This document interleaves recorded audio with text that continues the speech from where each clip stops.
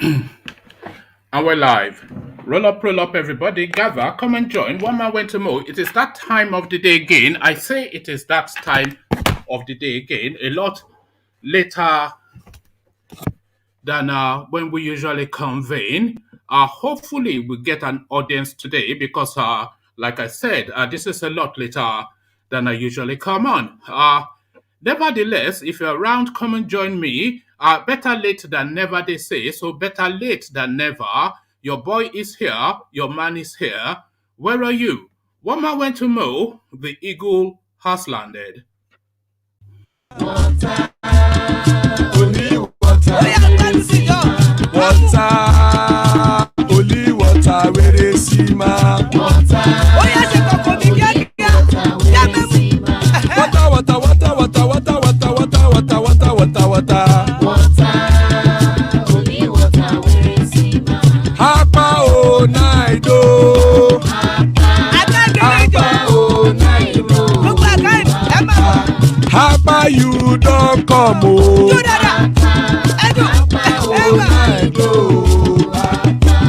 Hapa o naido.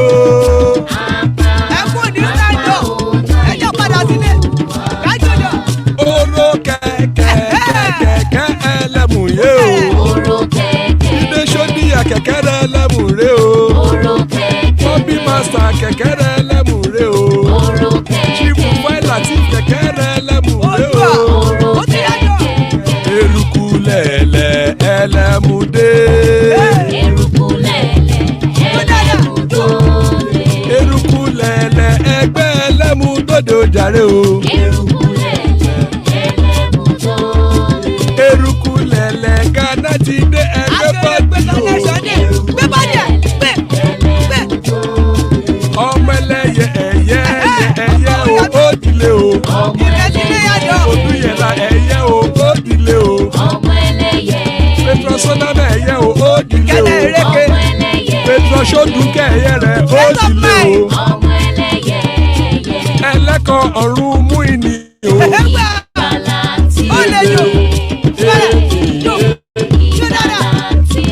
Àkùkọ ọ̀run mẹ́kọ̀.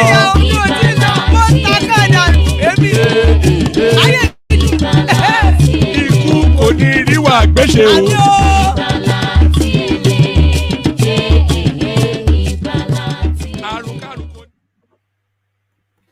And there we are. Iku Koniriwagbeshe by the Kegites. When man went to mow, the eagle has landed. Apologies for the late coming online. It was due to unavoidable circumstances and personal things to deal with and all that. You know, I do have a life outside of this, irrespective of what you might think. But there we are, and here we are, and here I am. Where are you? Come join me. One man went to mow. The hyperlink is there, so you click on it's an open mic session, as I often introduce just to new people to this platform. It's an open mic session, an open microphone session, and the open microphone is that hyperlink that you see on your screen in the chat section that says StreamYard. So that hyperlink brings you directly onto the screen so you can interact with me and interact with the talking points of the day. So I don't know who you are and I don't know what that interaction is. So until we get into it, then we get into it. Although we do have some steady regulars that we do know, but really it's an open mic session for anybody that wants to come on to come on. So that is the unique selling point of this platform. We are the only ones. I am the person that innovated this format on this YouTube space. No doubt plenty of people will copy it henceforth because, of course, that or your brain, you see. So the or your brain in play, as guys, I bring you this. So here are the headlines first. Sunday, Igbo Buhari warned against move to proscribe Yoruba nation. So you know, of course, if we go by the template of what happens to the Eastern movement, then the anticipation is the proscription of the Yoruba agitation. So to preempt that, a forewarning, again, that headline, Sunday Igbo Buhari warned against move to proscribe Yoruba nation. So we'll look into why that is being said. let's have a look at what we are having a look at next. Um, bear with me.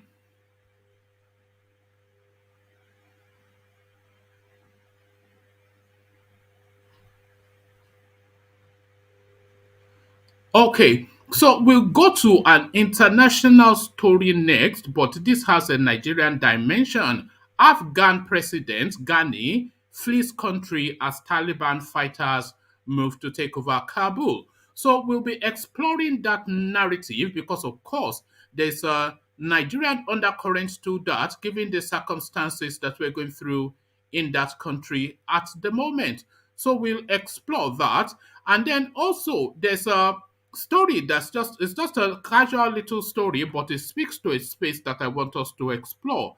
FBI arrest celebrated Nigerian medical doctor Nwakwo for multi-million dollar fraud. So to that space again, and it is the name of this person that was arrested that actually struck me because of course it is always Okechukwu Nwako, all these kind of names that you hear on all these international scenes. You hear an arrest in Dubai and it's Uchenna. You hear an arrest in China and it's Emeka. And then you hear an arrest in America and it's Nwako. So all of these are arrests internationally coming under one banner. So I'm asking that we explore that space as well. That might well get a bit tasty depending on who comes on screen. But nevertheless, we must explore these things. So we go to the eastern quarters first to take a bit of a breather as then we come in properly because, of course, a lot of time to be spent in the east with this one.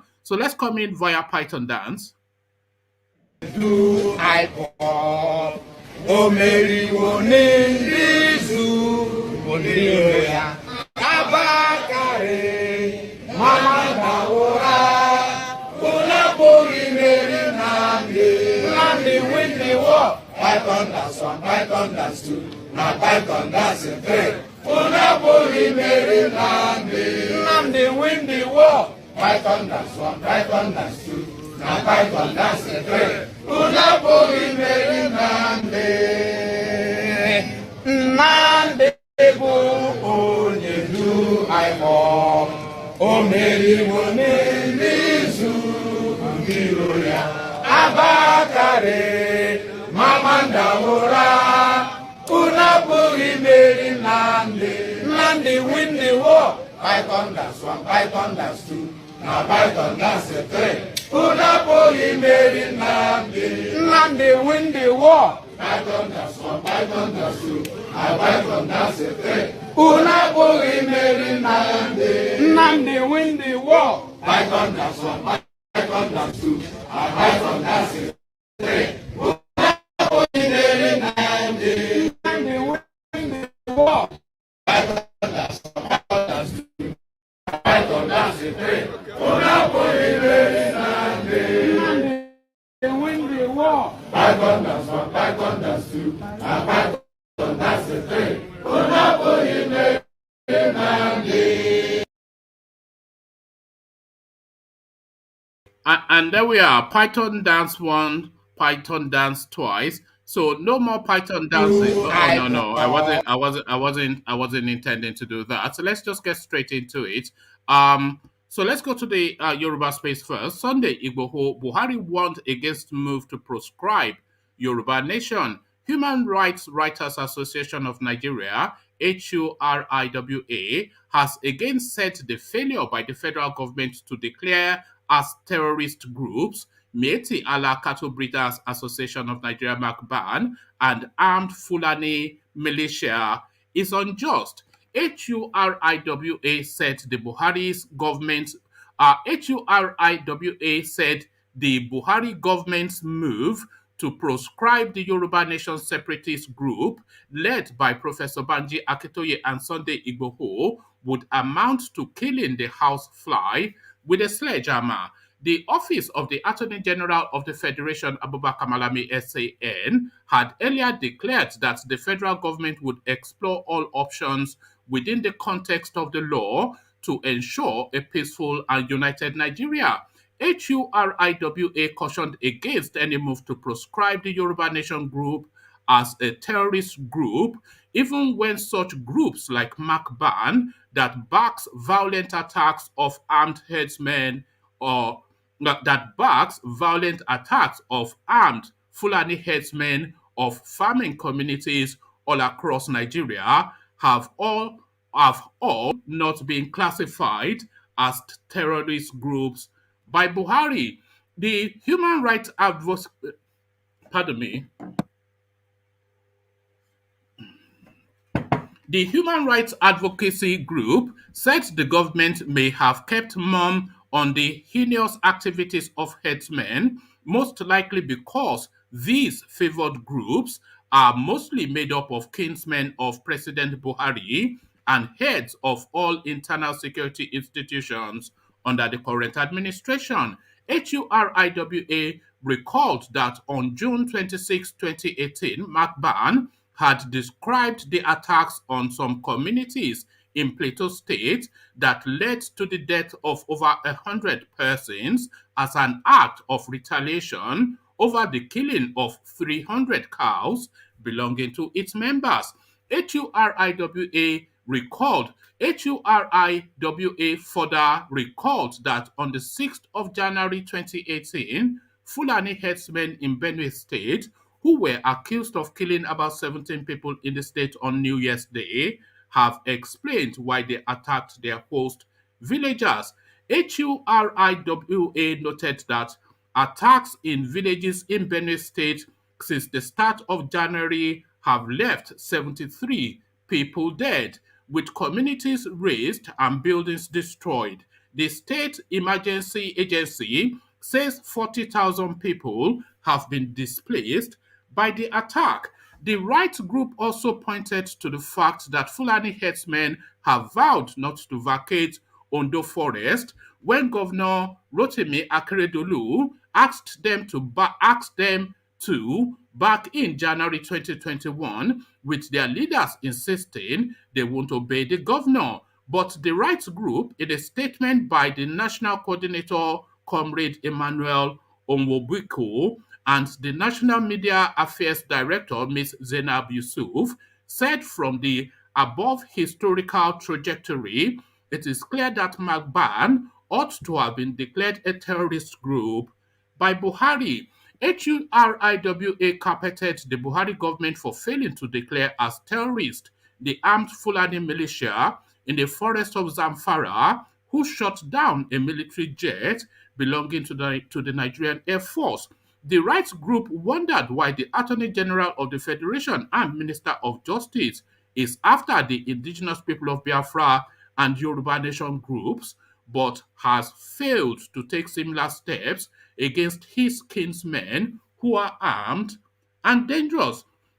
So that is a question essentially that we are all asking. So I mean, that this one piece now right narrates it all. It narrates the historical antecedents of these, let's say, three, four groups. So on the one hand, you have the Métis Allah Cattle Breeders Association that claims boastfully that if you kill cows, then they'll kill persons in return, and they've subsequently gone on to kill people in retaliation for allegations of their cows being killed.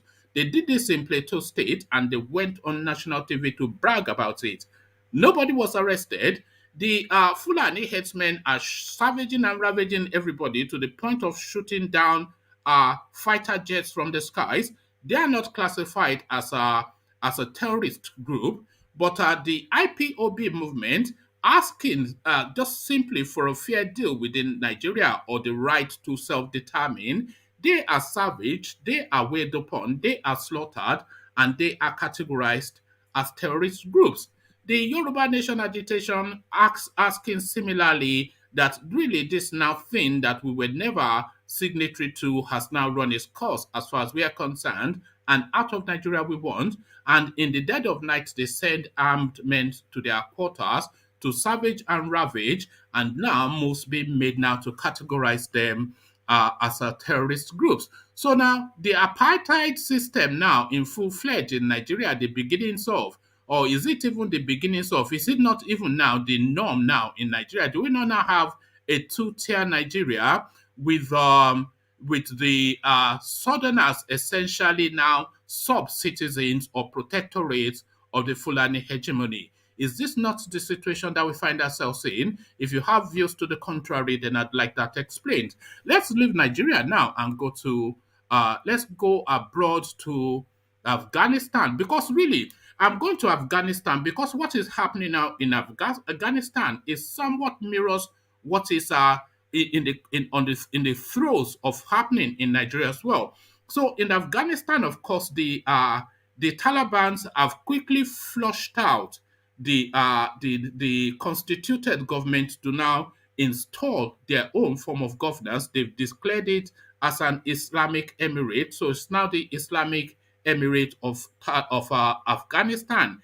That is how they've rebranded the country, and this is just months after the Americans left. So not even any vast amount of time had passed, and they've quickly moved into that space. So this is where the concern is. Afghan President Gani flees country as Taliban fighters move to take over Kabul. So I'll bring you this and then we'll discuss how this now sends a signal or is like a sign of foreboding of what's to come within the Nigerian space. Afghanistan's embattled president, Sharaf Ghani, has left the country, joining his fellow citizens and foreigners in a stampede fleeing the advancing Taliban and signaling the end of a 20-year Western experiment aimed at remaking Afghanistan. This was confirmed by Abdullah, the head of the Afghan National Reconciliation Council, in an online video on Sunday. He said the former president of Afghanistan left Afghanistan, leaving the country in this difficult situation. God should hold him accountable. Associated Press news agency reports that Ghani flew out of the country. However, a report by Al Jazeera indicated that the president might have left for Tajikistan. So on this town, there's so many. We have to do a separate videos on these town countries. There are just so many of them. You wonder who is who. So he has left for Tajikistan.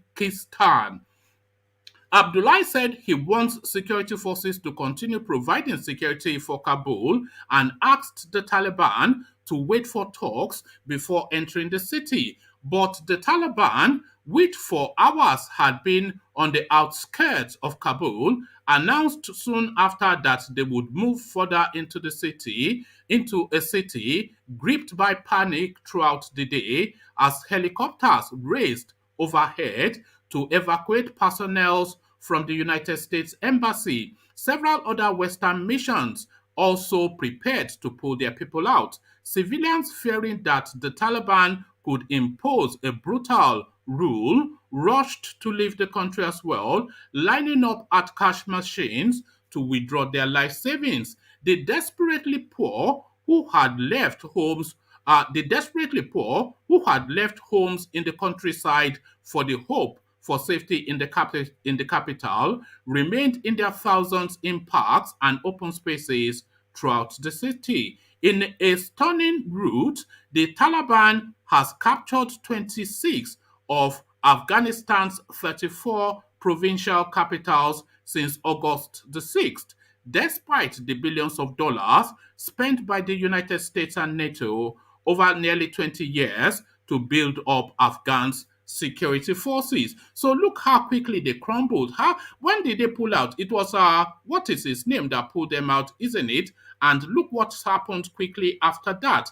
Just the total collapse of that space. It was just Donald Trump that pulled them out, and Donald Trump just left barely yesterday, and just like a pack of cards, that country has collapsed. So now they've declared now an Islamic Emirate of Afghanistan. This is the new rebranding of that country. So take that situation and transpose it then into the Nigerian equation and impose it and settle it then within the northern regions of Nigeria. And you can see that this is what is replicating in the northern regions of Nigeria. We see the flags now, that black flag with the Arabic inscriptions. Now we see that now. We are familiar with that now. And that is the flag under which banner a lot of Nigeria are now living their lives. We've heard and we've even done narrations on this platform of instances in the northern part of Nigeria where people are pleading freedom to the Taliban's. Not well, I call them the Taliban's.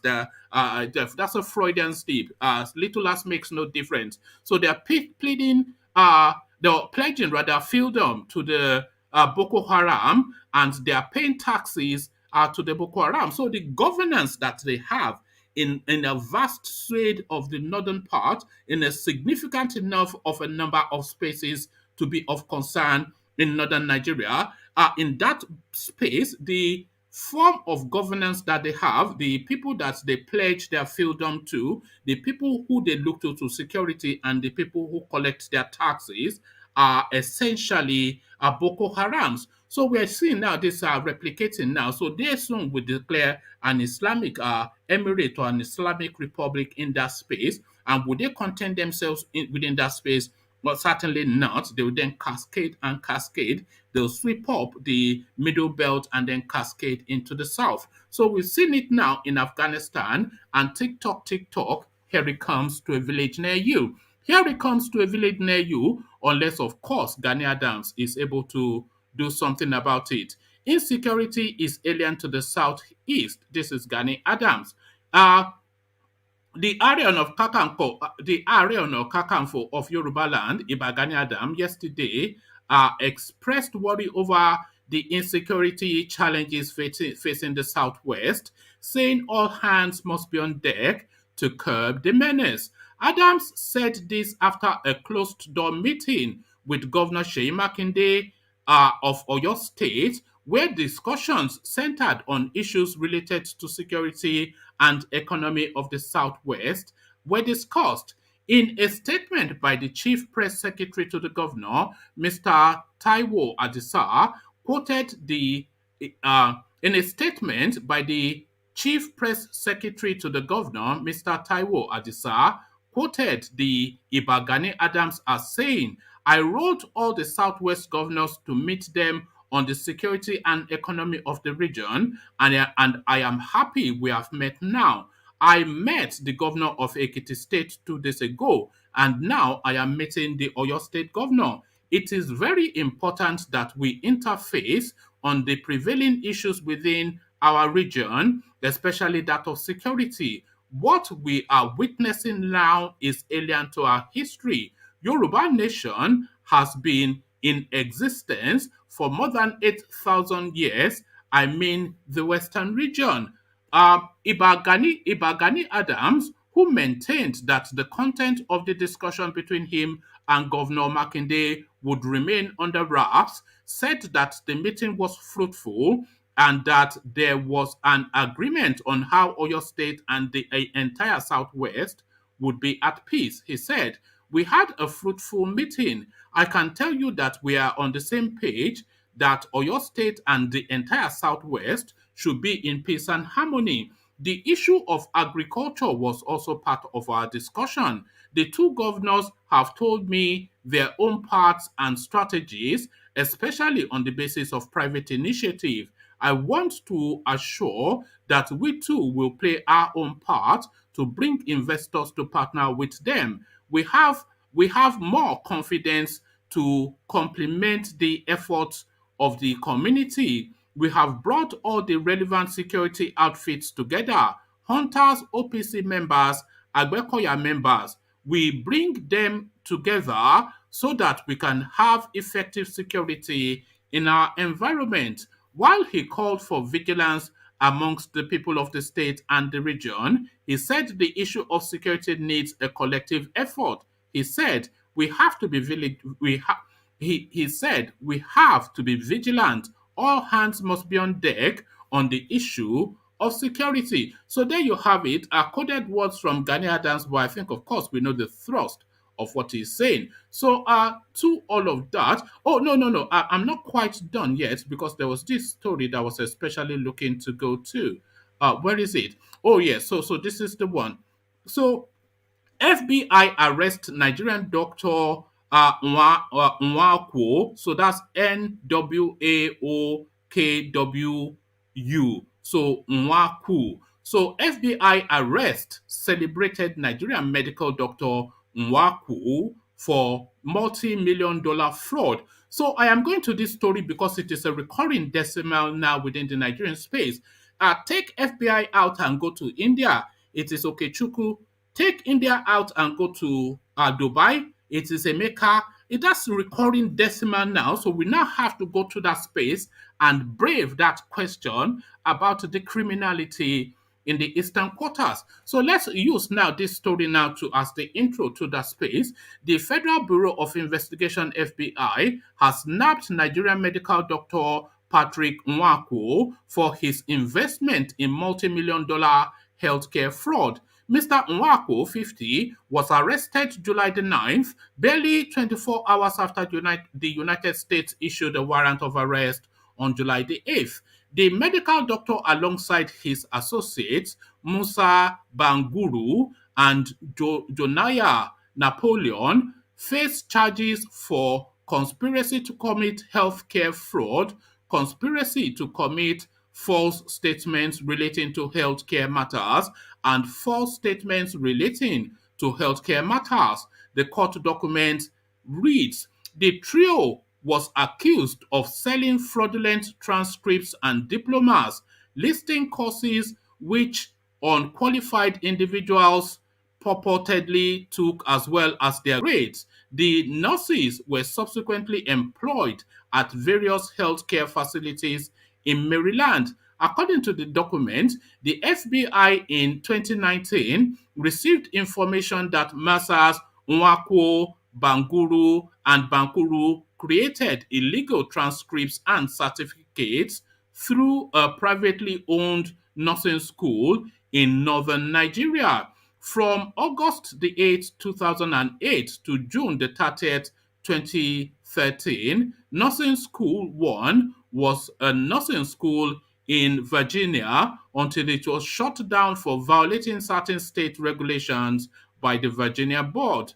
After that time, Nwakwo and Bugaru continued to illegitimately operate Nursing School 1 as a place where people could go to simply purchase illegal LPN transcripts and certification that were backdated to June the 30th, 2013, the 35-page document stated.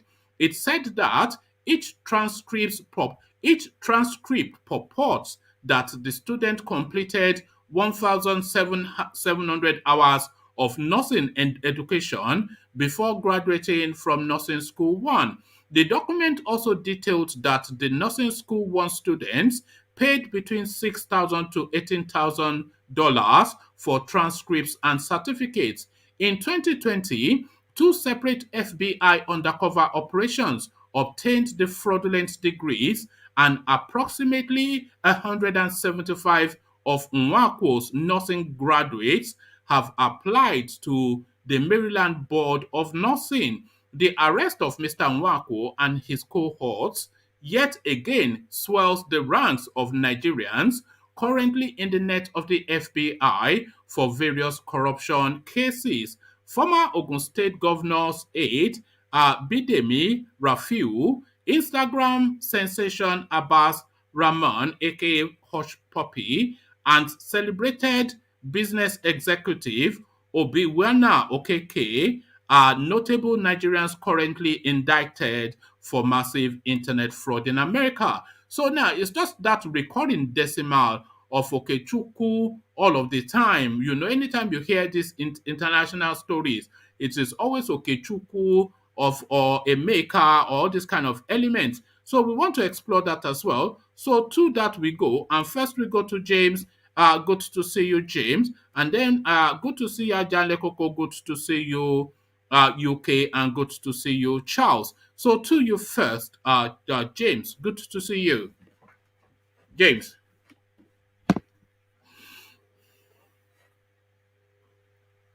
Hello, James. All right, Charles, are you there? It's James. James is talking. I did open my mic. Oh yes, yeah. Sorry, James. Yeah, good to have you, James. So a lot to go through. Um, um,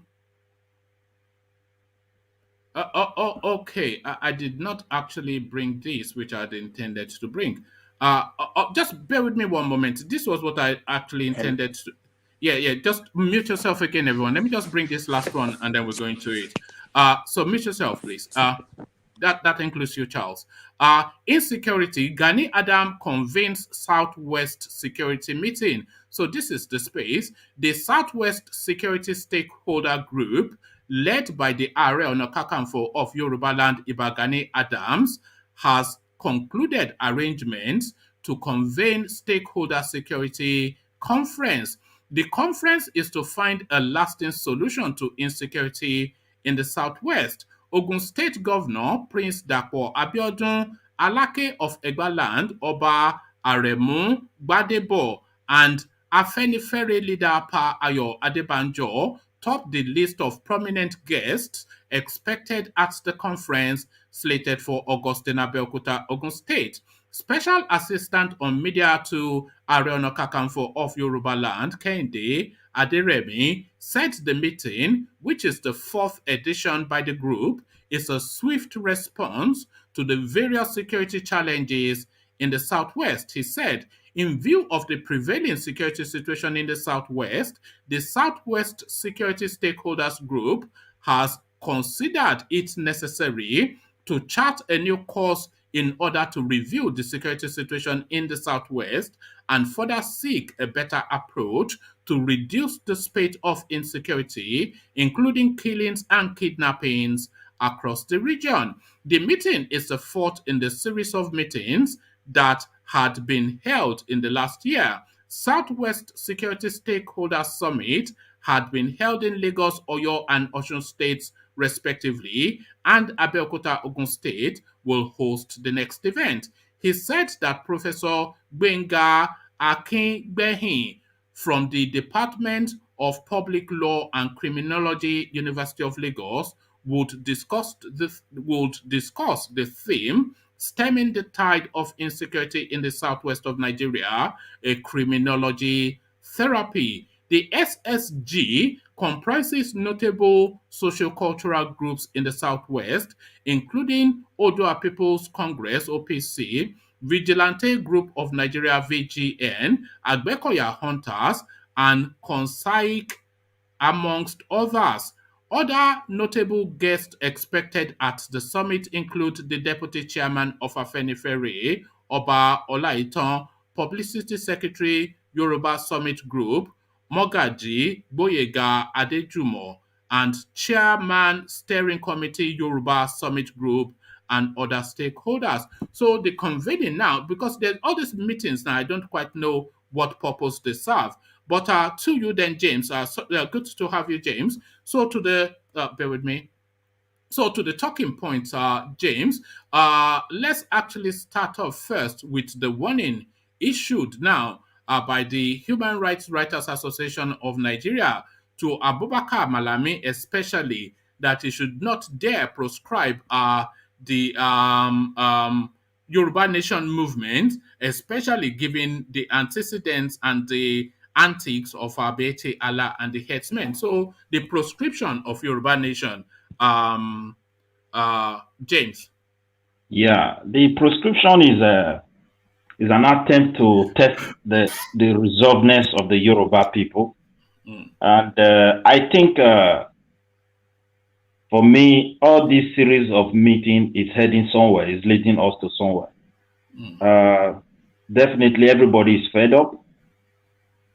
I think every stakeholders are trying their best as much as possible to put their heads together and look for possible way to galvanize their people and to direct their people. So these meetings, they are very crucial and they are very important because we are in a very delicate and dangerous situation as far as Nigeria is concerned. The current government, their interest is to conquer. There is no other thing. And they don't care the number of people that now they turn the country to a place where there is no single value for human life. If you turn your television, they will tell 50-something people have been killed. This one has been kidnapped. It's not just part of our culture. We don't care anymore. So for the Yorubas to put their heads together and think of what to do next is not something that is very bad, and they will have support of so many people. Although there are so many challenges that lies ahead, as I always say, there's a lot of distrust among us. We have lived together for so many years, and nothing good comes out of it as far as Nigeria is concerned. People definitely are a little bit concerned. So if we can, if we can come to a point where we understand that, look, these people, we don't have similarity with them. So let's build on things. James, are we now at the stage where we have to accept that we are running a two-tier system in Nigeria, an apartheid system?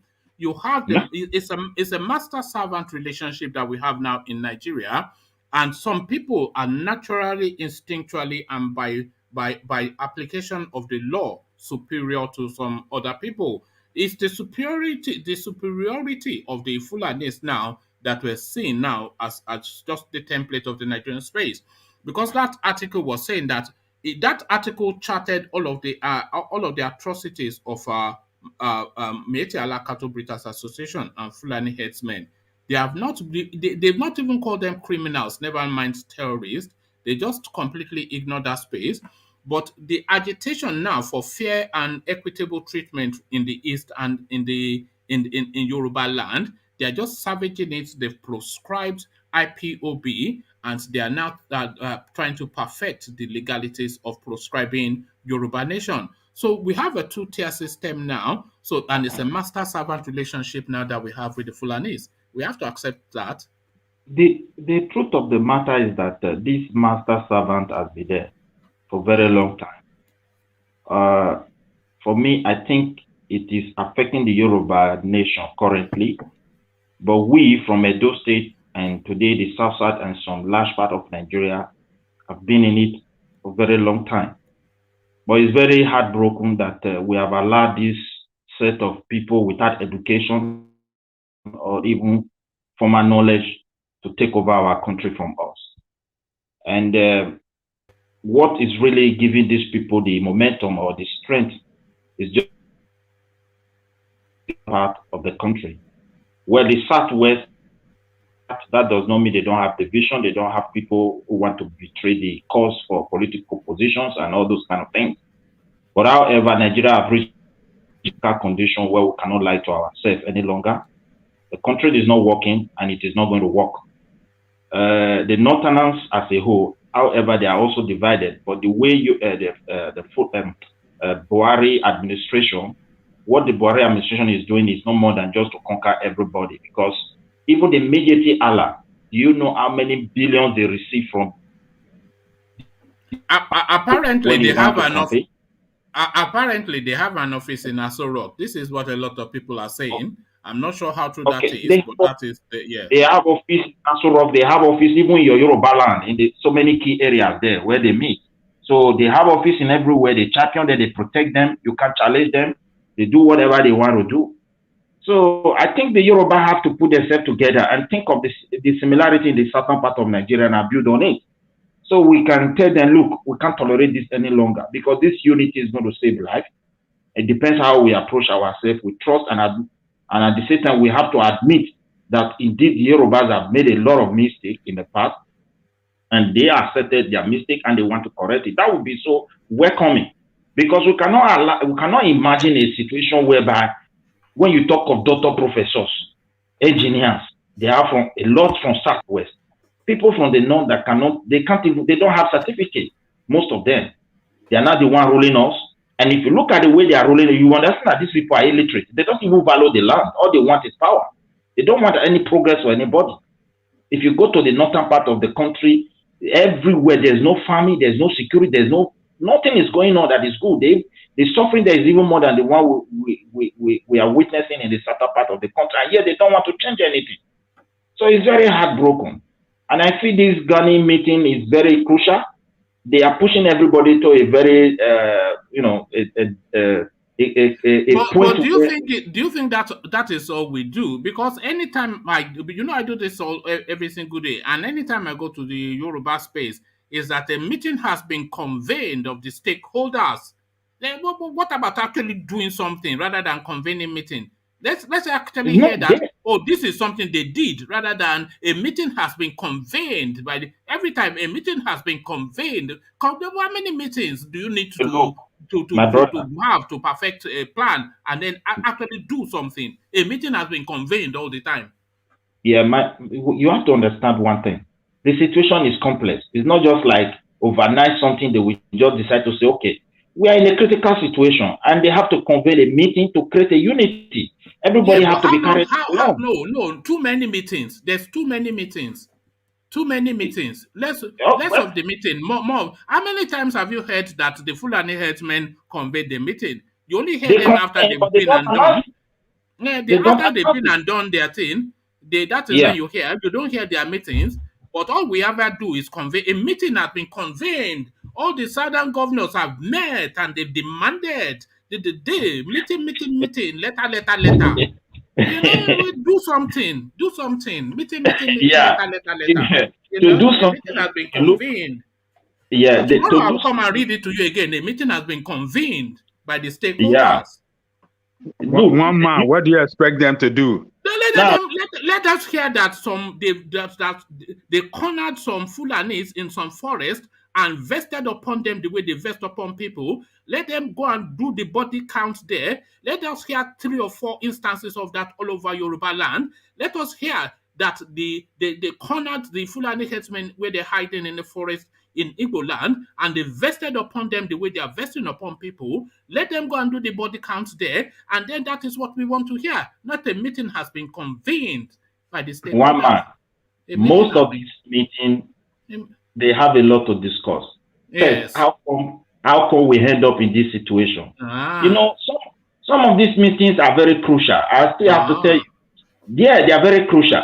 At the end of it, they will realize their mistake, and at the same time, what can we do? What can we do next to help ourselves? What is the next agenda now? No. What we want to do is to If they be are able no to reach no. an We want to be hearing the news that we're hearing about our own women and folks in the farmland that are in the dead of night. This happened. We want kid, to be hearing that those people that are doing that in the dead of night, the punishment for what they are doing is being vested upon them. So we you don't have want to hear that a one meeting man, has been convened. No, one don't man, convene any more meetings. Go and do something. You know where they are. They don't know one man. Yoruba land more than you. So go and corner them where they are hiding and vest upon them as they vest upon us. And don't convene any more meetings. A meeting has been convened. The One meeting man, is. We're talking about one man. security here, one man. Look, Yes. you cannot expect the Yorubas at this very particular moment to challenge the federal government. The absolute power is already in the hand of the Fulani. The whole ammunition, the whole command Yes, structure, but they are not everything. challenging the federal government, are they? They are challenging the headsmen in their forest. So they will they do Look at exactly what those. you don't understand the game. Look, if a Yoruba people corner any herdsman, they will descend on Yoruba people in their land. That is why you have Okay, let's see that now. Then the federal government then has to then openly come out and then say that we are they have been fighting. doing it. Uh-huh. They will do it and tell you they try to restore No, peace a and meeting order. has been convened all the time. It's tiresome and So it's it's tedious. heartbroken anyway. They have to extend the meeting further to other people and let us come Uh, together and think of what to do and get out of the Let us country. come It's not together going and have even more meetings, Abi. So Can, we meet can, to look. can arrange I a meeting interject for the 1 minute? future and then meet to meet Look at again. what I'm trying to say. Look at what I'm We meet to meet again. yeah, Can I one man. interject 1 minute? Sorry, come in, Ajanle Koko. Are you not fed up with hearing meetings convened all the time, Ajanle Koko? I think you are right with your concern. You know that meeting have been convened, like you are saying. It is we had enough of it. Mm. We need to take action. You know, maybe what Are Onokakanfo is doing now with the governors moving from one state to the other is in preparation to start taking action, you know. That But is it. yeah, maybe what you see, we Are Onokakanfo as is there, with thousands of fighters behind him, he cannot do anything without the support of the governors. The governors have not been supporting him all this while. Maybe the governors have seen it now that the security situation has deteriorated to a point that they feel is too dangerous for our space. Maybe that is why they now consult with Tade Onakakanfo and trying to work out, some kind of modalities to see what they can start doing together. You see, Yeah, all these governors. sorry, Adareko, but they should do that covertly, though, not on the pages of the newspaper. They Oh should yes, do oh yes, whatever meetings they need to do, and suddenly we should just hear some actions now taking effect to yes, reassure the people and yes. to let those Fulanis know that One you're not man, just going to walk over this one space. man. You know, The even if step, you are going to take it, expect to take it at a blood price to yourself as well. Because we're this just now just lying on the floor with our hands up, convening meetings and drinking tea. You know, one man. no more tea drinking. We don't want The step no more forward tea from drinking. now. One man, let me up with the step Yeah. forward from now require a lot of meeting because you Uh-huh. can't just push people into a situation like a crisis situation that they have to pick arm and defend themselves without proper arrangement on ground. And if you look at the Southwest, it's not a place of one man show. You have a lot of traditional leaders, you have a lot of politicians, you have a lot of stakeholders. At least this meeting is very crucial because it will enable the people to come together to a point where we have to do something. And that is where they are getting to. And that kind of situation need a lot of meeting. I'm telling you the fact because you don't know what is going to happen if you decide to take this step further. Yeah, You can I understand? interject? So, in case if there's any fallout, you can still have people to go to and put your head together with them and say, what can we do next? That is the truth. Can I Because can I interject? Yeah, go on, Charles. Yeah. The thing was happening in Afghanistan might happen to Nigeria. No, we're going there in a moment, Charles. yeah, Just we are bear with going. me. But let's first go to where you come from, Charles, and speak to now this what seems to now be becoming a recurring decimal. Because this now is something that I'm starting to notice. So, FBI arrest celebrated Nigerian medical doctor Nwaku for multi-million dollar fraud. So, you know, I follow the news all the time, James, and anytime I'm going through the news, you will see almost obligatory every single day that picture from India, that storyline from India of a Nigerian arrested for drug dealing, for fraud, etc. Look at the name Emeka Okechukwu, etc. Same thing in Dubai. Look at the name Emeka Okechukwu, etc. Go to the America, Emeka Okechukwu, etc. The UK, Emeka. So you now say, yeah, but hush puppy say you. So there's always some outlier, but in general and in essence, that now is now something that people are starting to notice, that criminality and that coloring of the country's name bad is essentially not is wholly, if not solely, from the eastern quarters. So I'm asking just to this bold question: are the Igbo people instinctually criminal? Are they instinctually criminal? Would you say, James? Your question is very complex because if I want to answer that question, yes, that is very wrong. Because among the Igbos, you have a very intellectual people, sincere-minded people, and people who are also engaged this kind of dubious attitude. We remember that time when a woman from eastern part of Nigeria was appointed to help this NAVDAC. We know how successful she was and what she was able to achieve, and that is it. However, if you look at it very well, internationally, there are a lot of our young people who just engage in fast lane. They don't want to do any other thing, and it's a very big problem. So it's very unfortunate anyway, because there was also a kind of in Victor's Obi, you know that name. He made 30 under 30, interrogation. and the There was FBI one, picked him up. You have this yeah, Obi Kubana now that is going to be picked up fairly soon. We all know. On and the on thing it is goes. This doctor now, all of those Igbo boys in India, every single time is Emeka and Okechukwu. see, look, what is going on is so simple. there was a program. One of intelligence officer was interrogating one guy. That is in Indonesia. He said, "You, yeah, I know you, Igbo. You are Igbo, yeah, the Igbos." Aha, You there you go. understand me? So then I think the Igbos leaders have to do something about this and caution their people, because some years And ago, start to pay attention now that I've said it. Anytime you are seeing that international arrest, they need to. 8 out of 10 times is Emeka Okechukwu. So they need to pay attention to it, Emeka because Okechukwu all the time. what is really going on, what is going to happen is that it's not going to be only Igbo, both Yoruba or maybe Benin or everybody. They already, if they know that their ways are not pure, they should stop it. Because some years back, there was a time where a city in Spain called Malaga was raining. If you say Malaga boys, it means they have money, they were into these runs, they were celebrating, they buy jeeps in Europe without, they were not working. So when the Spanish government, the police find out. In South Africa too, it's the same thing. Emeka Okechukwu. Yeah, so when the police find out in Spain, they discovered most of these guys, from the plate number, from the car, they check all of them, those who were ready, the cars they pay, and what they earn, they don't supposed to drive those kind of heavy cars. So they just team up and use 2 years to gather information about them and start picking them. And that is how they were able to dissolve the network. I think FBI and American have waking up for so long for Nigeria issue. They have gathered enough information, enough data about our people, their movement, and what they are doing, and it is time for them to fish them out, and that's what they are doing now. So those who know that their ways are not pure should stop and think of better thing to do, because there's no place for them to hide anymore. They also feel that the co-op government is still to jail too. No, I'll come to you in a moment, Charles, because I know you're from the East. If Charles want to interject, he can say something.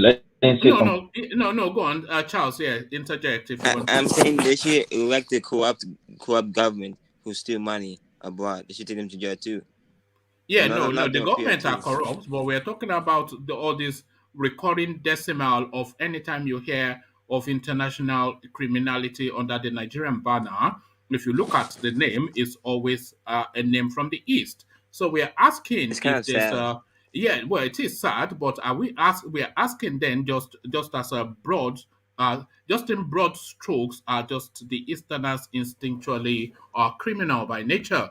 But let's move on from that, James, to now Afghanistan, and I'm only bringing this Afghanistani story because it's just it links very well to the situation that is going on in Nigeria. So very quickly, the Taliban have flushed out what purports to be the legitimate government in Afghanistan. Just within a minute of the Americans leaving, they just swept them out. The president has fled the country. They've declared now Islamic Emirate of Afghanistan. So we've seen those Boko Haram flags in the northeast as well, in the northern part of Nigeria. So TikTok, the Islamic State of Nigeria. So what are you seeing that parallel now between the Afghan story and what is now taking place in the northern parts of Nigeria? Nigeria, for my own take, is that it's going to be of a two-phase.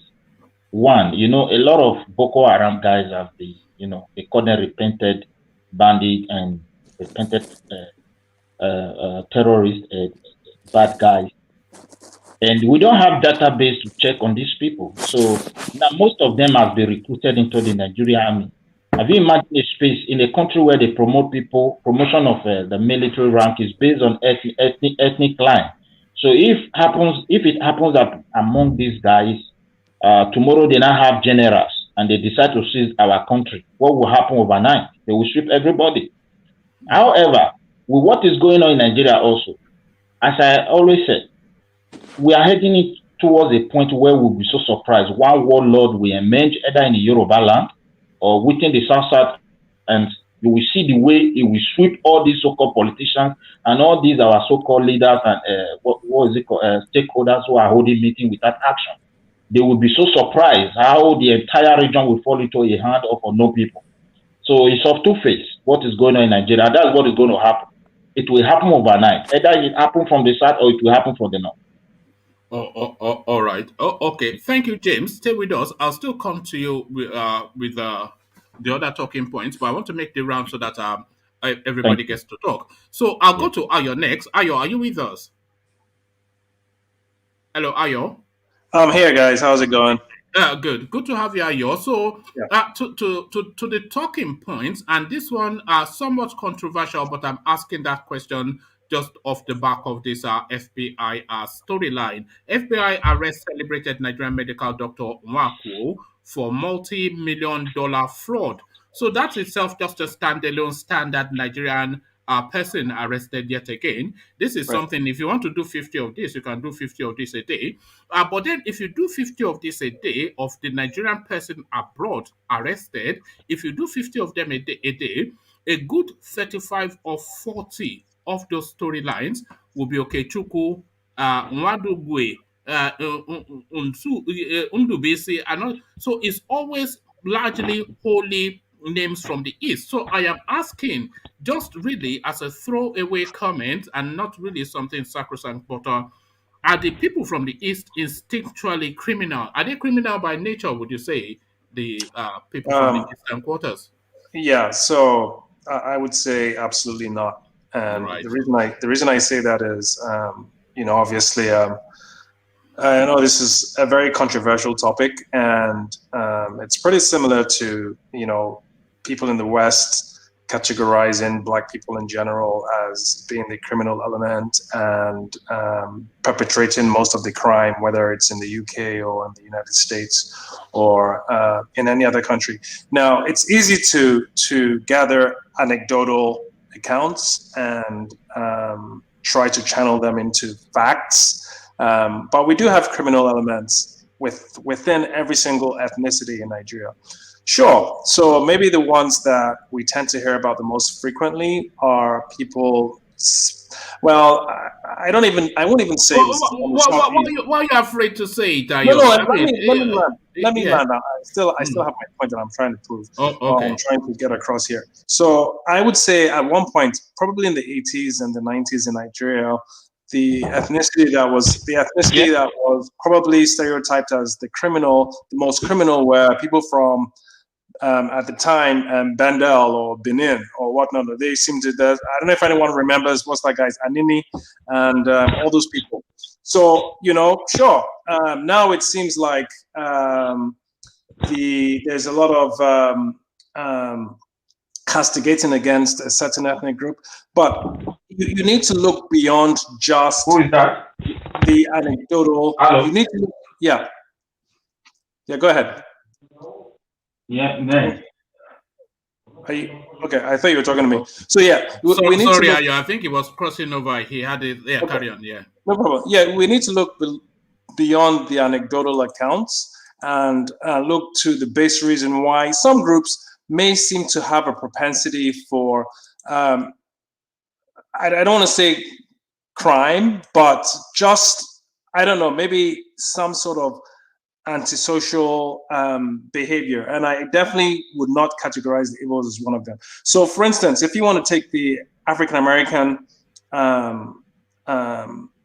what's the word? If you want to take that model, these are people who have been beaten, they've been downtrodden, they have been castigated, they have been marginalized. There's a lot of trauma. There's a lot of trauma within that community. And trauma has a way of propagating in future generations. Same thing with South Africans. South Africans have undergone a lot of trauma. Any indigenous South African, in my opinion, they like to talk about how developed and how modernized their country are, but they're not very proud people, like I would say maybe the Igbos or the Yorubas are. And once again, I would attribute that to trauma, generational trauma. The Igbos have undergone their own trauma, whether it was through the civil war in Nigeria in the 60s. That was pretty traumatic. It's not generational, and that was for a shorter period, but that was a huge amount of trauma. And every single traumatic incident upon a large group of people will have some sort of consequence in future generations. Now, I don't know that this has led to what you're trying to suggest. I think it's No, I'm probably just going by the data, Ayo, because right. this, I wanted to do it as a standalone topic a Yeah. few weeks ago, and then I just buckled under just the pushback that I thought I was going to get. Just Right. Well, to, I mean, I can to blanket apply just that appellation to a group of people. Yeah, I But mean, then, I can, but then yeah. every time I'm going through the news, it's always Undubisi in South Africa caught a drug dealing. Okay, Chuku in you see all those, especially in India now, it's just coming out all the time. And then it's in Dubai as well. You hear them are just savaging and ravaging, and it's always in Dubai and America. And you just then wonder if this is just something that is innate to their being. Well, I think if you, once again, I don't think as a rule, I don't think the Igbos are criminal or inherently criminal beyond any other ethnic group in Nigeria. I would say I don't know this for a fact, but my observation is culturally, a wealthy Igbo man is more respected in his land than you don't. Yes, wealth is respected anywhere, but I think it's especially the case in Igbo land, where if you're a man of means, just based on their individualistic culture, so based on that, I can maybe extrapolate the fact that maybe desperate people may go the extra length to become wealthy, as opposed to Yoruba land, where everyone wants to be rich, but I think it's more important in Yoruba land to be respected by your kids and your community. Yes, Oruko Daju Fadaka. Right, That's right. what we say. Oruko more- Daju it's more- Fadaka. it's This is more what we say in important- Yoruba land. Right, Your it's more name important. is more Yeah. of value Yeah. than gold. So Yeah. so as a rule, I think that's pretty anecdotal. I don't necessarily. I mean, Hush Puppy is a Yoruba guy now. And Yeah, he's a- no, I know people will Right, always right. go to Hush Puppy under this banner, Right, but but the thing is, I mean, you can name a lot of them. What was that guy called? That great criminal was also Yoruba. oh yeah, no see. Yeah, exactly. I mean, exactly. So there've been quite a few. So I would be very careful against castigating any specific ethnic community as being inherently criminal, especially when you can pretty much make the same claim to any community. I mean, Nigerian and Yoruba politicians are just as corrupt as any other politician anywhere in Nigeria. The Hausas are the same way too. Sure, maybe their crime is a little different in that they think they own everything, so they just come and wholesale steal your assets and steal your resources and try and dominate you and try to put some legitimacy to whatever it is they're trying to. But it's still crime. It's even worse in that they just have a very strong homicidal instinct. So yeah, no, I think as far as that topic goes, I think it's anecdotal at best, and I completely disagree with that notion. All right, let's leave that space and go to another. And Sure. this warning now that they should not proscribe Yoruba Nation, because it looks as though the drum beat as though that they are going to proscribe it. That is the sounding coming from Abubakar Malami. So Yeah, let them prescribe. So link that with the Gani Adams convening now these Southwest security meetings. So we've been hearing all these meetings for months and years now, but yet we are yet to hear any action. So the proscription of Yoruba Nation and all these endless meetings being held in Yoruba land, Ayo. Yeah, so once again, the Yoruba people, we've gone through a lot, but I don't think we've undergone any trauma. At least not to the extent that is likely to happen if we don't change course. When I say change course, what I mean is there's a full frontal, clearly an attempt to convert Yoruba land to a Fulanized dominated society or an Islamic society. And, we're getting to the point where window dressing and talking and trying to intellectualize or debate or whatever is becoming stupid, because it's very clear what's going on here. We've had warriors in the past. We're going to have warriors again in the future. It's a question of our leaders having the guts and the political will to take action. You're absolutely right. All these meetings every day is bunk. No one wants to hear about any meetings anymore. And I hope I'm putting this forward as a direct plea to the Yoruba billionaires in Let's hear some body counts, Ayo. We hear body counts in Yoruba land all the time. Yeah, So let's now hear some Exactly. body counts of all these people savaging Yoruba land. So Exactly. let them count bodies too, and Yeah, too much. forget the biscuits and tea and meeting all the Exactly. time, All these meetings are becoming a waste of time. They need to And tell us. they came up with a strongly worded communique. Strongly worded communique. Are you mad? Right. Yeah, yeah, exactly. So, I hope these people are listening, or people who know them are listening. It's time.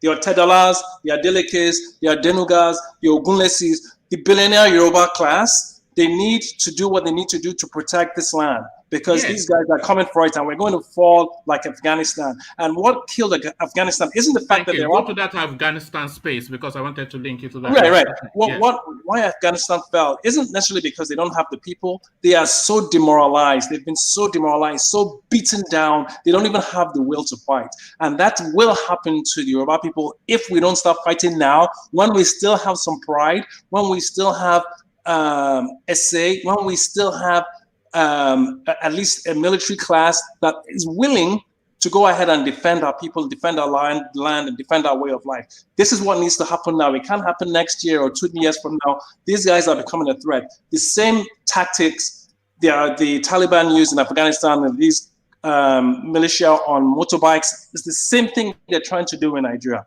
And it's making its way down south. So it's time for these guys to stand up. Prominent people in the south, prominent people in Yoruba land, prominent leaders who have resources need to stop playing stupid games. None of these, whether it's Tinubu or all these guys who are hung on to power, when the Taliban becomes becomes the sort of like guys in control of that country, nothing you have to say will matter. Nothing will matter at all. So now is the time to stop the games and start gathering resources. Put your heads together. We have the military class. They're willing to fight. Arm them. Screw the stupid Nigerian constitution that they're using to disarm you and rape and maim and steal your land. Screw it. It's done.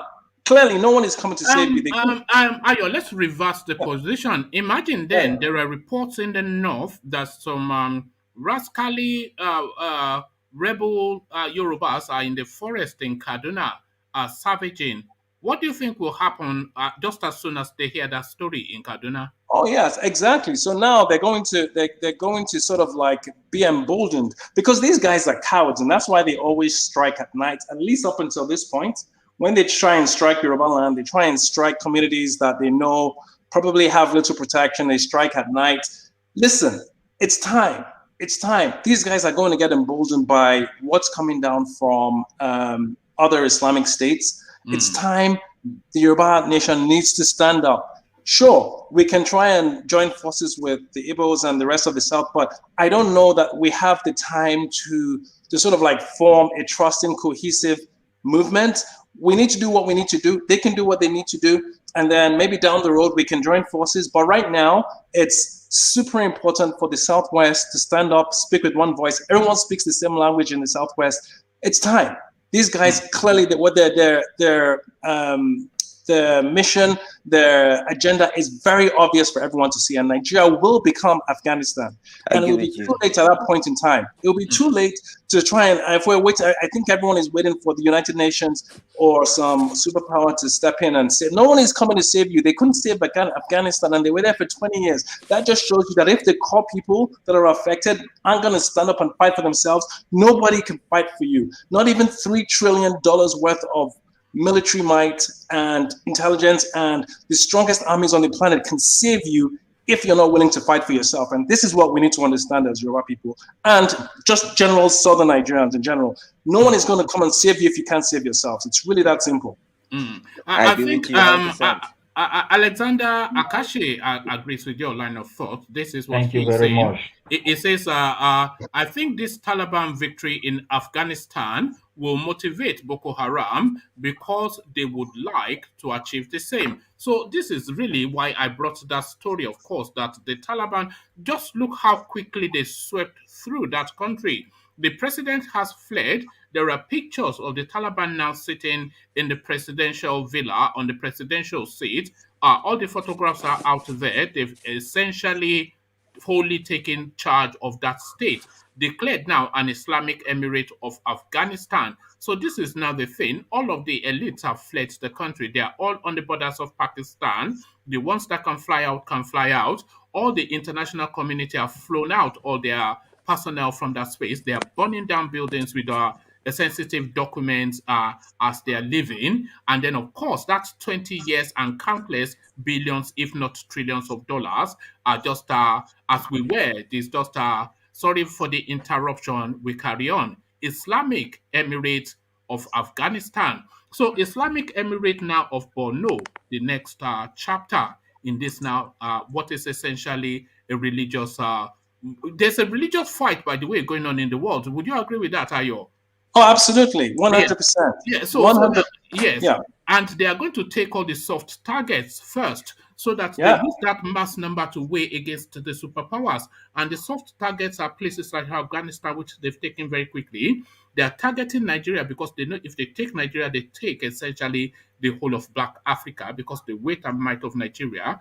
And this is what we're seeing. So that Afghanistan, and then transpose that to Borno State, and Ayo reflect on project on what that portends for the Nigerian space. What happened Yeah, in and these Afghanistan. people they're using very sophisticated psychological war strategies. So Sun Tzu's Art of the War pretty much says the best way to defeat your enemy is to defeat them mentally. And that's exactly how these Taliban have defeated millions of people in Afghanistan. We're talking about, what, 70, 60, 70,000 Taliban soldiers defeating standing government military that's backed by the United States of 300,000. They clearly, and these guys are equipped, they've been trained by the best militaries in the world. I'm talking about the Afghan state. So Yes. they have defeated these people psychologically, and that is how you win a war. It isn't by man on man or military, it's by defeating them psychologically. I hate to say this, but I feel like the Hausas have been defeated psychologically by they're a long time ago. Exactly.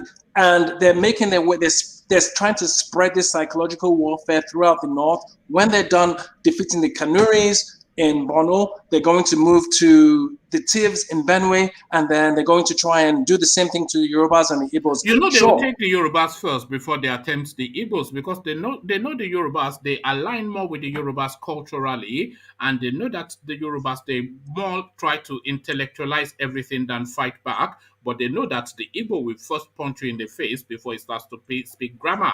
So they'll just come and grab Yoruba land and then go and take Igbo land. Well, yeah, I don't know that for a fact. They've had encounters with Yorubas in history, and they've never really been able to succeed. They have been defeated decisively several times. The Emir of Ilorin, once upon a time, used to be the Oba of Ilorin. Right, I know. We like to talk about Ilorin a lot, but Ilorin that was where we had our skirmish with them, and we came out second best.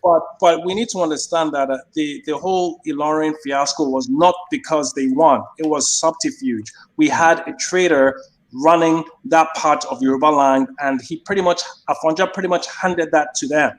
So it wasn't like they came and defeated that part of the Yoruba land, and then it was part of the conquest. And even after that, even after Afonja lost Ilorin, and you can read all this is in what's his name's the history of the Yoruba people's book. It's clearly there, and this is documented historical fact.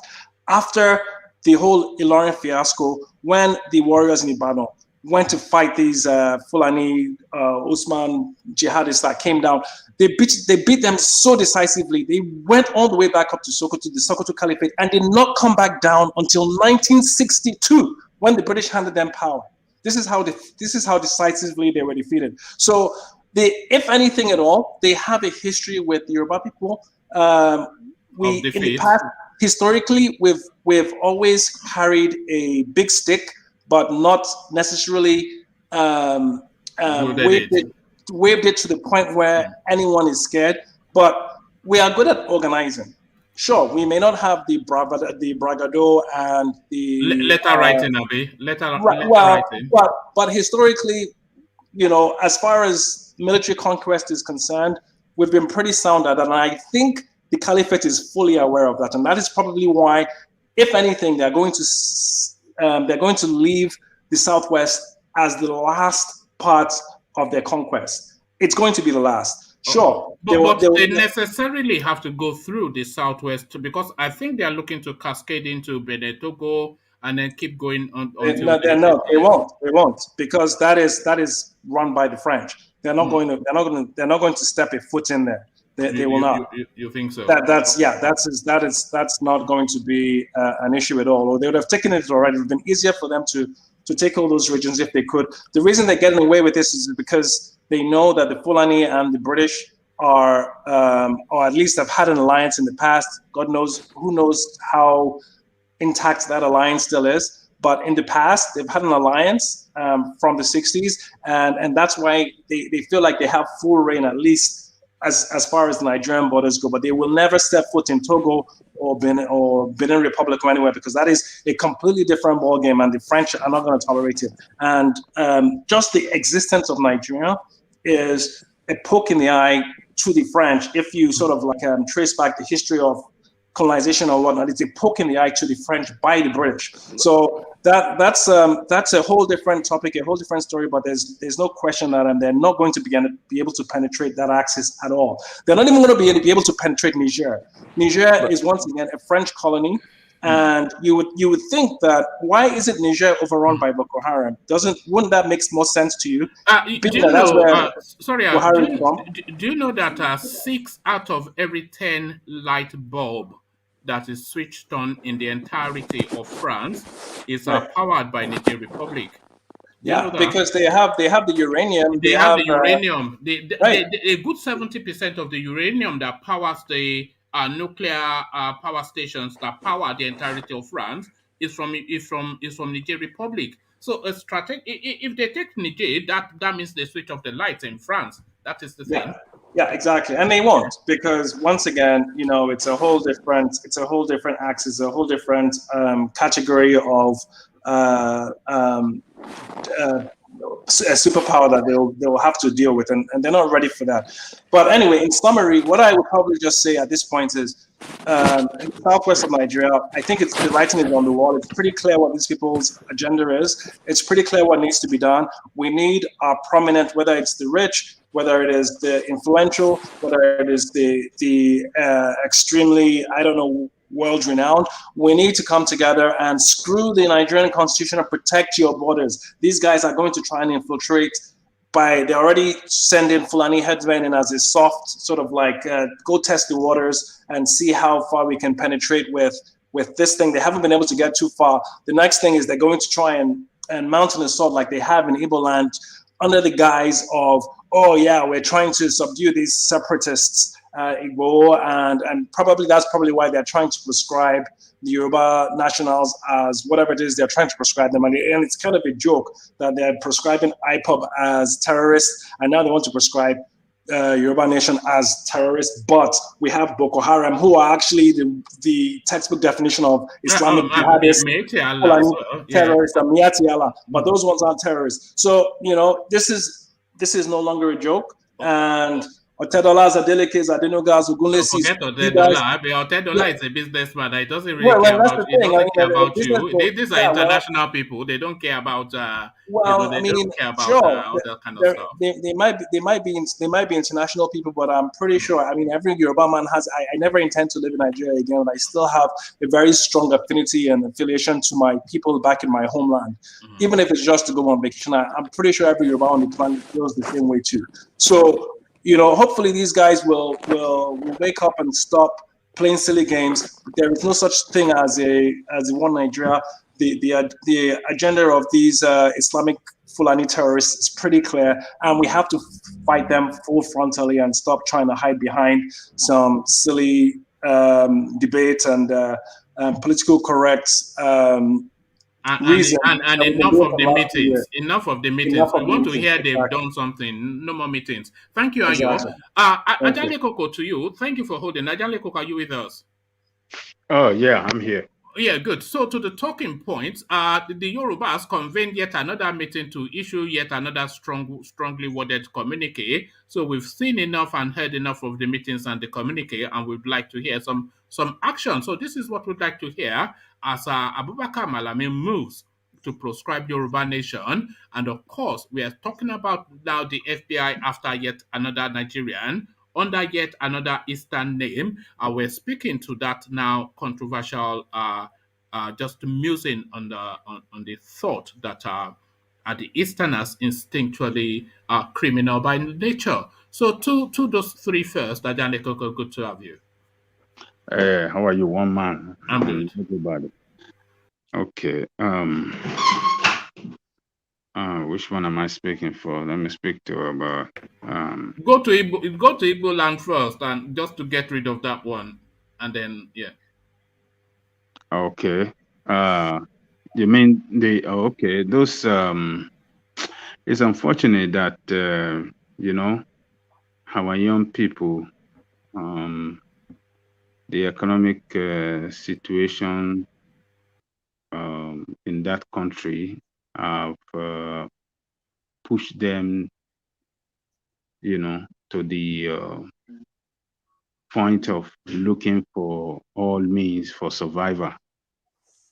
I wouldn't like us to see it as Why is it always Ndubisi all the time? Why is it always Ndubisi? maybe Because tomorrow, if you pick the papers, it's Ndubisi is a maker that they are catching in China, in South Africa, in Indonesia, everywhere. Drugs, fraud, blah blah blah, armed robbery. maybe they are just unlucky. Yeah.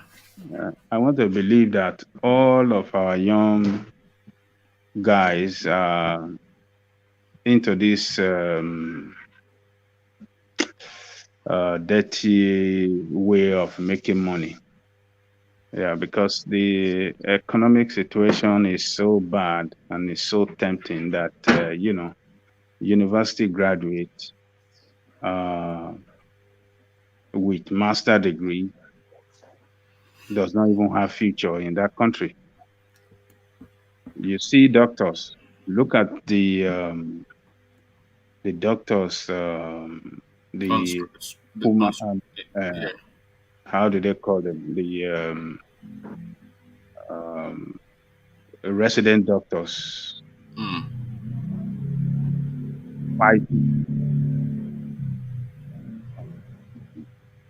fighting for hazard allowance. 5,000 hazard allowance.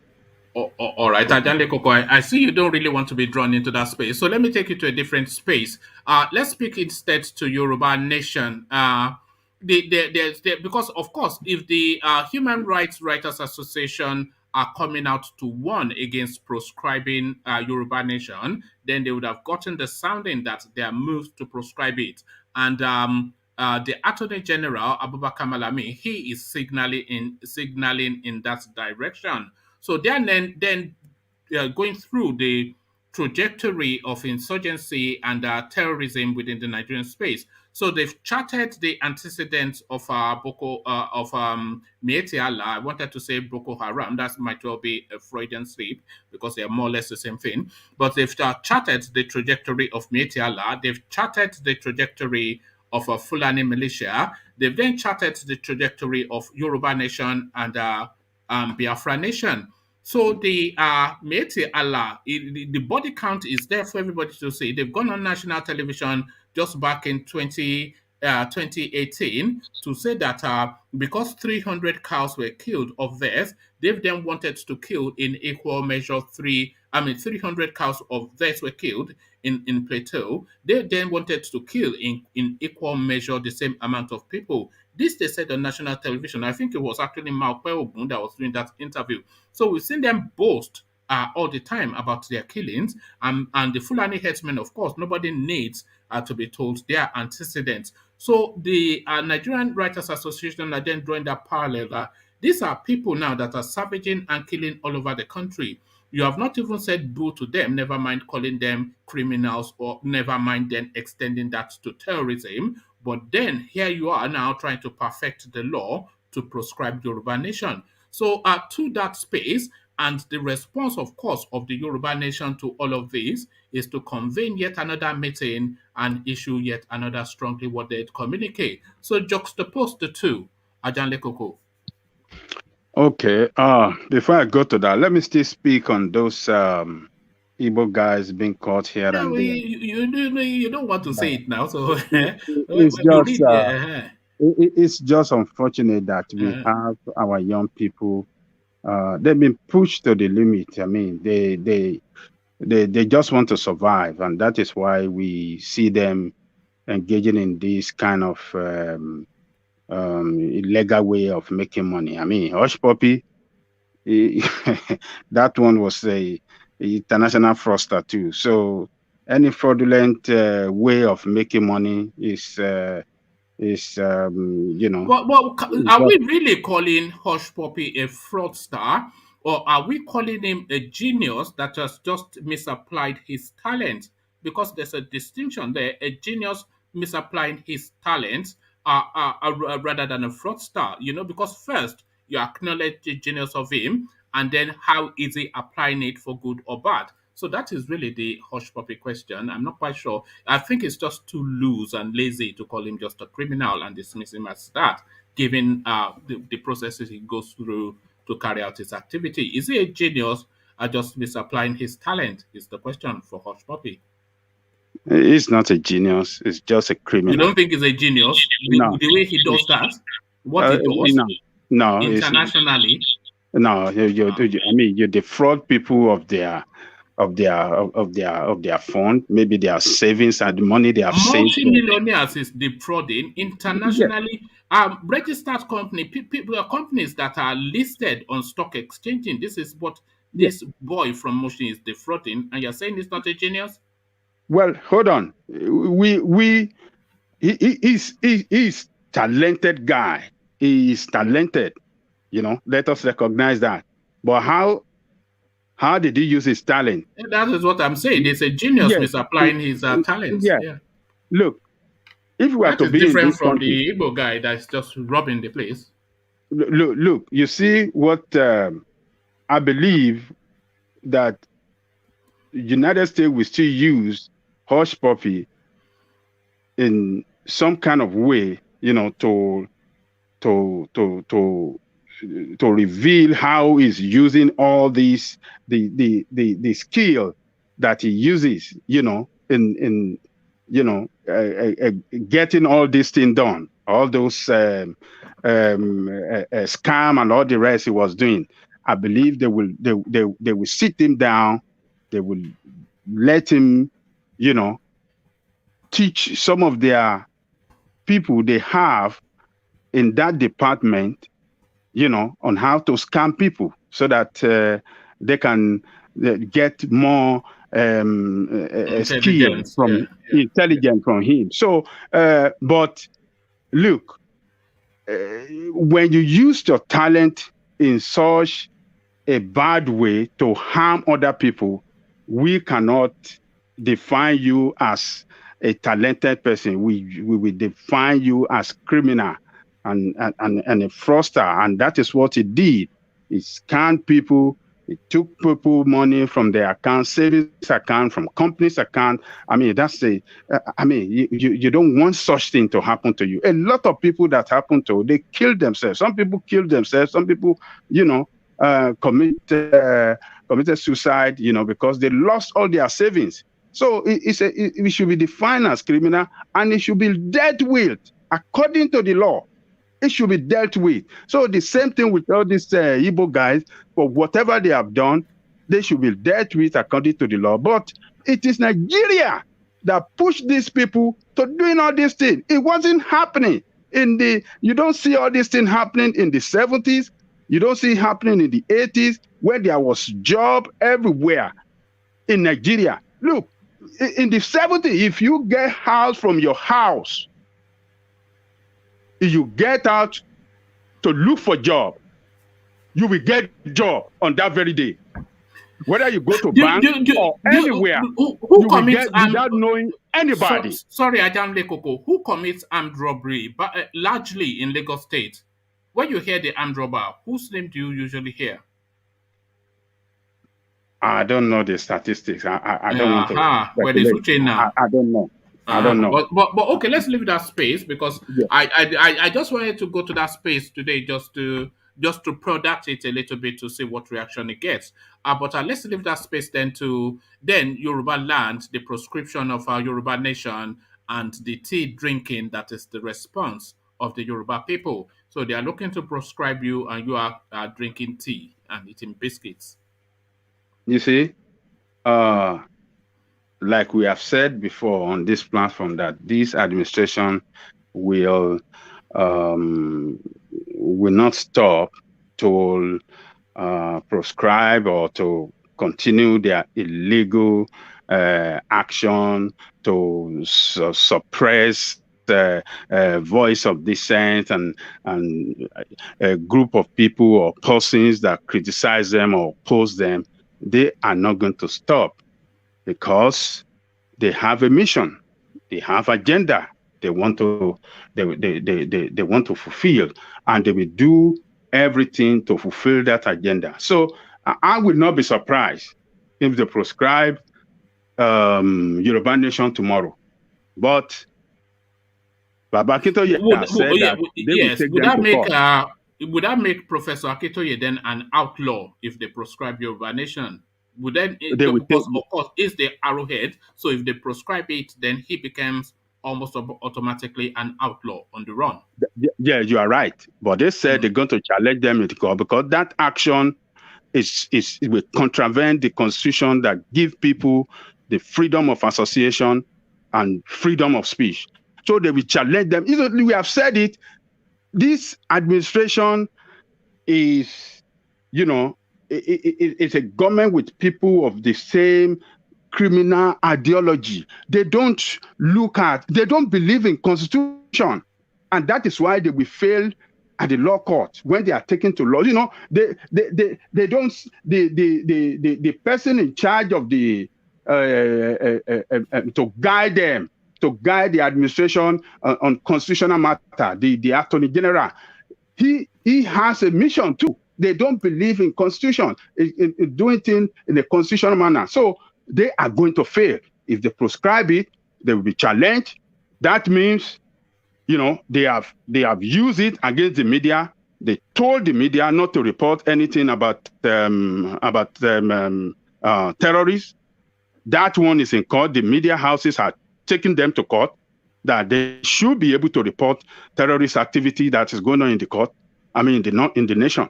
They don't want anybody to challenge them or report any wrongdoing by their administration. So I want them to do it so that they will continue to expose themselves. The more they carry out illegal act against the people of the country, the more they get exposed.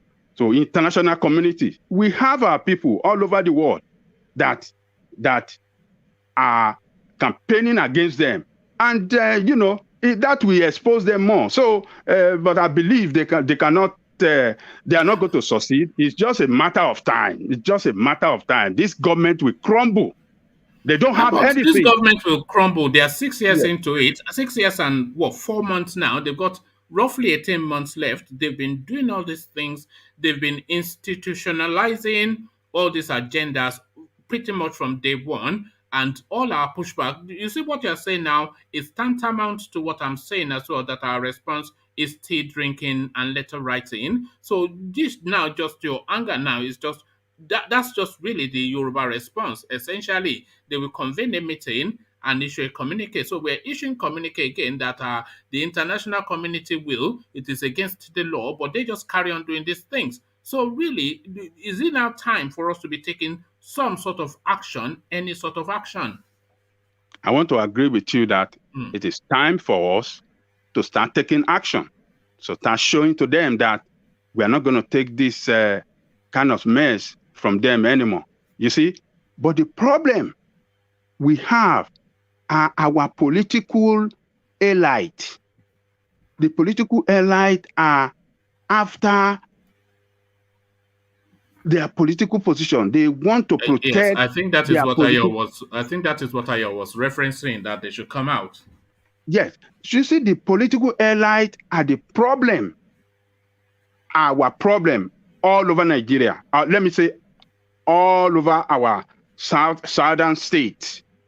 The political elite, if they don't speak up, the political elite and the traditional leaders, if those two group of people, if they don't speak out against this administration, and if they don't support their young men saying that we need freedom, you understand what I'm saying? What happened in Afghanistan will come very quick and sweep us away.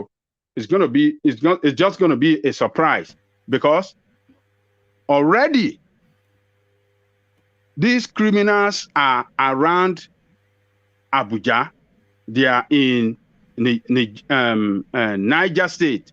You see, Niger State. Let me interrupt you. You were here, were you not, when we were doing a story about when communities in the Northeast were reporting that Boko Haram were they were giving them levies. They were even giving us the breakdown of the figures that a fisherman pays about 200 naira in tax.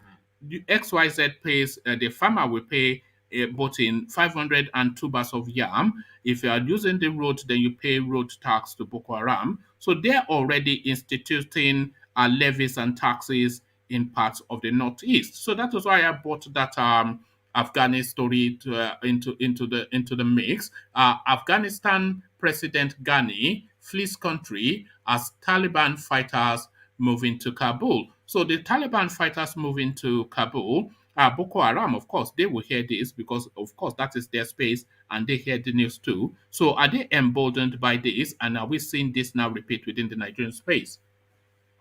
What happened in Afghanistan is a moral booster to all these terrorists we have in the northern Nigeria. This will, boost their morale that, oh, look at what our colleagues did in Afghanistan. We can do it here too. We just need to be courageous and confront these people. And let me tell you, it is possible. All they just need to do is just to overrun Abuja, and that's it. And they are more in number than our military. The number of personnel we have in our military, these bandits and all these terrorists are more. And they match them weapon for weapon. And they match them weapon to weapon. Except the aircraft that they don't have. Mm. But when it comes to weapon, this light weapon, gun, they have it. And they are willing to sacrifice their lives because they think they are fighting a holy war. They are willing to die. Yes, and in fact, they're willing to fight. They're not scared. They're not scared to die. They really want to fight. But Nigerian army does not have that kind of morale that they have. Is it Ghanebo that will go and die his life fighting to secure Borno? That Nigerian army, doesn't care about Borno now. It will give them their uniform and leave. That Nigerian army personnel is not well paid, is not well fed, is not well clothed. It doesn't have good environment, nothing. No, it doesn't have the right equipment. It's dead. It's dead morally already. It doesn't have it. You see, to continue fighting when you know you are not going to be taken care of, or your family is not going to be taken care of after your death. You don't want to die. You don't want to engage in such fight and die like chicken. We have seen several videos. You see Nigerian army, the way they sleep on the floor, just on the floor in the bush. They don't have nothing. And they don't have food. They complain about food too, that we have not eaten for the past 2 days. How do you want a hungry person to go to war, to go and fight? So we have danger ahead of us. In Niger State, these bandits are controlling about, I think they have like 25 local government, and they're controlling like 15. They're controlling about 15. They are in around Abuja. You see, the kidnapping in surrounding cities around Abuja there. Easy now, even in afternoon, in the daylight, they kidnap people. In Kaduna State, right there, where you have all your military might, you have the defense military, you have Were you there? everything. Were you here when we were doing a story about these kidnappers now asking them to pay ransoms into their bank accounts? Do you remember Like, when we did yes, that story? yeah, those people have gone. They are, Yeah, international. they have gone international. Registered with the Nigerian company house and everything. Business kidnapping, registration number, and then they pay their taxes. Do they pay taxes? Is what I wonder. On kidnapping. Look, corruption kills, and that is what is killing Nigeria, and that is what killed Afghanistan. American put in place everything. They supported them. They equipped their army. They did everything. But these people are so corrupt. And that is why you see their soldiers. Instead of paying their soldiers well, instead of doing the right thing, paying them well, the politicians there were stealing the money. And that is why you see their soldiers cannot stand up and fight the Taliban. Even though they are more in number than the Taliban, they could not engage the Taliban because they have a low morale, so they cannot fight. Yes, I was going to go hands there. up and run away. Yes. So the motivation is a big part because, like I said, these are people, the insurgents, the terrorists, or the whoever, however you choose to term them, they might not necessarily term themselves as terrorists.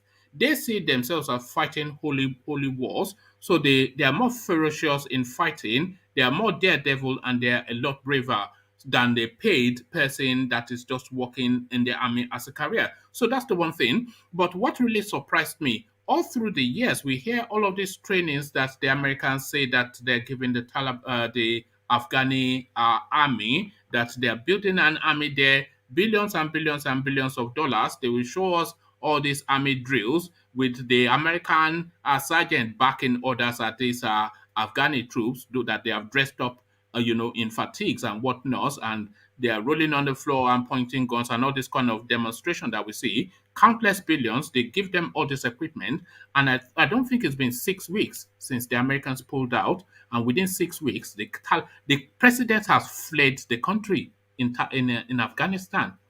Does that not alarm you? You are in America. I mean, is this not shocking in your space? How are you guys responding? How do you account for all those billions that you claim that you spent in equipping these people and training them? What's happened there? The money has gone down the drain. You know what happened? America did not get their intelligence right in the first place before they go there. Those people, those Taliban, they are warriors and they're ready to die in war. You see, when they were looking for Osama bin Laden, America did not get their intelligence right. Osama bin Laden was in Pakistan, and they went to Afghanistan looking for him there, took all the war there. So, but they were still able to get Osama bin Laden in Afghanistan, putting their strong intelligence in place, they were still able to get him. But from the starting point, they didn't get their intelligence right. And they put in so much money. I mean, they spent almost $10 trillion. Do you think largely? Do you think largely the people of Afghanistan actually want that Taliban sort of system? They want to be under some sort of like a Islamic type country. Do you think that is what the people largely? That is the issue. The people of Afghanistan, I think, overwhelmingly like Afghanistan. I mean, Taliban to be in control. Overwhelmingly. Majority of their men, particularly, they love Afghanistan. I mean, Taliban to control them. Under that system. Sorry, Ajan Lekoko, just to round it off and then go to Celibis. Under that system, women are not allowed to be on the street by themselves. They have to be completely covered in puder.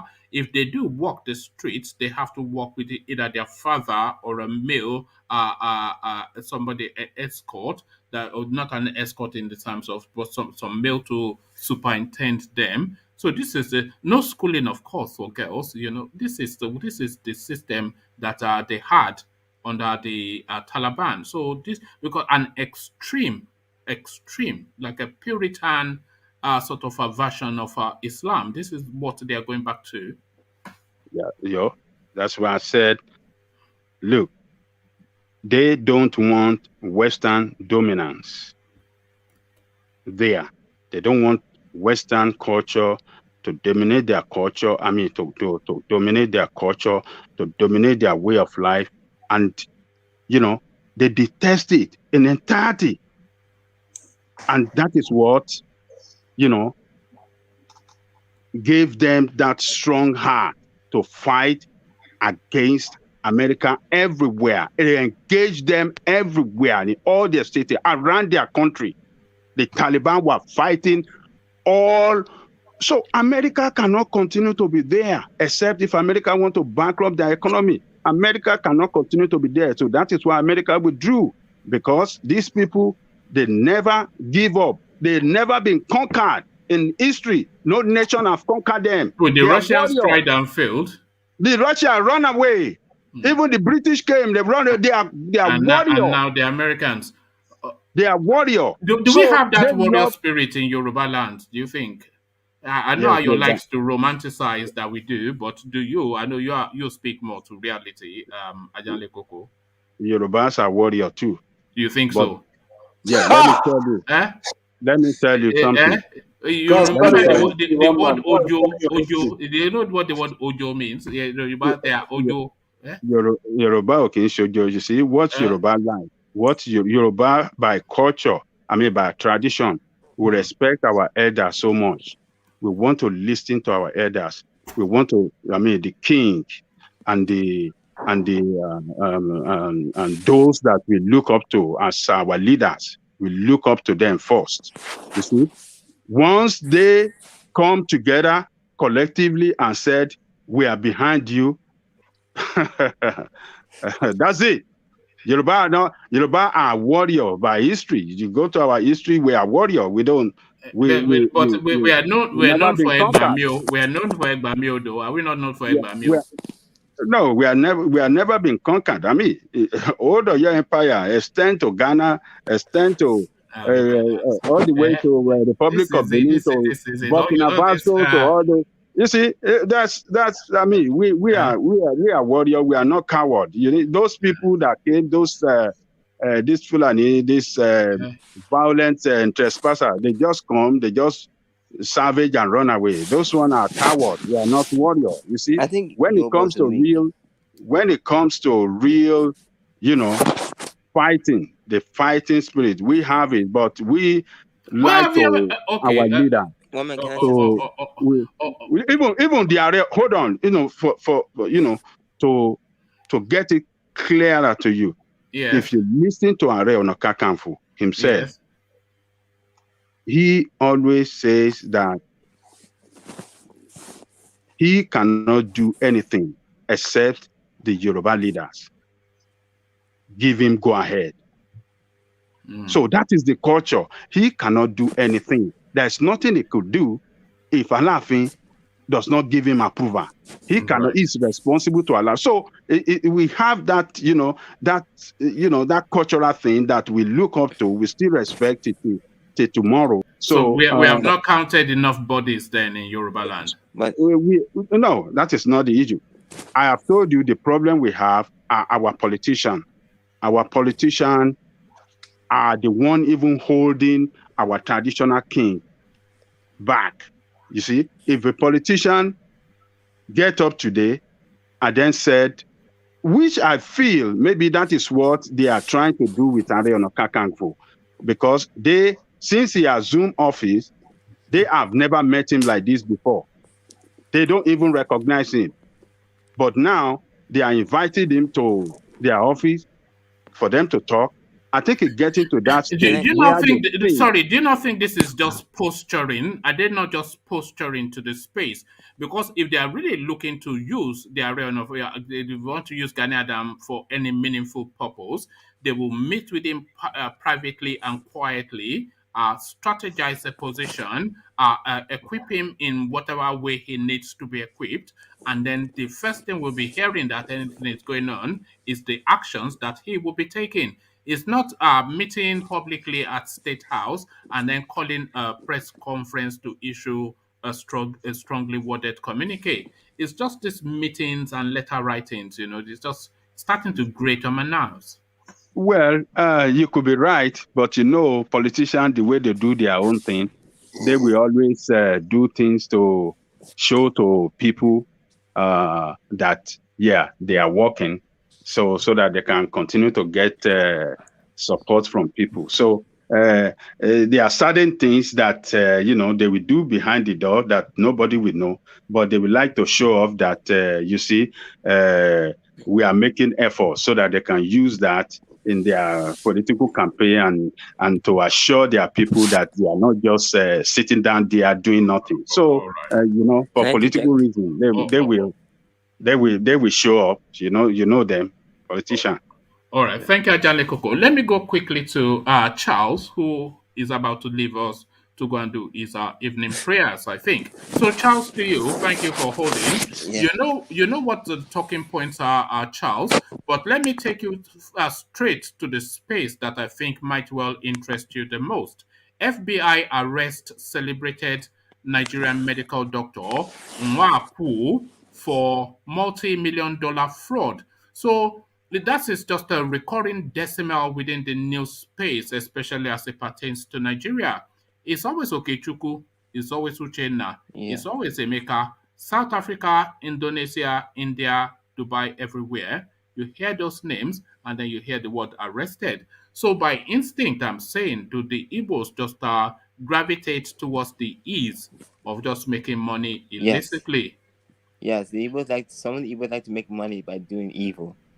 You're an Igbo man. I'm expecting you to fight back, but why you don't you're meant to push No, back. but the thing you say is true. Some of them do juju money. They do juju money. Yeah. And you look at that, voodoo money. So I agree with you on that. You agree with me? Yeah. Are you sure they are going to let you back in Igbo land? You are not meant to agree with me. You are meant to No, insult me and say, "How dare you?" I mean, not all Igbos, just few of them. Not all Igbos do that. Just Few a of few. them. The elite. All right. The elite does that. And I want to talk about the Afghanistan thing. Okay, go on. Go to that space. Yeah, I think what happened in Afghanistan is showing Nigeria that it should happen again. Showing that they should step up. What happened in Afghanistan? America failed. They left too early. They left too early. They were there for 20 years. What do you mean they left too early? They were I there know for they left 20. but the other money they wasted in Afghanistan is useless. They should have gone in the first After place. 20 years, the only other option is to colonize the space. So they either colonize it or leave it. The best way to live is by using the United Nations, asking for help, other countries, and like the Europeans, for help. That's the best way they should have done. You mean to still leave a presence there in some No, form? to live in a slowly way, not to live in a peaceful way, by asking the Right. United Nations for help, because they could help. What sort of help do you imagine the United Nations could have offered to that space? Because they could train the Afghanistan, they could train the army. But they have trained them. But Yeah, but it looks as though that training was not fit for purpose. So imagine the money is useless. They use all the money spent there, and again took over the country. That's sad. It is sad. Has it More so happened- for the Afghanistan It's citizens. gonna happen to Nigeria like that. See, what Namkani was saying, it's gonna happen. You see, Right. see, and Nigeria gonna be taken over. That's why I think I think the Igbos are worried. The Igbos are ready for that. The Igbos are very ready. But the Yorubas, I'm not sure they're ready. They don't look ready. They look The Yorubas don't look ready. no. What will convince you that they are? What would you like to see from the Yorubas? I like to see them speak out more. Like they're just scared to speak out. Like the Igbos are willing to speak out, but Yorubas are scared. I'm Yoruba. I'm speaking out. Yeah, you're speaking out, but most of your group are not speaking out. You're doing it, but some of them are not speaking out. I don't know why. Maybe they're scared. I don't know why. Do you mean they are not speaking out enough rather than they're not speaking out at all? Yes. Okay. Okay, and do you want them to be more direct in the actions that they take rather than having meetings and drinking teas and letter Yeah, writing? I wanted to speak out more because the other side speak out one voice, speaks a note, and then the other side speak out and say no to them, then we help. But then so most of the time, not speaking out. The other side speak like the Igbo speak out, say no, this is wrong. Just speak out and say, hey, this person say, hey, stop killing the people. To speak out more. They're not. They're just standing there and not speaking out. They're being scared. That's why that's why I know the Eastern region are not scared. They're strong. They're not scared. But Yorubas are scared. I don't know Why do why. you feel the eastern regions are strong? Is it because of the bombasticness of Nnamdi Because Kanu? they Because believe it that booms over the phone or over the because radio all the time? Is it that booming voice that they believe that they believe Almighty God will save them. The God will who save thinks them. Almighty who thinks that? That's the truth. No, who Igbos are blessed thinks by that? God. They're blessed by They God. are blessed. So nothing's gonna happen to them. Are they Jews? People from the east? Are they Jews? Are they Jewish? Oh, did mom come and look at that, Charles? Did mom come in again, Charles? Okay, I think Charles has been colored by mommy again. Blessed by God. Uh, all right.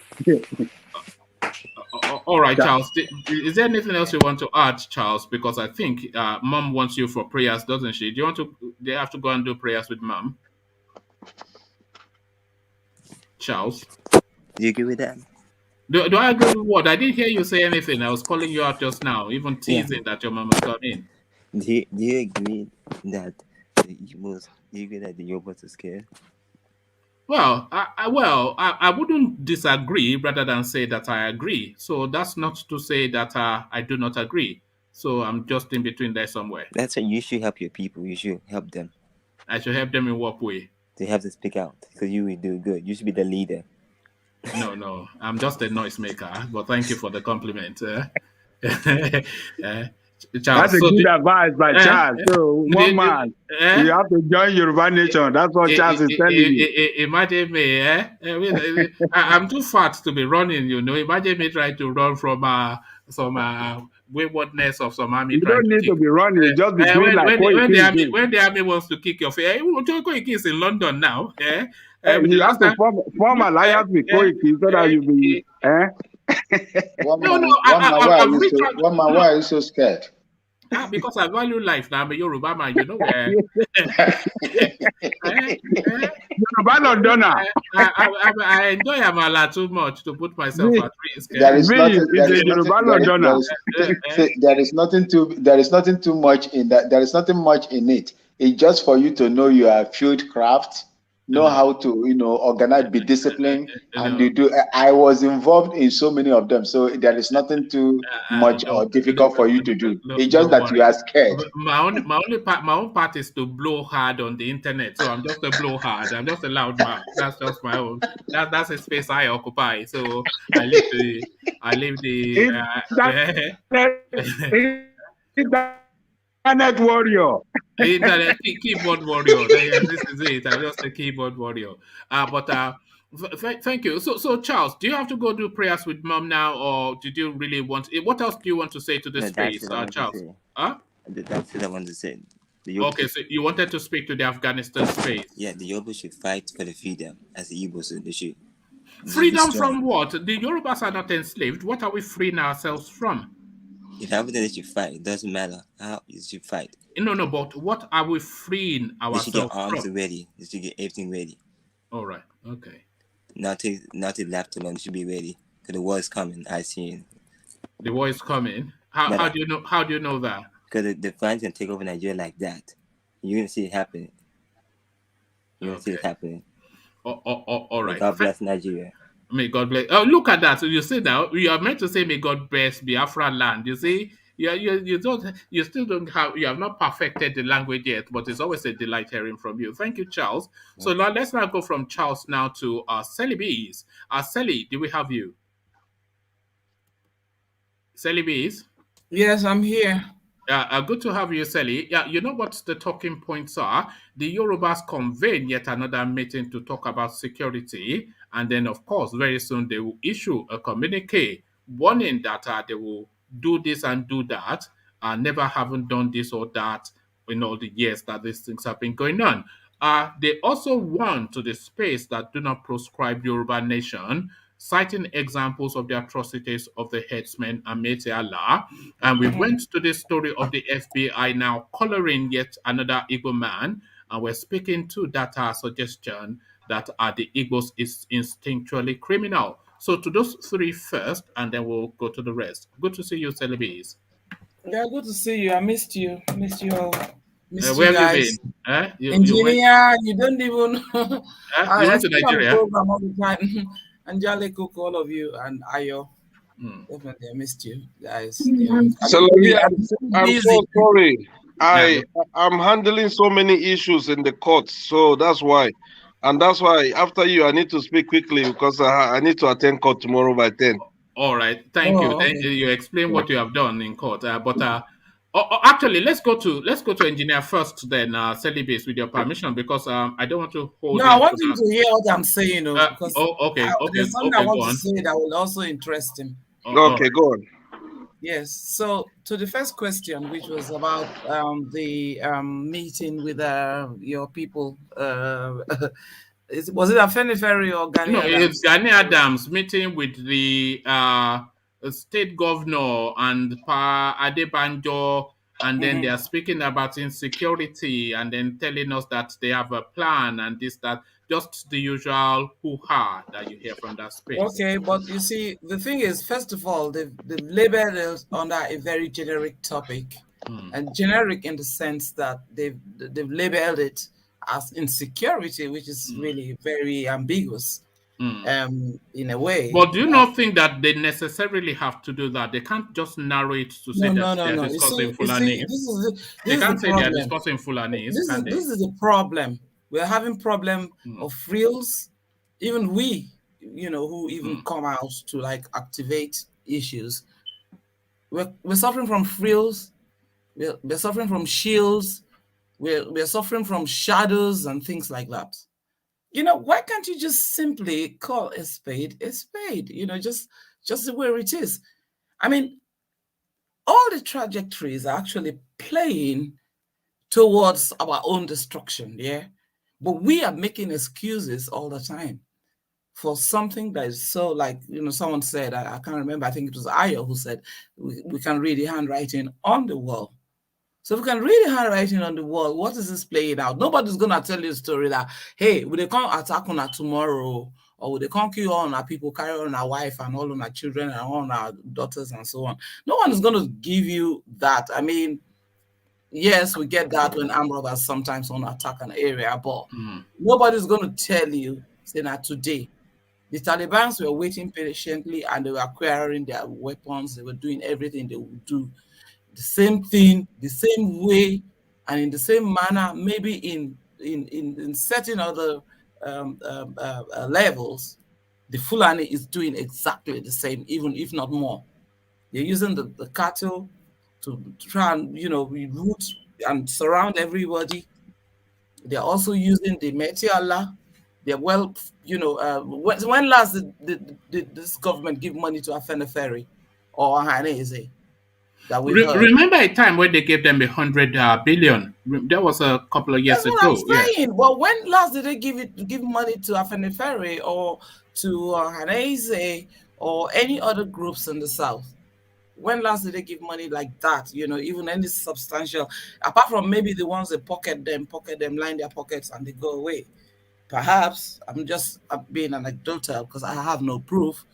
Because even the proof that we had on video seeing Ganduje putting dollars in his pocket was debunked in some way. Buhari himself came out and told us it was maybe Photoshop. We didn't put on our glasses. We didn't get our glasses, right, set right. So probably we saw something different. But really, Sally, just this idea of these constant meetings whilst these people continue to savage. I am saying enough of the meetings. It's just a charade. Some of the action. To be honest, one man, that's a charade now. Since when people meet in this country, do they not give you a result or the outcome of their whatever their planning framework and so on and so forth? They give you the indices. I mean, these guys, have this there, whatever. They come out, they will now say this and this and that. Look, Gani has to step up his, game, because whatever he made him to achieve that title is not because he was at a time necessarily respecting the so-called elders or king or the royalty of the Yoruba nation or anything like that. It's because he actually came out and he was self-determined to get his people out of suffering or whatever he felt it was a short change. That is the reason why he came out. So him now going this way because of giving a title, he wouldn't have been given that title if he did not do what he did before. So, is a step in good direction. I mean, it's the right step to actually call them, and talk. But this whole matter, you don't pass talk. It's You know, beyond talking now, talking. The Fulanis don't talk. And They don't call meetings. They just leave the body by the roadside just to let you know that they have been and done. When you talk, you have to threaten, you have to frighten them, you have to frighten people. Even me as a woman, if I just suddenly see a big man, big giant just want to attack me, I will frighten him in a way, or by screaming or something or saying something. Are you one of those people that carry pepper spray? Do you carry one of those things? Anyhow, my handbag, my high heel shoe even is a weapon. Is a weapon. My high heel shoe is a weapon. Are you not doing boxing now, Sally? Self-defense. I saw you doing boxing. People are inviting me to Nigeria. I say I'm not coming there. I'm not coming because what will I come and do there? Don't worry, I'll take you. I'll take you, Sally. No, we have a problem. We have a situation on our table. Let us start, dissecting this or even taking action on this piece by piece. Yeah. And yes, going back to the Yoruba thing, because when we look at the Southeast at least, they have their ECN, whatever it is, they have ECN, some kind of security network that threatens the government.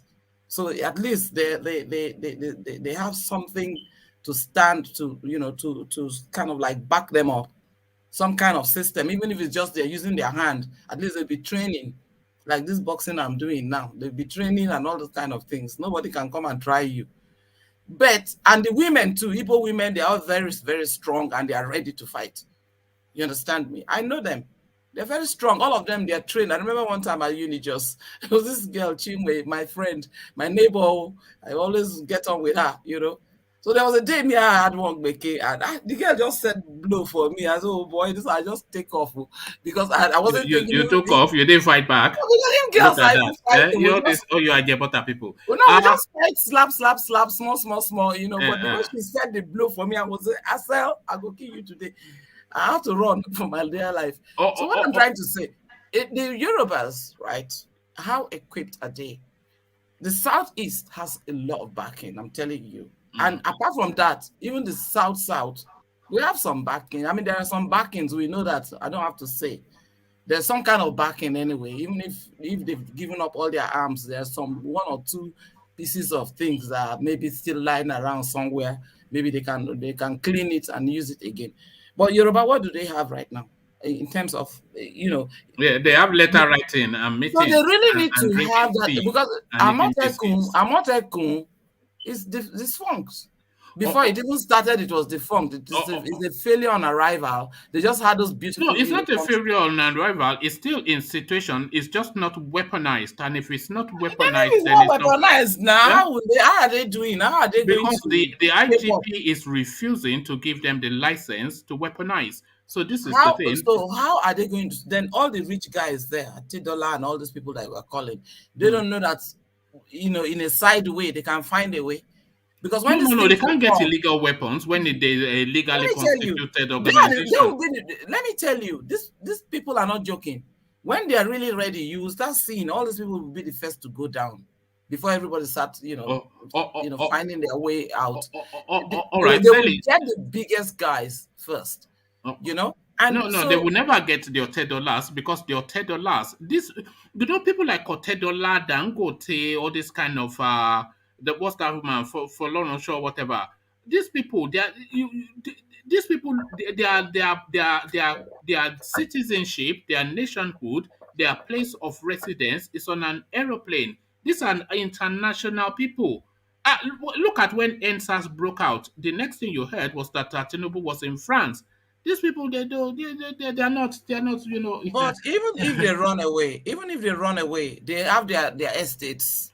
Their estates will be Go and damaged. burn it down now. Is it only we are talking about dollar billionaires? We are talking. Well, let me take you to the east, Celibate, just for the pressure of time, and that story now of the FBI coloring yet another Okechukwu type person, and this is a recurring decimal within the news space. Anytime you read the news of international criminality under the Nigerian passport, is always Uchenna Okechukwu, etc. So I'm asking that question then, that is that a problem in that space in the eastern quarters? Criminality in the eastern quarters, is it innate to are they instinctually criminal, the people from the east?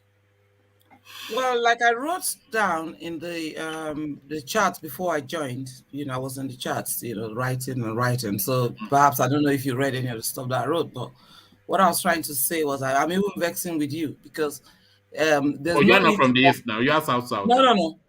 See what I'm trying to say. Whether I'm south or I'm east or whatever, that don't matter. What matters is that now this is a very big problem between north versus south. Even some of the upper north, the what do you call it, the Niger belt north, what do you call it, the middle belt north, are still also somehow with us in the same situation, right? So we should not be spending our time to be making that, comparison. So are we criminals? Well, we are the sportsmen, we are the sportswomen, we are the business people, we are the doctors, we are the nurses, we are the engineers, we are the pilots, we are the every kind of thing that Nigeria has to be proud of abroad. We are the athletes doing everything, whatever. How many of them from that this thing far north are coming to participate in sports and other things? But when this an Okoro name or an Ingbati name comes up, we'll say, oh, southern people, this is what they're doing and what they're doing. But the others, how many northern people have I seen in this London? This is London, but how many people from the north do I see? Well, occasionally, if I go to Edgware Road, I might see one Hausa man just walking around anyhow. Yes, going to those Afghani shops to When go I go and to drink like tea. Yeah, those areas, that's where I will see yeah. some northern Nigerians. But if in this area where I am, I can see 20, 100 Nigerians even in a day, but I will not see any northern ones. Most of them are Yoruba or Igbo or Rivers or Calabar or whatever. Like On the morning hustle, on that exactly. hustle, So we are the running ones, for and that we are the train. same ones sending that money. How that money is coming sometimes is not always so straight. To live abroad is not an easy thing. Sometimes people live abroad as criminals for some time before they Yeah, eventually but those names are rise. usually Uchenna, is what I'm saying. Yes, but then to compare it, because the Yoruba names also come up. I mean, as far as I'm concerned, in this London is the Yoruba boys own this place in the criminality. No problem. Nobody's going to report anybody because this is London. Do you understand? Everybody came here for a struggle. Some people are going this way or that way. I know the Igbos, they like doing the other ones like the drugs and things like that, somehow, but this is a life here because everybody is struggling to keep up with what is going on in Nigeria, and some people go the extra mile. Like I think was it Ayo or somebody that said that some people go a little bit further, I think it was than that. Ajan Lekoko. Yeah. But So you have to give that consideration, and you trying to compare whether it's Igbo or Yoruba or your topic is the issue I have with whether Igbos or whatever. I just take it that southern people are the ones that are more likely to be called up in things like this because we are the ones that are actually here. But that does not mean that the northern side is not easy. To me, they are the biggest criminals. They're taking billions of dollars and things like that, giving to Mieti Allah, taking our monies out, and we don't even have a clue. NNPC belongs to them. So why should we even bother about this petty thieving that goes on and one person is called up, the other person is called up? What about the oh, one that's happening before our eyes? all right. Thank you, Sally. Just No, for I want you reasons to of answer that one, this question. which is what? What was the That what question? about the ones that are happening, before Well, our no, eyes? you're only a criminal if you steal something petty. If you steal at that volume of billions, then you're a businessman. So you're accepting that? That's just the norm. That's the received wisdom, isn't it? How many people that stole billions have you ever seen So arrested what or about the colored? kidnappers? They I are mean, businessmen. kidnappers. If you can't beat them, then you join them now. There you go. All right, Sally, let me go on to engineer just for because he's pressured to leave, and I'm also conscious of the people that we have. But stay with us just for as long as you can. Always good to hear from Sally Bees. But to you, engineer, now the talking points. The Yorubas always talking and issuing communiques. Abubakar Malami trying to perfect the law to proscribe Yoruba nation and criminality in Igbo land. Engineer, good to see you. Yeah, good to see you. Good evening, everyone, and good evening, Sally. Good to see you as well. And bear with your brother. Your brother is hooked up with so many paperwork in this country. Yeah, Um, why are you doing in court, by the way? What have you done? You see, this is what I'm saying, no? Are you sure your name is not Uchena? no. The thing is, it's something they deny. They deny my daughter, so I took them to court. That's just the fact. She needs her right in the country, So they deny her something, so I have to take them to court Yeah, to no, follow the. assert yourself, and if you can get money out of them, get it out of them. Of course, definitely. That's what I'm doing. So, well, the issue of our Igbo brothers. You see, one man. You see, I keep saying things that Nigeria is a sweet country. We all know. It's just it's unfortunate that our elite, you know, they are the people. They are the problem of that country because the way the country is going now, at least today, if you call a 5 years old kid or six, you will see that anger in them. They will come out and say their mind. They will say it boldly without no, nothing like scary or you'll be, they will come out and say something about that country that they knew.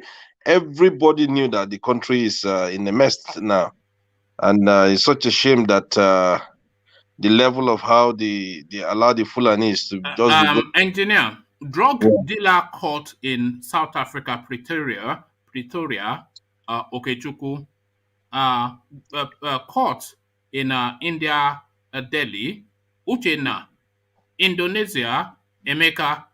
It's always this recurring decimal, isn't it? So then you look through the news and then just tomorrow, just give, or even today, just do a cursory glance, and 7, if not 8 out of 10 is Uchena, Emeka, Okechukwu, all these international spaces. So why is that the case? Yeah, but the thing is that there's no job in the country. There's no Yeah, hope there's in no job for Nigeria. everybody. Why is it not Gbadebo? Why is it not There's Wale? there, Why there's is no it not hope. Boyega? There's no Why hope. is it not Menu or No. Mukhtar? One man. When you come to okay, when you come to realistic, right? When you let's, I can tell you now, the Igbos, right? They deal with their drugs, while the Yorubas they deal with the online. That's just what is happening in London here in England. You understand? That's just the fact, nothing but the truth. So, but if you look at it, one man, this thing started from originality. You understand? People finish, no jobs, nothing in that country, and the criminals we have, which are the elites, what is happening with the money? What is happening with the country resources? What are they using it for? What about So Abe? Are you doing what about? Are you you doing what know, about? it's not the issue of doing what about. It's the Yeah, issue but of that is what you're reality. doing now. What about? Eh? Is the issue of reality. We all know the Nigerian issue is not something today we'll be talking. We'll talk this issue till Buhari will resign and leave the seat. This is what is happening. Oh, oh, So oh, that's just the truth. all right, let's leave that space then and go to Yoruba land and then the Okay. concerns that I'm expressing about that space. Gani Adams comes out into the space to say that he has met with Dapo Abiodun, the governor of Ogun State, Pa Adebanjo, and all big names, and they've discussed insecurity in Yoruba land. But then, of course, he's saying this today, but then he said that last week, last month, 6 months ago, 12 months ago, that they've met to discuss insecurity in Yoruba land and they've come up with an action plan. So now that action plan now, is it not time for it to be activated? And then they will be telling us that they have done. rather than tell us that they are planning to do. So all this talk, and tea drinking all the time in Yoruba land as the Fulanis continue to savage. And Yeah, well, Kamalame moving to proscribe Yoruba nation. So in another way, it's good let them be talking too many talk, while the Fulanis, the headsmen, they don't waste time. You see, Fulani words is they go, they conquer, they destroy. You understand? That's who they are, and they're not scared of nobody. The best solution, we keep saying it, for people to fight these Fulanis is to behave like them. You understand? When you behave like them, they will back up. They will leave you alone.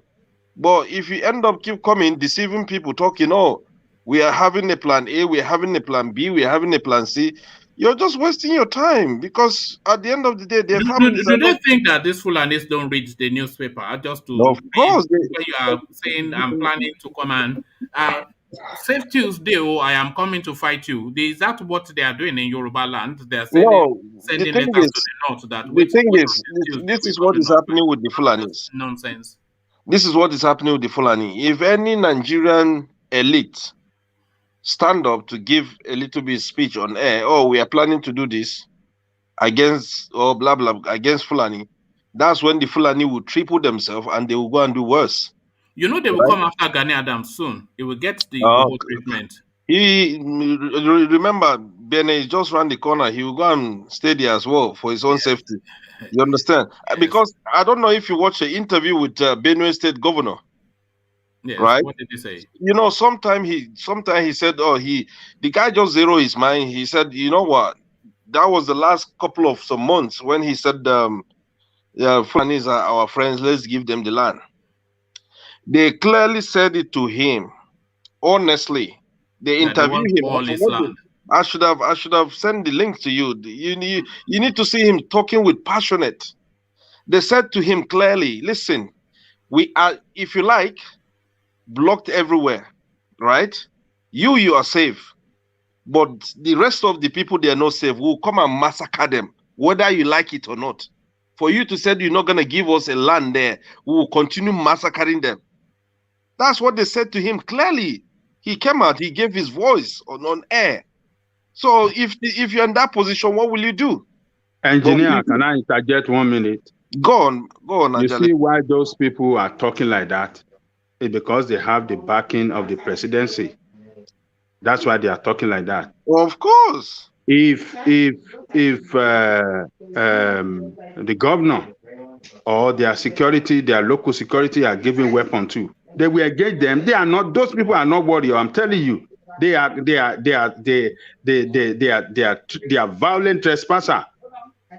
They have destroyed that Benue state, as you are saying.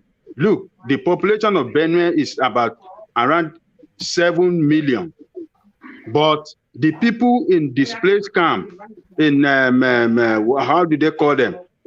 IDPs. Yes, 1.5 million IDPs. of Benuans are in displaced camp. I mean, it's horrible. What kind of country is that? So that's why the man is crying every day.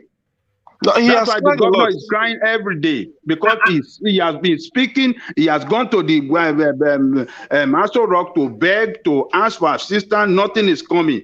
But instead, they even wanted to kill him himself. Only God that saves him. And by the way, Ajale Koko, there's even all manners of depravity even going on within that those IDP camps. All those girls being molested, the starvation going on there. Of course, no education taking place. It's just another set of misery vested upon them, even where in the spaces that they've run to for safety. If you see what is going, because all of those IDP camps, they get no very little government support. It's always NGOs that go in there, and it's usually Christian NGOs, by the way, that go in there to try and just see how much they can salvage or how much they can cushion the space for, especially the children. But you hear the people that are there to provide security, they are just abusing, especially the young girls. And then you see all this barely out of her childhood herself carrying a baby. It's just another set of mess. And it's just it's a tragic situation. I mean, we don't know. We don't know where we are heading to. The politicians, they have to, if they are still having in their head 2023,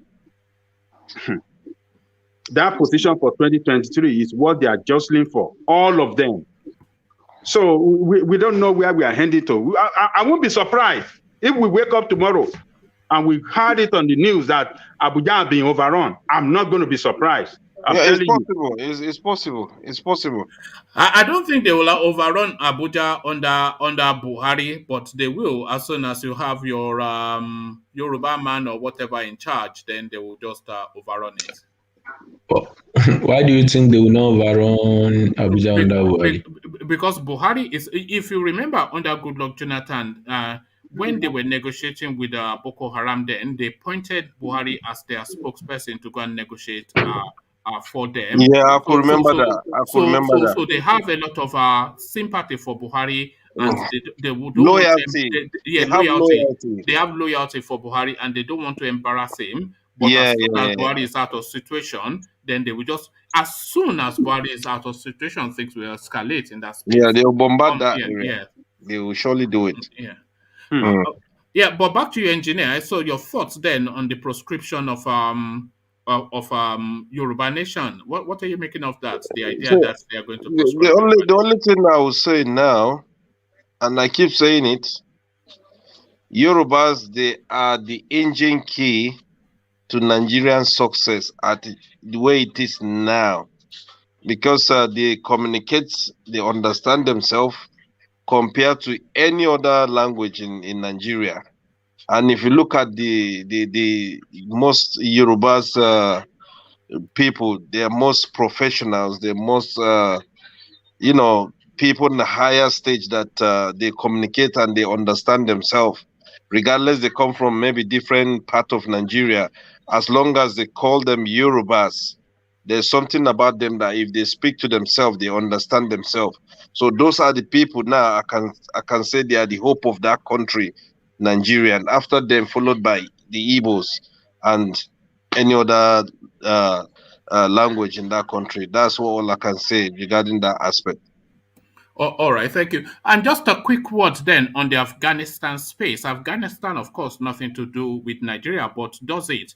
We've seen what happened in Afghanistan, how quickly the Taliban flushed out what purports to be the legitimate government of that space, just very quickly as soon as the Americans moved out. It's almost like a changing of guards, what happened in Afghanistan. They should have exchanged they should have trooped out colors. You know how they exchange flags. That's almost what happened in Afghanistan. So rinse and repeat then in the northeastern part of Nigeria.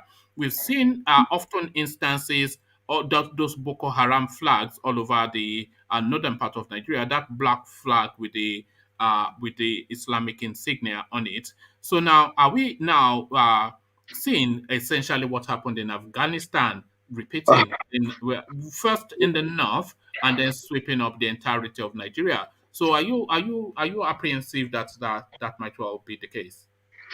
Well, man, you see, my elder brother, he posted something on social media, which I tried to call his number, but I think his phone is switched off.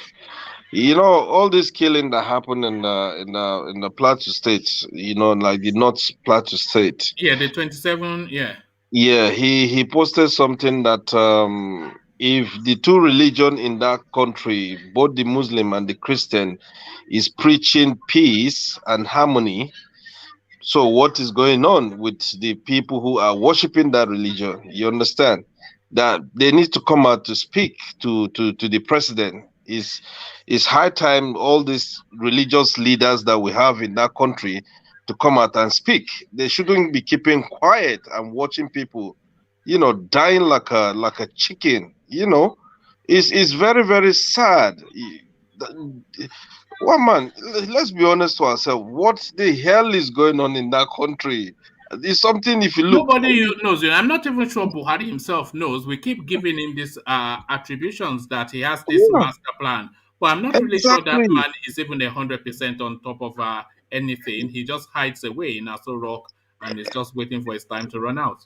Exactly. So what is happening in Nigeria? Come on. You, Come you on, know, because remember Buhari's interview with the Rice News television, and he was saying then that the situation in the northeast got so intense at some point that even himself thought that they were going to be overwhelmed. So if the president was saying that he feared that the country was going to be overwhelmed, or a region of the country was going to be overwhelmed, then that tells you that it's not in full control, certainly not in full charge of anything. To be honest, woman, if you look at Nigerian thing, you shed tears. You understand? If you go to the south, militants are doing their stuff. They're going. If you go to now north, middle belt, and the rest is bandit, Boko Haram, slaughtering people, and they're going freely. You see, sometimes ago, I always say this. I think one of the northern state governor, he said it clearly: protect yourself. Don't wait for nobody to come and protect you. They are A pushing lot of people have said that. Danjuma said it too. Yeah, but they are pushing people to that stage. Fulani don't want to hear go or come. They are not people who they value those currency. They are just there to be slaughtering people and be going. They just need that power. You understand? But if you look at the generation, what is happening now in the problem of Nigeria now, if you give them money, that's it. Both the elite down to the low masses there, they are after money because there is hunger in the land. There's hunger. Fulani man don't care about money. What they care is to go and kill. And it's sad.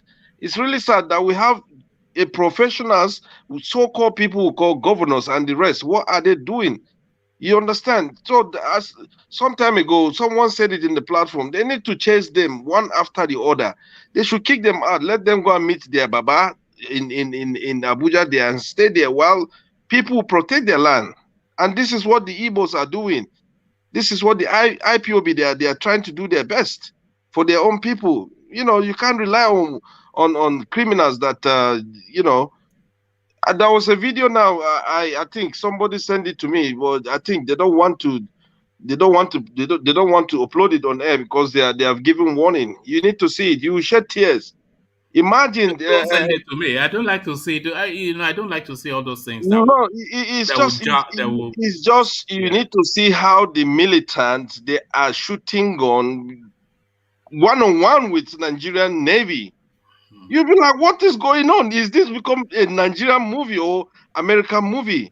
It's sad. It's really sad. If you watched it, you double watch this thing, you like, what is going on? And they have like a voodoo man at the end there. If they shoot them with gun, they fall down. They will tap them. They will get up again. You understand? No, I don't. That one is that's Nollywood. Yeah. Are you sure it's not Odunlade Adekola that you are watching? That you are. No, don't engineer, worry. I'll send it to you. When you see it yourself, you'll be shocked. You'll be all very very shocked. So that's Man, please, is it Ekbesu? Is it One Ekbesu? man has seen what you want to send to him. He's just trying to pull your leg. Is it I've not seen it. militant? You know, I try and avoid all those things that are just too gruesome and too grim. I just don't have the stomach for it. Sorry, Sally wants to ask you. Sorry, I was go on, asking Sally. him if it's his own militants, the Egbesu people, because there was one I saw that they now said no, that's not, that was just a drill, a military drill with the Navy. But I had that news that militants attacked, had this one-on-one gunshot. Obviously, they will twist the story. That's They what said Do you expect them to tell you it's true? It was real. It was real. They will twist the story. This is what is happening. They will just twist the story. All right. Thank you, engineer. Just for pressure of time, you can see how many people on the screen, and I have to just want everybody to at least have a say. So thank you, engineer, and good luck for tomorrow. I hope you win, and then we'll go and celebrate. It's Quaglinos. We go and eat Italian food. No. I will import banana to Rational Mind and Ajale Cocoa and Co. So let them just have that one, All right. All right. Thank you, engineer. Good of you to come. So let's go to Ovie now. Ovie, are you there? Ovie is on suit today. Yeah. Good to have you, Ovie. So are you driving? No, right. I'm not driving, but god Oh damn. no, because I could hear is that echo Yeah, I again. don't know. Somebody decide to, say he wants Are you to listening disturb back? me. Because we get this echo from you. Uh, Um, or maybe use your headphone if you don't mind. I'm sorry, All right, let's see if that works better. but Okay, yeah, it's yeah, no, that's already better because it fits back. You see, if you're listening, yeah. So to the talking points, then, the Yorubas are having endless meetings, whilst the Fulanis continue to savage. The Yorubas agitating that Malami should not proscribe Yoruba nation, and criminality in Igbo land. Are the Igbo people instinctually criminal? Ove, your thoughts? um, which one should I take first? You can start from the east. Are the Easterners instinct, because we see it all the time. Anytime you pick up the newspaper, it's always Okechukwu, Emeka, India, everywhere, South Africa, rob, steal, drugs, everything. It's always Okechukwu, Emeka, Uchenna. You know. So do we now just have to narrow it down and call them to order? This criminality is spoiling our names internationally. You are the Um, Nigerian, of course, I will not, my view already on this. You which know, is what? sorry, who it was arrested by FBI first for doing what? If I should, For committing fraud now, multi-million dollar fraud. There was a school that they had stopped a long time ago for whatever reason in Virginia. And this guy is issuing certificates from that school, a nursing school, by the way, so something in charge of people's health. He's issuing certificates and what is it called? Certificates, etc. He's issuing it from that school and then backdating those certificates to just before that school was decommissioned.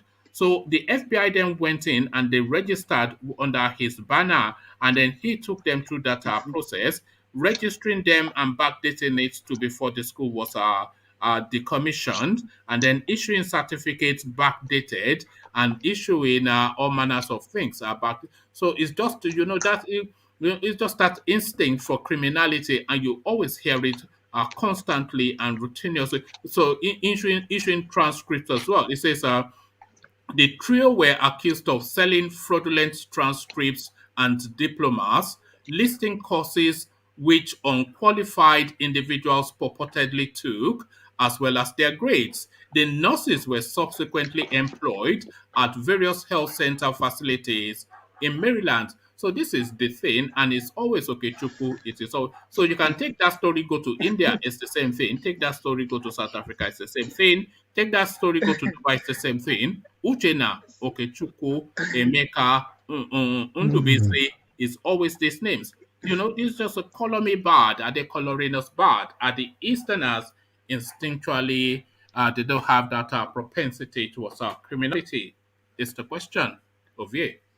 nobody is coloring us bad, as far as I'm concerned. I mean, from the detail you give about how the guy carried out his activities, sounds like a lot of work, a lot of brain work at that. And it sounds like some things that you pick up in a Western education system. So this I is not wouldn't I Africa. wouldn't This call is it not. framework. It's So just shuffling paper. I said that's a lot of brain. it's backdating stuff. That's not That's really a lot of essentially. work. I mean, for FBI to even go that far, I mean, that's a lot of brain work. They They allocated caught to him him within a day. first. They went after him one day and they caught him the next day. Yeah, It's not but how like long has the investigation been going on underground? no, they have to perfect their paperwork before they effect Exactly. their arrest. So we are talking about FBI here. So that brain power be that the guy something there in the What is air. brain That's power? what I'm looking Is at. backdating That's documents. something. That is that I brain power. mean, documentation. That's something that we pick up in like the Western way of life. So if not, they do. I mean, they have their own way. Now there's which they know which I mean who they catch now everything. But you trying to I mean the article trying to paint the fact that Igbo people because of the name and all that. That's some bullshit. Sorry for my Oh, foreign language. That oh, oh, I oh, don't agree with that one. all I right. do not agree with that one. Let me move There you is the from that. same. Okay. If you don't agree, let me move you to I Yoruba don't. land name Sorry. and the letter writing and the threats to proscribe Yoruba nation. What are you making of that? They try to prescribe it. I mean, I don't think. I think at this point they are smart enough to not to even trade that route. They have to trade very carefully because it's going to take the presidency away from them. At this point, it looks as if they have the upper hand, but they shouldn't take it that far. I mean, for me, that's a political gathering anyway. For me, it's not it has nothing to do with the security or whatever they time it to be. That's one of those gatherings that will be coming up ahead of 2023. They have to come down to have to start strategizing now. How do we support our own son, whoever that person may be? So that's what you are seeing here, regardless of what the headline or however they tie that kind of meeting be. But do you think there's too much aligning meetings going on? What are they meeting about again regarding insecurity? In 2023. no, what has Gani Adams got to do with 2023? When we talk about the elite, who are the elite? It's not me and you now. Those are the elite. Now then get the country. Those are the stakeholders. Now then they have more to lose, more to gain. It's not about us. So it's about towards what is ahead. If our son, how do we make sure our son, anybody from our land, cleans this thing? How do we rally around that? How do we work? That's what is going on. Which kind of insecurity? Now today insecurity starts. Okay. So, and does it not concern you then that we're not seeing any action in terms of the pushback against this insecurity, but all we ever hear are meetings and warnings? Insecurity na still the brain work of the elite. I ask this question often and often. Me and you don't have the finance, the power to provide AK-47. We don't get the bar. Who they buy them? Who they finance and not them? So the beginning and the end of insecurity is on their table, not them. This is just a game to rally the masses around. At the end of the day, the team of 2023 will come and what they will use to campaign will come and with all these things. So if the country did stable, do you think they will be having this kind of right, the way they are taking us for granted, stealing and all these things? Do you think they will have that? No, they won't. Because when the country is stable, people will have chance to reason. Why is this like this? Why is it like this? They will begin to ask questions. So they will never allow that. That's what you are seeing. That's what I keep saying. The unknown is upon us, we the citizens. We have to find one way or the other to come together. We don't get a choice. That's the only way be that because these people insecurity. What be insecurity? Me and you cannot start any bullshit. By the time we start one fight for a year, let's start the cultist fight for this street. By the time we end up in next street, they don't rally us around. So they know they are the one providing the weapon. They are the one, I mean, I overheard you saying that you talked about how they are using bank account to collect ransom. I mean, this is sophisticated move, and apart from that, this is purely government move. It has nothing to do with me and you, the masses, even the poor, the so-called earthman where then they talk for saying that. So sorry, are you saying that Yoruba land should not take a position or take an action against or to repel or in response to all this? What are you saying?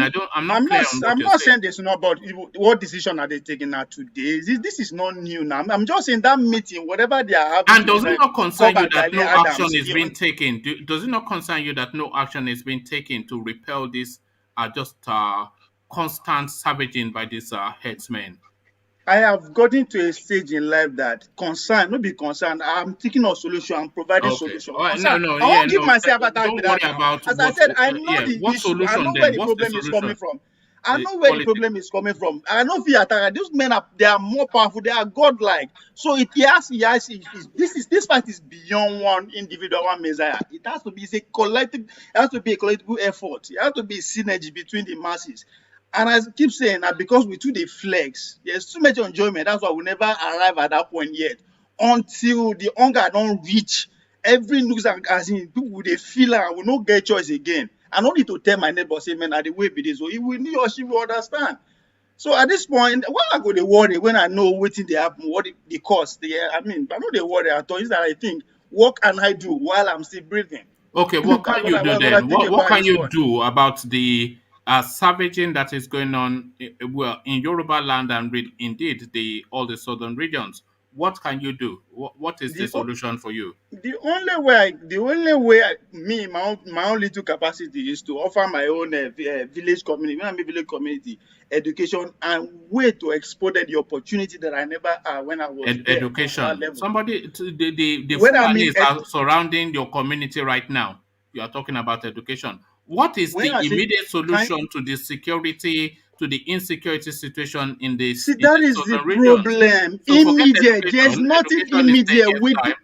We did not arrive to here yesterday. So there's no immediate. What is immediate? Are you saying then that we have to continue? Not. Hold on. Are you saying that we have to continue to suffer it? Is that what If you're we saying? don't come together, yes, we have to. We know. I mean, yes, it's obvious. Not be immediate. It's not a wish. It's not a wish. We surrender to it. We surrender to it. It's on me. Now they talk now. The problem, the solution lies on me and you. Nobody else. Yes, No but what external is the factor, solution? not me and No, don't talk in abstract. What is the solution? One man. What's Yoruba word saying? Organize. And because I think that word alone is self-explanatory. When you organize, you can strategize, you can plan. But you cannot stay in your house and plan. That one stay there and plan. That one stay there. That's nonsense. We are not ready. These people know this is a game. It's a game. Nothing that is happening that is a spiritual. No. People sit down and put pen to paper. Listen, people sit down and put pen to paper and send these boys in the street, in the bush. Right. These are with well-articulated effort.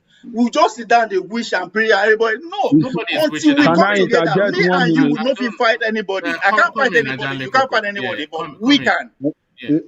What's Xavier trying to provide? Are you providing chaos where everybody will just take law into a hand? No, there won't be coordination. There have to be coordination now. That is what I'm saying now. The first step of coordination is to organize, come together. That's the first step. That's the first step. Hold on. You look in your community or in your space. If you don't have your leader, in front of you or coordinating with you, you might run into problem. This fight, we have to fight it together. Some group of people cannot just constitute and start one man. doing the thing. Am I speaking a different language here? Am I speaking a different language? The first step is for us to come together, organize. When we sit down together in every way we want them, by portion, step by step. Look, when we don't arrive there, then we have one team, then we strategize. What next? They will not need the move we want to make. Are we going to take this and what will the Fulani headsman be? No, hold on. What would the Fulani headsman be doing whilst they are doing all these things that they are describing? What would they be doing? They'll be waiting for you, Abi. One man, your house is on fire. Right. And a continuous burning. Person where they light this fire. What do you go to think? You either quench the fire or you kill the person. No, those are your options. So how you arrive by that? Exactly. How you arrive at that decision has to start with you coming down. Talk to who you need to talk to. Okay, 1 minute. That's what I'm saying. 1 minute. Do you know that is what ESN is trying to do in the eastern space? And now they tag them as terrorist group and now POB. So hold on. It's gonna be. See, listen, wait. What do you think this life is, safe?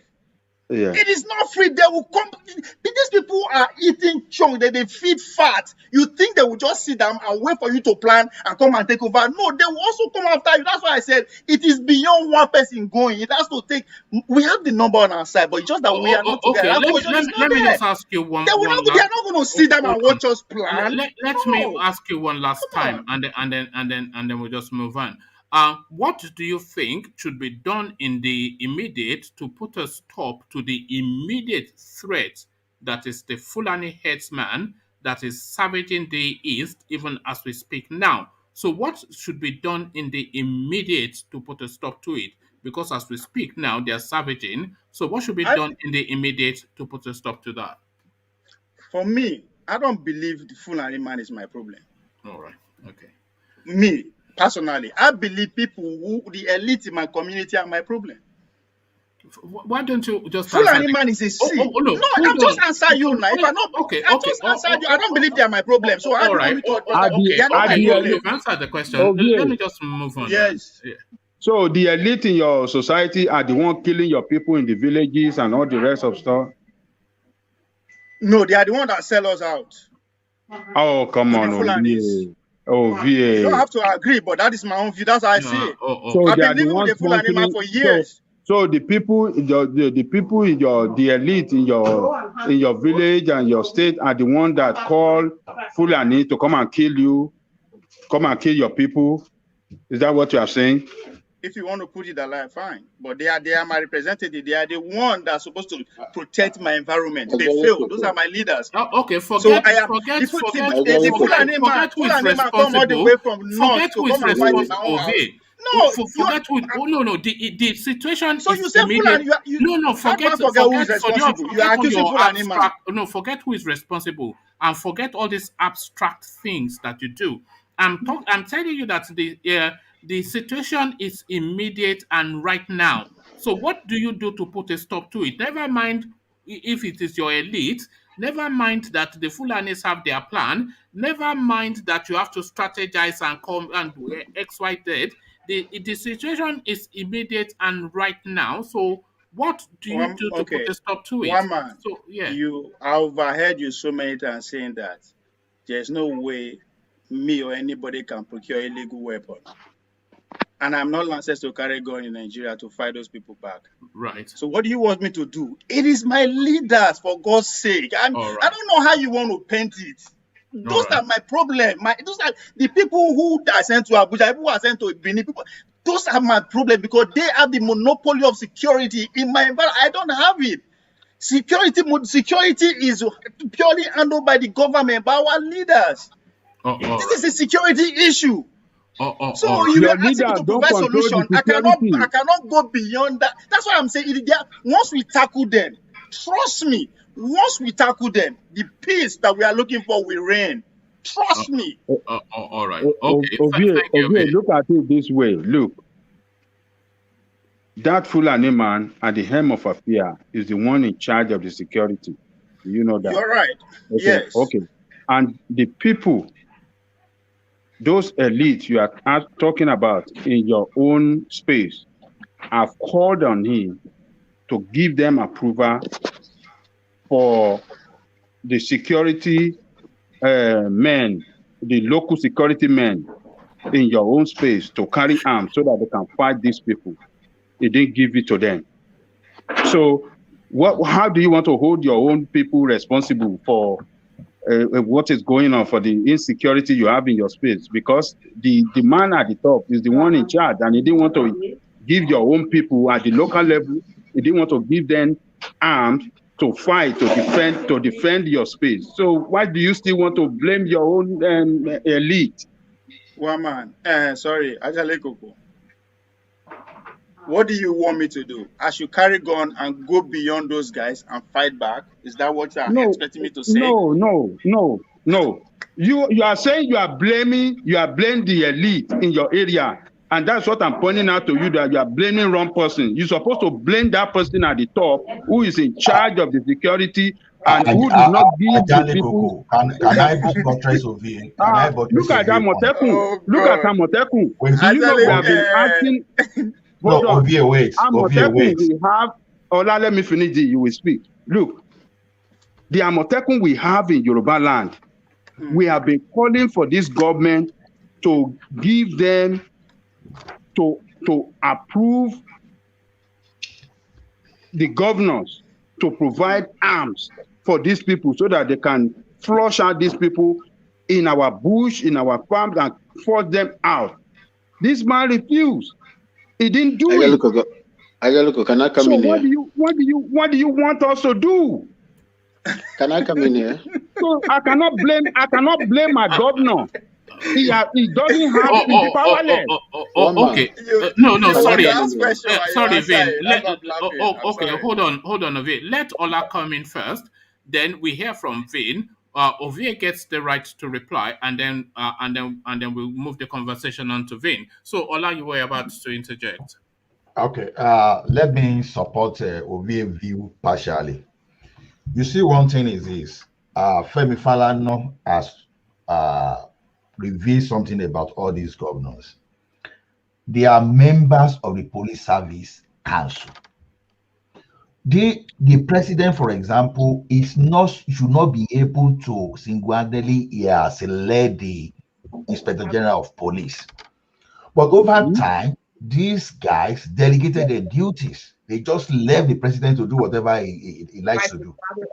Now, when it comes to revenue sharing, if we like carry the whole soldier in this country, carry the whole police, these guys, they will sit down and they will pack down the whole of Asho Rock. When it comes to the security of protecting themselves, they know how to get the police, even if the police are reporting to the inspector general of police. But when it comes to their own personal security, they get all these police to be loyal to them. So see, when the VA, I pick that thing. If this governor truly, if they really want, because I said it like almost about 2 months ago.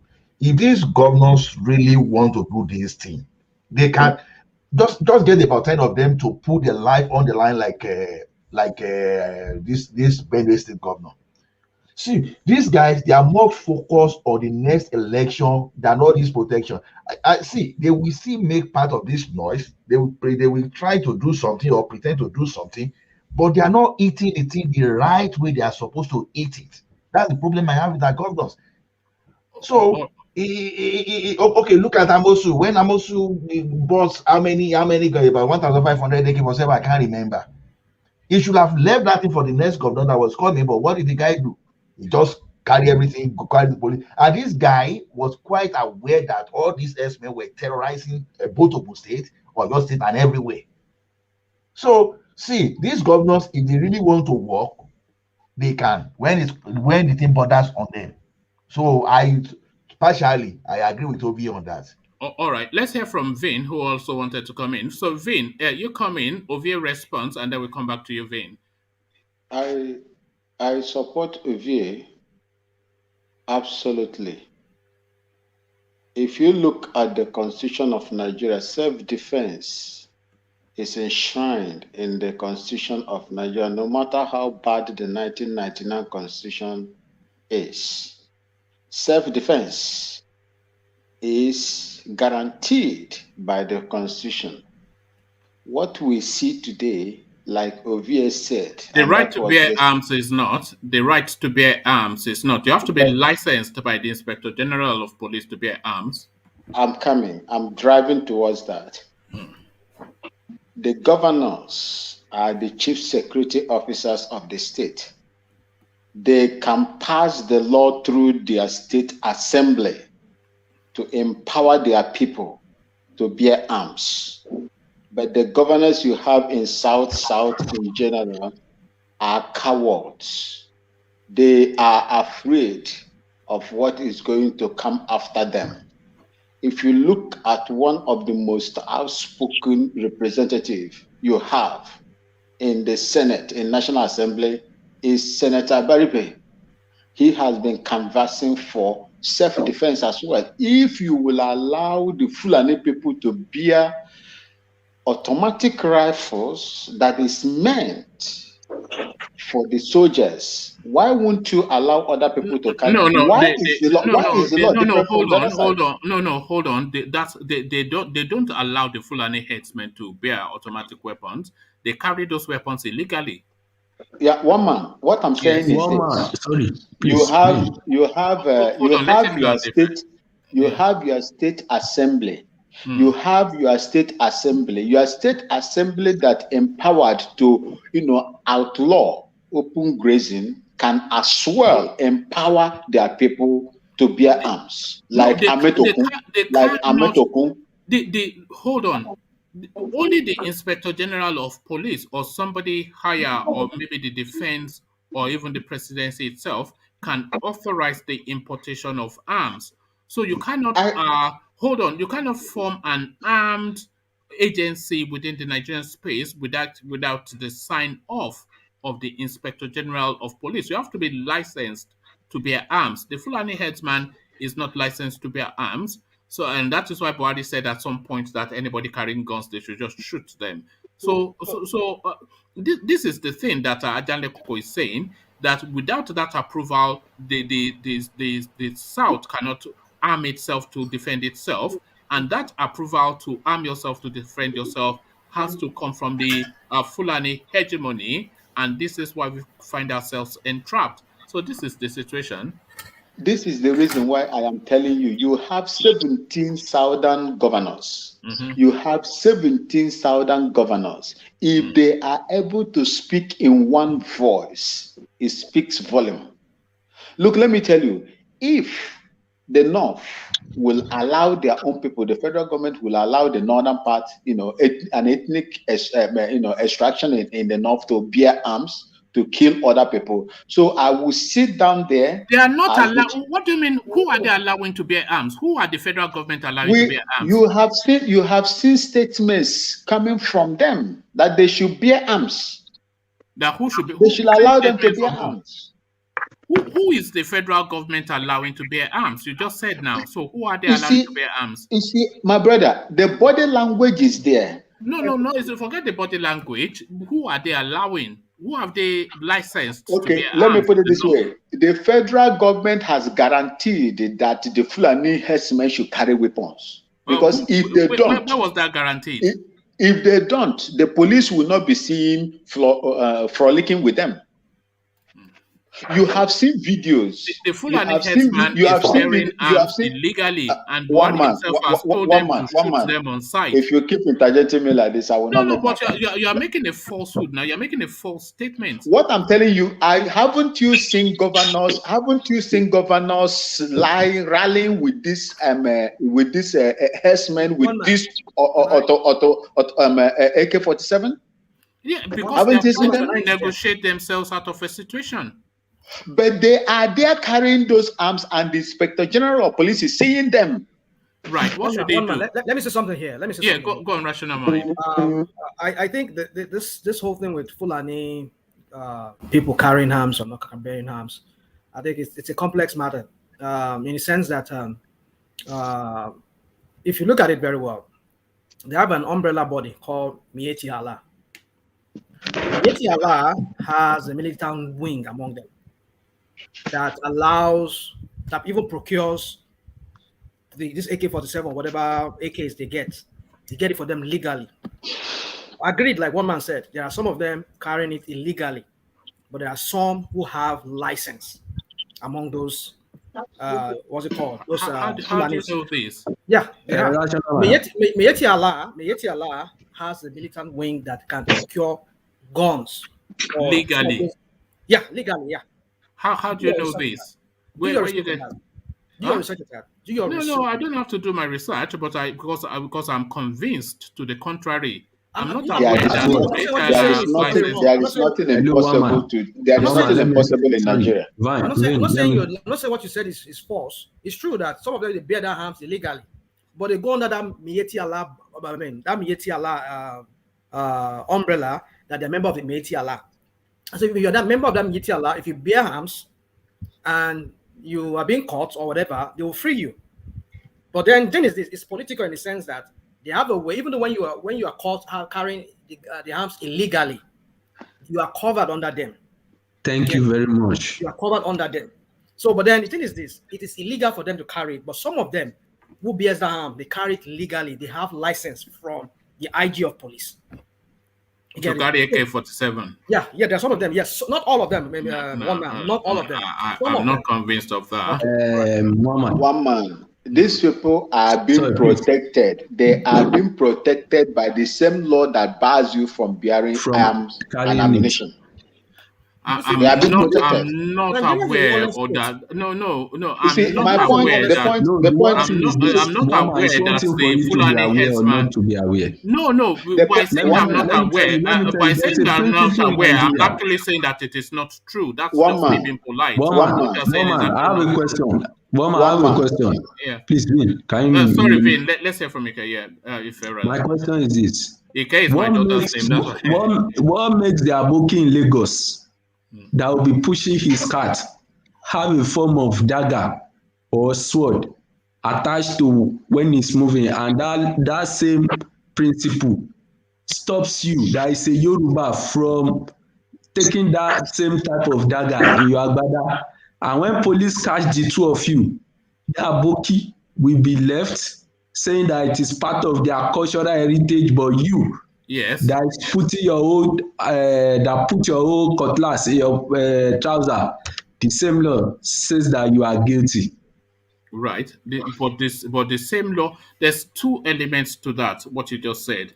Yes, it is the culture of the Fulanis to carry a But it's not dagger. our No, no, culture to no, have. hold on. You asked the question, let me answer it. It is the culture, especially of the pastoralist Fulani, to carry a dagger.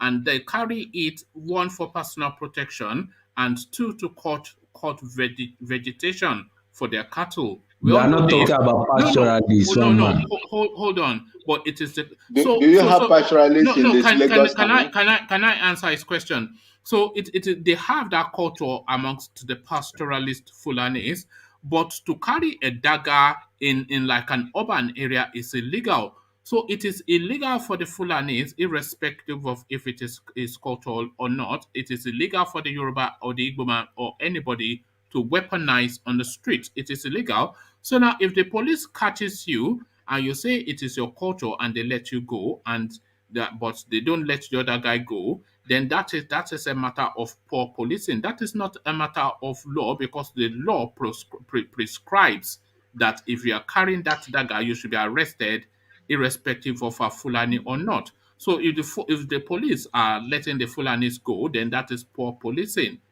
That is just what it is, but it is not a position of law or policy. That is poor policing, or that is politics or prejudice, but it is Yeah. certainly not a statutory Not matter. poor policing. It is the It is prejudice. not a statutory matter. The statute does not exempt the Fulanese from for It or should not. no, One man. it does not. The laws No, in no, not Nigeria, that. the laws in Nigeria does not facilitate the legal the structures, the policy position, the written down law in Nigeria does not make a provision for a Fulani to carry dagger. If the police then say that it is part of their culture and they allow it, then that is a matter of them needing more training. But certainly, the law, if they arrest that Fulani man and they present him in front of a judge in Lagos to say that they caught him carrying a dagger, he will get the same sentencing as would any other person. That is the law. So the law does not permit it. But how many of them has been Yeah, but that jailed? is a different matter. No, But that's what we're saying. That's what we're the saying. law does not permit it, though. Is The the law thing. does not permit. But you Yeah. know, Nigeria is One man. it's a country Exactly. where we have two sets of laws for certain people and for the other certain other people. No, we said it's an apartheid system. Yeah. This is what is playing out in Nigeria. So you all know that. So that's the Nigeria is a problem. lawless country. It's a lawless country. That's just the word. That's it. It's a lawless country. A country that has law, but people choose not to want to apply the law to certain people, and then they don't want to. You see, the problem is this: one man. I've looked at this whole situation. And that is why it can never be one. Look at it. The only way is let everybody just go their separate ways. The northern people, they will always play this politics. No, I know you might laugh, but No, I agree, but listen, to what get happened. there is a different. It's a long and tortuous journey. They shut the border in the south, but they open the ones in the north. What kind of government does that? And you're saying you're saying in the name of politics, in the name of security or whatever I said. Okay, if you shut the border in the south, can these same smugglers not go through the north and bring this one thing that you prevent them from bringing down from the south? That's to tell you that these people, they're up to something. And then these people, they are bent in doing this thing. The only thing is let everybody just go their separate ways. And look at Rational, let me add to your point. Okay, add to the point, and then I'll go on to. If you're an immigration officer in the south and you are transferred to some part of the north, they will tell you to go back to the south, that there will be, your salary will be going, but you should not interfere in their, in the system there. Do you know it happens in Nigerian immigration system? Of course, yeah. You're right. All these unverified anecdotes. It's unverified. It's because you're not in a space. I used to be I traveled through the borders of Nigeria a lot. I know all of this.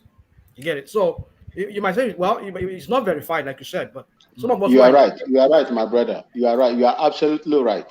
I served in the north too. You are absolutely right.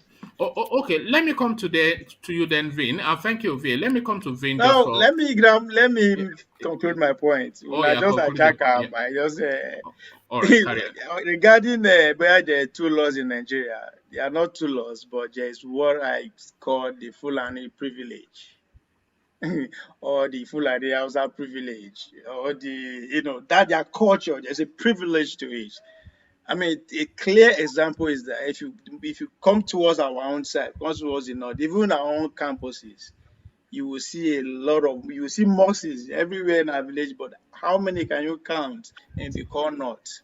So the fact the what the first said that they are carrying dagger around and not realizing that's a privilege. There's a privilege that is related to this, but regardless of who's in power, it's just that it's obvious now because they are the one in power. Even any of our own, the power to you, we're seeing the same thing. Now back to what I was trying to say about the security issue is that there's a reason why our elite cannot even fight for us, or they don't care, they give up easily. It's because we are not organized.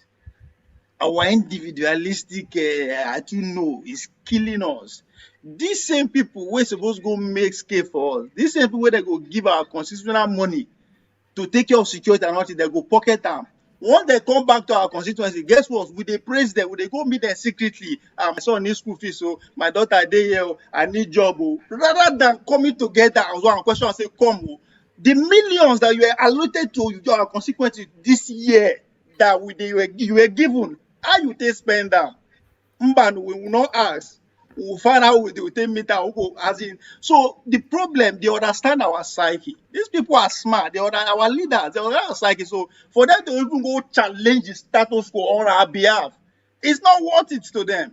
So they rather just go after the money, acquire the money, than they just keep moving ahead of us. So it's on us. It's on us. Until we decide to take this way, say, man, the only way be this. Not be by prayer, not be by whatever. The only way is to actually sit down and ask ourselves a question. How did the Awolowos and co able to perform very well? It's because the people are behind them. And one reason why, because the people are behind them, because pretty much all of them are poor. They're on the same level, and the level of this environment is not that much. They could see, so they follow one person, but in today, the elite so understand our psyche that they infiltrated us everywhere now. Just look now what is going on in Nigeria and the youth space now. Now Big Brother house. Now Arsenal. Now whatever. All these things are distraction. Before the season finish, before Big Brother finish, election don't close. These men are holding meetings now. We know they argue. Tomorrow go say, oh, leaders no one's given a chance. We don't deserve them. We didn't work for it. These men don't sleep. They travel north, east, and west of the west, negotiating, bribing, doing whatever, killing, whatever you want to put it, just to get to power. We just stay. We few understand what you complain about the problem, and we know how this problem. But Obie, that problem is nationwide, though. That problem is nationwide. That is what I'm saying. But all we have to start from somewhere. Yes, all politicians are corrupt. But guess what? They are the most organized sector of people in our society. Because they have one goal, is power. They will fight, quarrel, but anything that will challenge that power, that they will come together quickly and defeat them. And that's what is happening. That's election. That's all it's all about. We are everywhere. Everybody say, tomorrow this one go say you won't go. Next tomorrow go say one you won't go. Nigeria is corrupt. Nigeria is corrupt. Yes. And we not be us the filler. So this is if all right. You still not answered my. Nobody's blaming anybody. I was asking you for a solution. I just answer you. The Fulani man is not my problem. The Fulani man is not your problem. It's not. It's not. I'm sorry. I'm an Edo man. I'm an Edo man. Okay. It's not my problem. It's a problem of a lot of people. But so it may not be your problem. If the Yoruba man complained that Jonathan was corrupt, you will stand up and fight and defend Jonathan. That's not me. Especially Celibis. That's not me. You will stand up and defend Jonathan. That's not me. And again, now now the whole nation, it's a bit that said that the whole nation they feed the warrant of the Fulanis. When Obasanjo the power, go and ask how the OD. That's our problem. Listen, no, and let we me want finish. to defend our own. No, listen, I don't know nobody they defend anybody. Go and ask the OD people how they feel about Obasanjo. Forget the OD people. Those people were playing out. I don't forget. You will forget because you are not, you don't feel out. The people who condemn our most, the people who condemn our most are even the Yoruba people, the Falanos and the Shoyikan and all the rest. They were in the front. Even when they were trying Sarawiwa, Yoruba people are the one in the front fighting for him. So that means Fulani treatment is not new. So that means what Fulani do is not new. That's what that means, not new. That means what Fulani is doing is not new. So the problem is us. Everybody will come to So do am for us. you're Fulani talking go do am. about See this, Yoruba man what? do am to us. Fulani go do am. Igbo Hold man on. said they give am You're power, he talking go about, do am. okay. All right. Okay. Thank you, V. It's Let me power. go. It's power. It all comes with the baggage. See, that's why when we're Okay. talking about who's the best fit for president, is somebody who can actually negotiate with all these external factors because they are there. You know if you do without them. If you go against them, you get problem. Who can actually sit down with all these interests, all these vultures around power? Who can sit down with them and negotiate with them? That's where we find a leader. Not person who go say I won't crush. You cannot crush anyone. All And right. if you want micromanager, look at all these people that perform in all these different parasector them. It is because they have somebody where they fight all those external factors on their behalf. I Don't be saying cannot believe that you that cannot rocket crush science. insurgency. You can crush it, but let's just You leave can. that space. Why do I you want want to to hold push on, please, insurgency? Ovie. Let me Insurgency go now on you to. want okay. All right, thank you. Let me go on to Vin. Vin, good of you to stay. You know what the talking points are? We were talking about the talk shop now. That is essentially the Yoruba response to the savaging of the southern space by the Fulanese. So, Gani Adam comes to tell us that he's convening yet another meeting. They are threatening all manners of fire and brimstone if they proscribe Yoruba nation, because it looks as though Babubakar Malami is giving consideration to that, and all this criminality now that we're hearing from the east. And then, of course, we're talking about the Taliban as well. So, to the talking points, thank you for holding our vein. To you. Thank you, my brother. Yeah. And I sincerely appreciate what you have done. You see, the meetings, I do not know when this incessant, numerous meetings will stop. I don't know when it's going to We have stop. another meeting to discuss the last meeting, and then agree for a second meeting, and then schedule another meeting for the future. That is to tell you how unserious the old southern Nigeria is. It's as if that the old southern Nigeria has been beaten to the ground by these ethnic extractions from the north. You see, every time you do meeting, what are the outcomes of these meetings that you are doing? What is the concrete, let's say, decision But they that's always taken? agree to meet again. Every meeting, they always agree to meet again. I don't want to believe. I don't want to believe that what Babangida said about, especially my brothers in YORUBALAND, is true. What did he say? When you see a Yoruba man, singing, he say you should just go back to sleep. Singing about drumming, sing of drum of war, you should go back to sleep. I don't want to believe that, because there is nobody. If you can tell me today, the Duduwas have taken part of the one of the bigger chunk of the problem.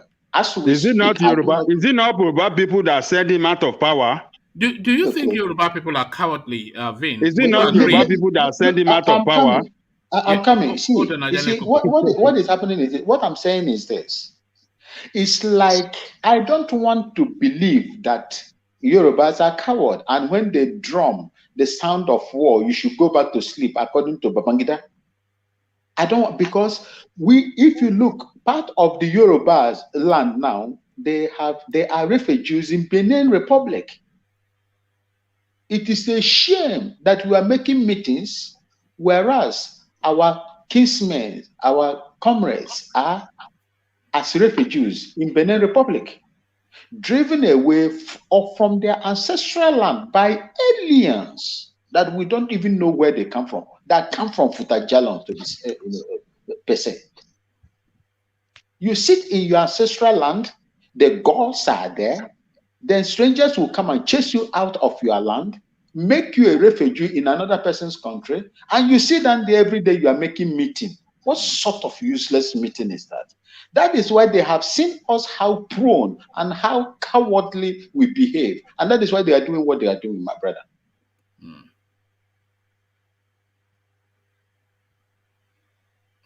Hello, are you there? Yes, I'm here. Yeah, it's just the thing, He has made his point. because I don't see any I cannot recall a time that I've gone through the news not to see that there's some meeting being convened, and when that meeting is convened, they will say they've agreed some points, and then they've scheduled another meeting for the future. And then when they meet at that meeting in that future, they will agree even more points, and then they will schedule another meeting for the future, and schedule another meeting for the future, and schedule another meeting for the future. So they've scheduled all these we meetings. need those meetings Hold on, more. but Where the masses. what are the outcomes of these meetings is the thing. So enough of the meetings and more of the action is really what I people need want to see now. actions. I You know, need actions. I need proactive. they have met enough. They have met enough. You know, they have I met For want, you I to see want them. action, I for you want to them see to be action, the masses proactive. need for them Our to people swing it to are. action. Sorry, Our people. Our people are suffering. Our people are suffering. Our women, our mothers can no longer go to their farms. Our young girls are being raped to death. Most of our people are being beaten, killed, slaughtered, and their body parts dismembered because of them. We cannot go back to what kind of you're meeting? calling meetings, What kind of you are sitting down there doing meeting? Since independence, I think since the First Republic, the only time the old Southern Nigeria met was Asaba meeting. That was the Asaba meeting that brought them together. They have never met before. Then the one they met, I think, is it in Lagos? You see, we need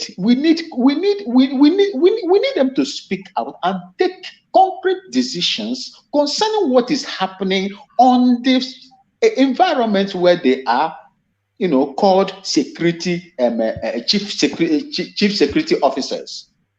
That is my point. These meetings are too much for my liking. I don't want to read about I want them to. I want them to make their. I want them to make their stand.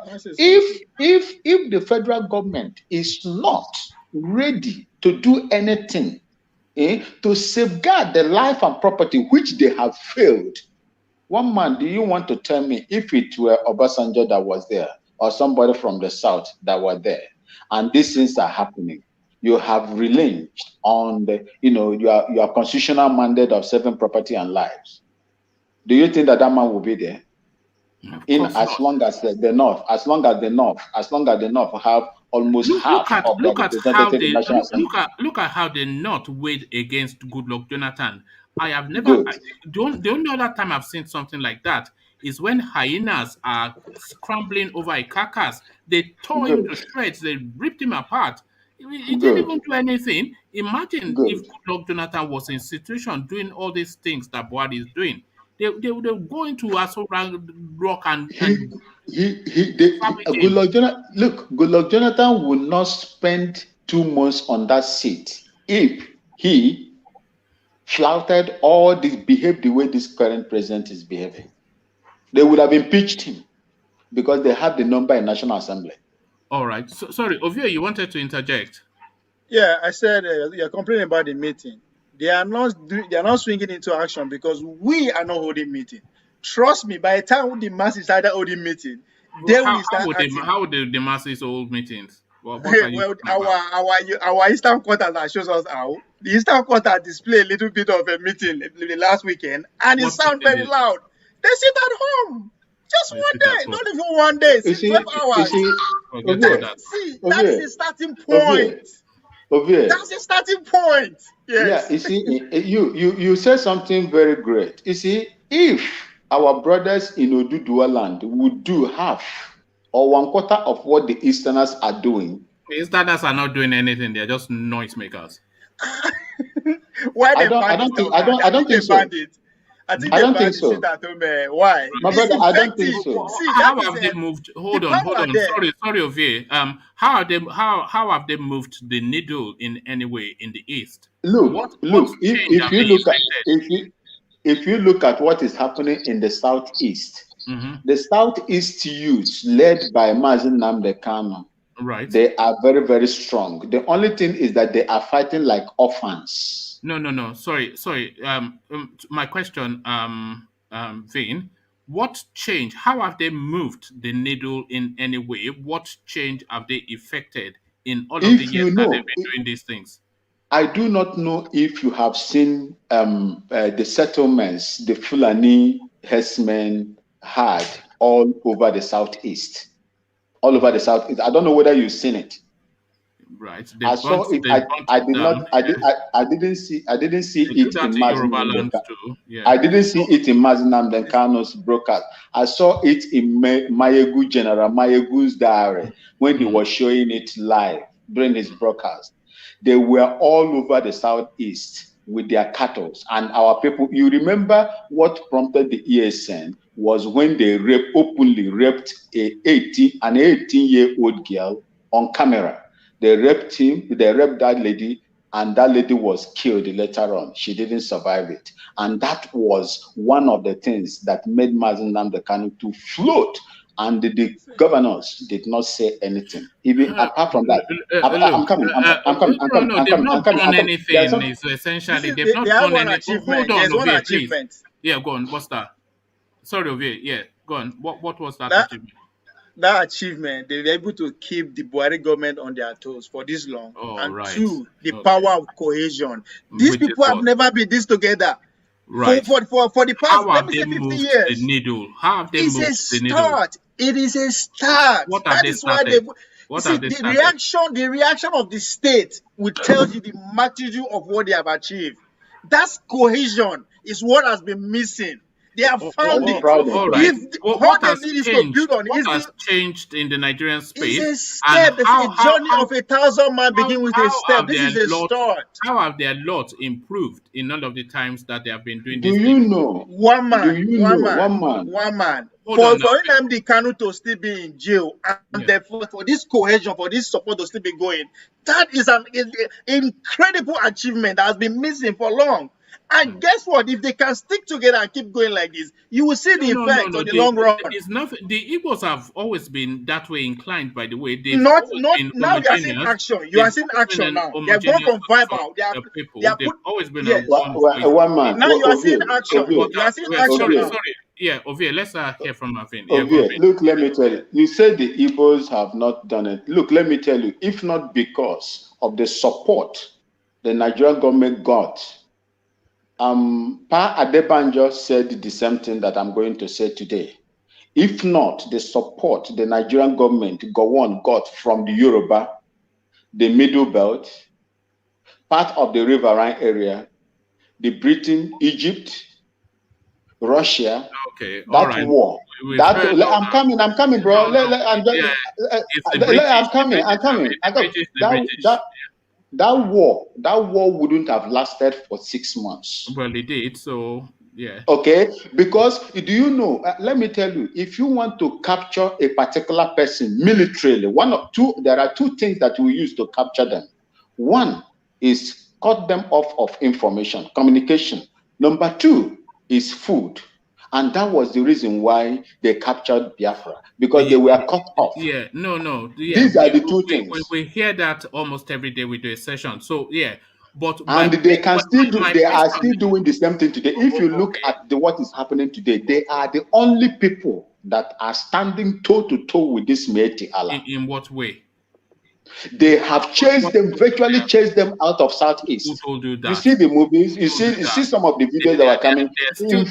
In fact, they ran away from Enugu. They ran away from Enugu State. They ran away from Enugu State to the extent Umahi came back and told them that they should come back. And they said they will not come. And when they were defeated in the bushes in Enugu State, they now brought in state actors, which is the police and the army, to fight the ESN that were in the bush. So these things are there.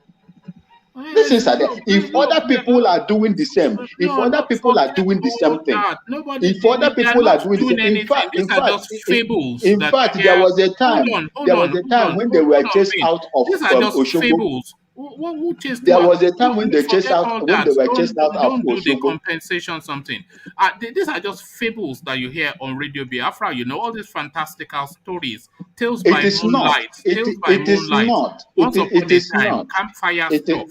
You know, this is just. There are you asked me a question. No, I didn't ask you. Asked me a question. Will you allow me to land before you interject? Because if you don't give me. No. I'm responding to an analogy that you made that is a recurring decimal and it needs to be tackled. All these fantastical stories that they tell on Radio Biafra, once upon a time, abracadabra stuff, all this hoop majal that they do, they're just filled, there's made up stories of fantastical successes that has no audit, that has no trail. You see, I My stand. simple question still remains: in all of the times and all of the years and all of the fantastical stories and narratives that you present to Ginger, how has your lot improved in one single way? In one single way, what movement have you made in the needle? How has the paradigm shifted in I any want way? to tell you. Okay, let me tell you what the progress that they have made. Right. You might not see the progress because the state actors now are fighting in place of the Meiti Allah, foot soldiers. That's what they see. Let me see in Enugu and Ebonyi State and parts of Uzuakole in Abia State. If you go there today, you won't see them in their bushes anymore because they were totally occupying those bushes, preventing their people from going to farm. Right. We do make calls. Before that time, they will be calling to say they are here, they are here, they are here, they are here. But today, when we put those calls together, they will tell you that they are not here. And what they are doing now is that was the reason why they brought in soldiers to come over there. Whereas over there in the north, where the insurgency is going on, they cannot go there. You see multiplication and duplication of military men in the southeast, just to protect them. They are using the state act, and that, if you look at, let me tell you, there is something that Nigerians, especially the southern people, has failed to understand. Go and read how they killed Aminu Kano, and that's exactly, Aminu Kano was campaigning as well, just like Ezezaki is doing now. They use the state act, or use the law to kill him, and that is what they are going to do. That is what they are doing in Yoruba land and in Biafra land. And more are going to come. By the time we sit down here, if we keep on talking and talking and talking, no concrete, no, let me just say, no decision, no solid decision is made to curtail all these excesses of this particular ethnic tribe group, we will also be the same way with the Southern Kaduna people and the Plateau state. That is what I have to say on that side. All right, thank you. And I think you may well, but let's just hear anyway. You may well have covered it in a lot of things that you said, but the idea of proscribing a Yoruba nation. So this is something that Abubakar Malami is. So they want to repeat the IPOB thing. I have it to save time. Don't go. Let me just answer you. I've had it. Yeah. See, it is laughable, and for me it is utterly ridiculous. Let them proscribe Odua nation, and it will make Nigeria. It will collapse Nigeria within 5 days. I assure you. That's what I will say about that. All right. Okay. We'll rest on that assurance. And then let's go back to the Eastern Quarters and this narrative of criminality that I spoke to earlier on. It's just this recurring decimal. Anytime I'm going through the news, it's always Chuku Uchenna being caught internationally, drugs, fraud, all this love tries to, offer of marriage to some old. It's just acts of criminality. Dubai, India, everywhere, America, FBI, it's always Uchenna. So why is that? Is that some sort of instinctual criminality, in the Eastern Quarters? All these things were not there before. And for me, I am not a proponent, of crime. I believe that the law is there. When you misbehave, when you go contrary to the law, and you are unfortunate and you are arrested, the law must take its course. There is no place you carry a sick person that you will not see evil spirit in there.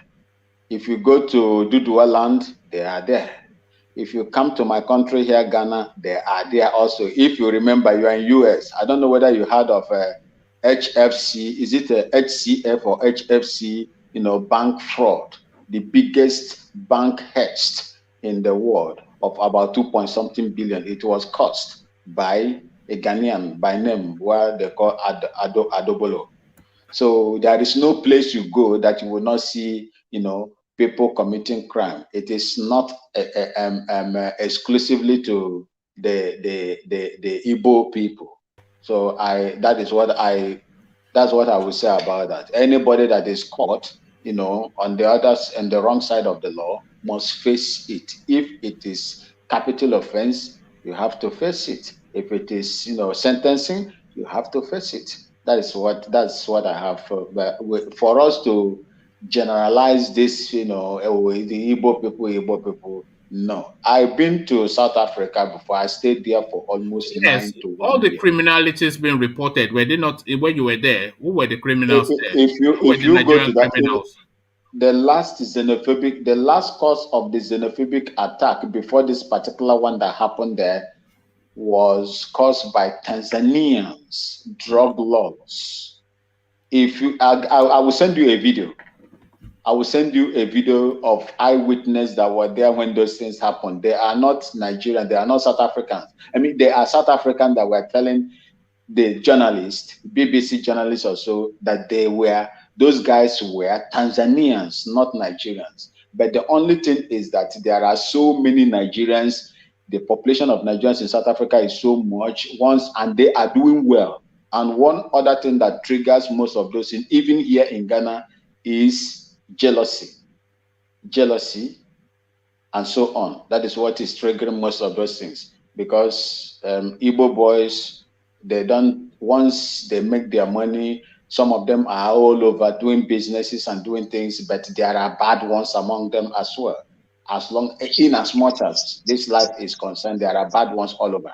So jealousy, envy is one of the things that triggers those things that you see. Not just that they are all bad guys, criminality all over. Okay. All right. I'm wondering why you are so emphasizing so much on this particular one, you refuse to emphasize on Hush Puppy, and the other one that was in jail, even communicating in jail, trading, communicating, sending drugs from jail in Nigeria. Which one? You haven't forgotten. You mentioned Hush Puppy. Everybody always mentions Hush Puppy, but Hush Puppy is a clever man by whatever stretch you want to imagine it. My brother, if you commit and you are arrested, you go and face the law. That is me. Whether you are Igbo, Yoruba, Hausa, Fulani. All right. The Igbos will just have to stop the criminality. It's just they're giving us all a bad name. You see, they say anyway. They just tell them to stop it. That's just the thing. Let's take that's your opinion. My own stand is that criminality is criminality. I'm not a proponent of crime. If you are Yoruba or Igbo or wherever, Efik or Anang, or you commit a crime, you must go in and face it. That is my own. All right, thank you. Let me take you then outside the shores of Nigeria to Afghanistan. And it's just amazing. We all knew that as soon as the Americans left, the Taliban will try and push for the space. But the swiftness and the speed at which they just took over that country, to the point that as we speak now, the president has fled.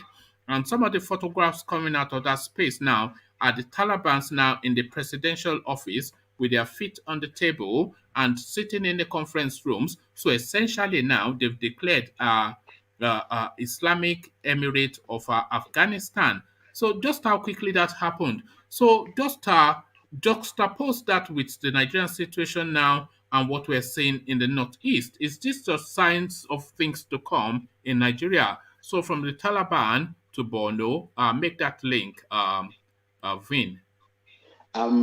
It is. I saw the photograph of the Taliban. This is a Taliban commander, in the presidential office in Afghanistan. It is unacceptable that a terrorist now is going in there to take over, whereas the president has John Benson into the so we don't know. He took the Benin Republic route, Afghanistan style. It's in the Cotonou version of Afghanistan now. Applying for asylum. Imagine that. You see, so the man has John Benson. You see, one of the things is this. For me, I was a soldier and I fought in several wars. You see, one of the things you would do to a country is to demobilize that country and remove the sting of military, capability from them. Afghanistan, these Talibans are well trained and fortified. They have weapons and they have the manpower, and their people are supporting them. And if you go deep again, you will find out that there are outside countries, international communities that are also supporting them. You see, so by America pulling out of that place has created a vacuum that made these people now to come in, and But they are just should there be a vacuum? Because all the way through they were telling us about how they're training the Afghanistan military, their defense structures, building a defense structure there, training and equipping them, and it didn't even take a minute before they were completely overrun. So should there have been that vacuum even? See, immediately I heard on news, RT and CNN, BBC that they have taken Ghazni, a town they call Ghazni. In my mind, I knew that they are coming to Kabul. I knew that they were coming, they were marching there. Once they capture that Ghazni, the presidential quarters won't be a hard thing for them to take. You see, for me, I don't know. The mistake is just that America pulled out, and I will not even blame the Americans for pulling out because they've been there for over 19 years.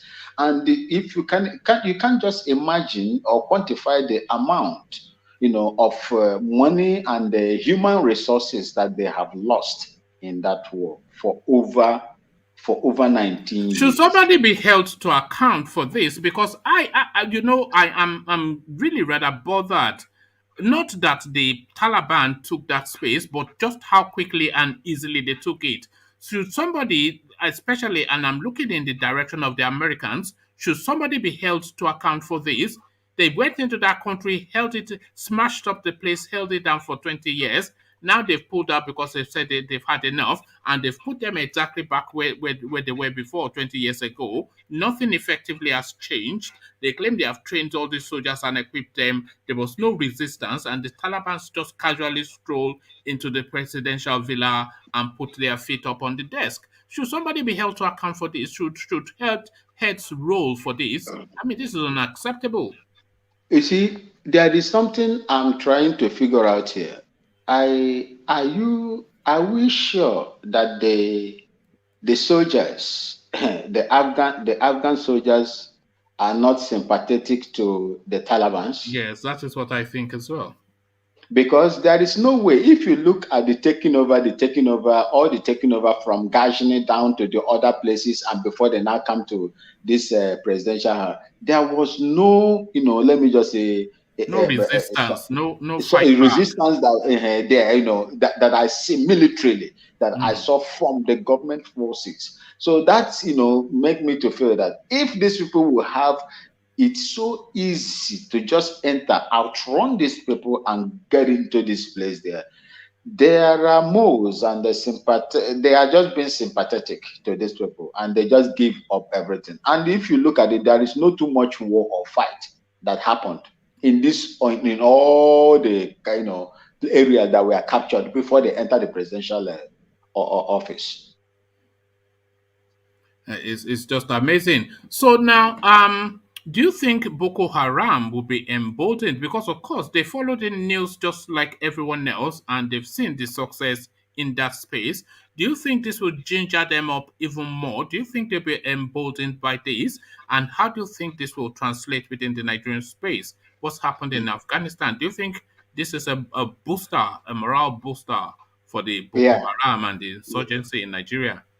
Yeah, see, we are in a big mess in Nigeria.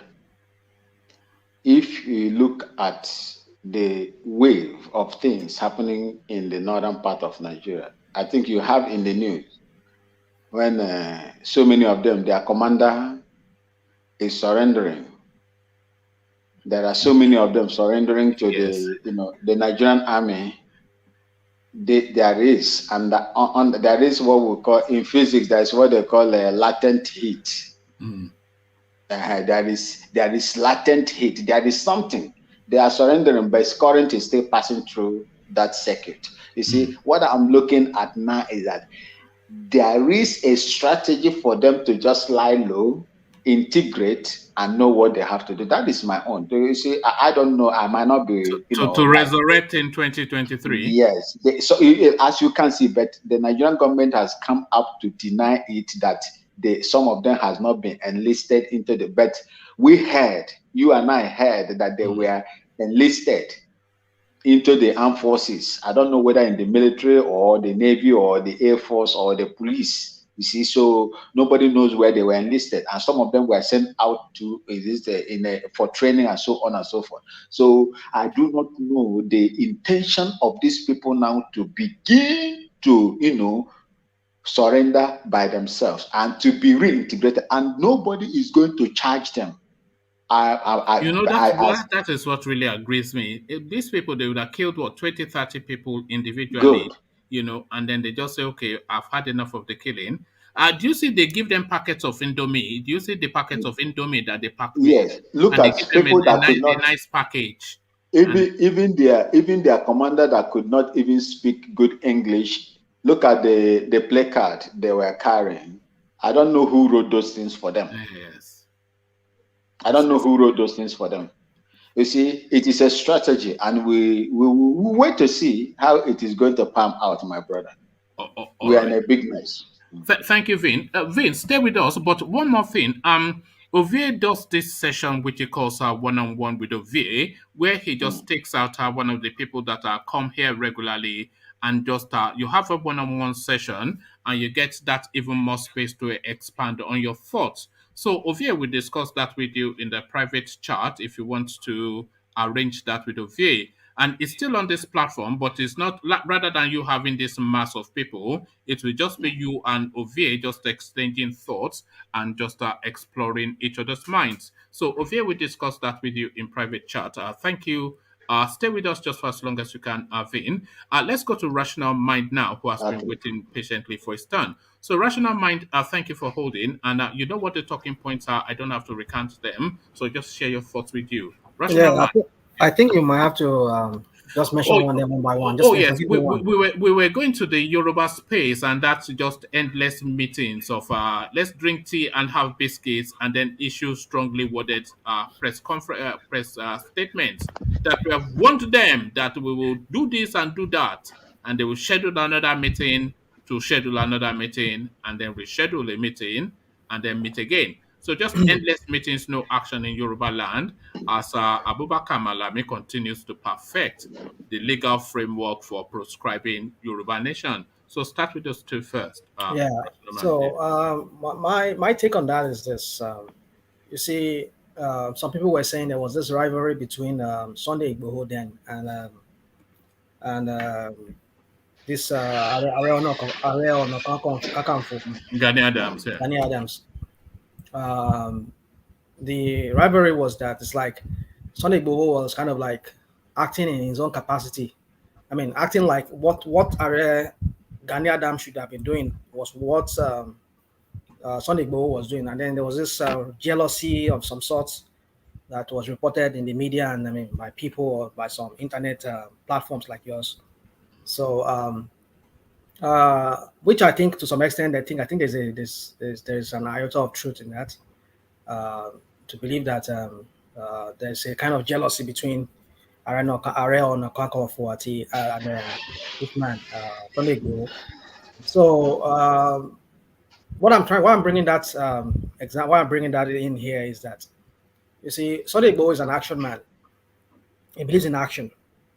It's not about, we know sometimes he said he talks, but I mean we've seen some of his talking matched with actions in some instances. Like when he said he gave them ultimatum to leave the that space where they were in what's that place that they massacred people. We're all gradually forgetting all Ibarakwa. Barakpa. So and all of that. So and he went there and then he challenged them. Even he had to ask them. Yes. Ibarakpa, those names. Yeah. I mean, gradually we're all forgetting the name because it's no longer, in the media space anymore. So anyway, so he went there and he asked the Fulani and all of them to leave, and it came to, it became a household name from there. So anyway, what I'm trying to say is that, you see, let me just say this about Gani Adam too. You see, Gani Adam, like I understand, if I don't, you see, Yorubas need to sometimes do some kind of background check on people that they even allowed to become, to have chieftaincy title among them. Is he an Egbero and a criminal? No. They said it's from Ondo State. I'm partly from Ondo State, for information. So he always strikes me as an Igbira, sort of Badagry. I'm not sure. I always thought of him as a Badagry sort of. No, they say he's a Nupe guy. He says from Nupe. He says from Nupe area. And then they brought him down to Ondo State. That Kogi State area axis between that border Nigeria, border of. With you. So that's what I heard. It was because of you that I said it. But sorry, national mind. Because even when they said he's from in Ondo State, people who are from, is it Akoko area? Is it one of those areas in Ondo State?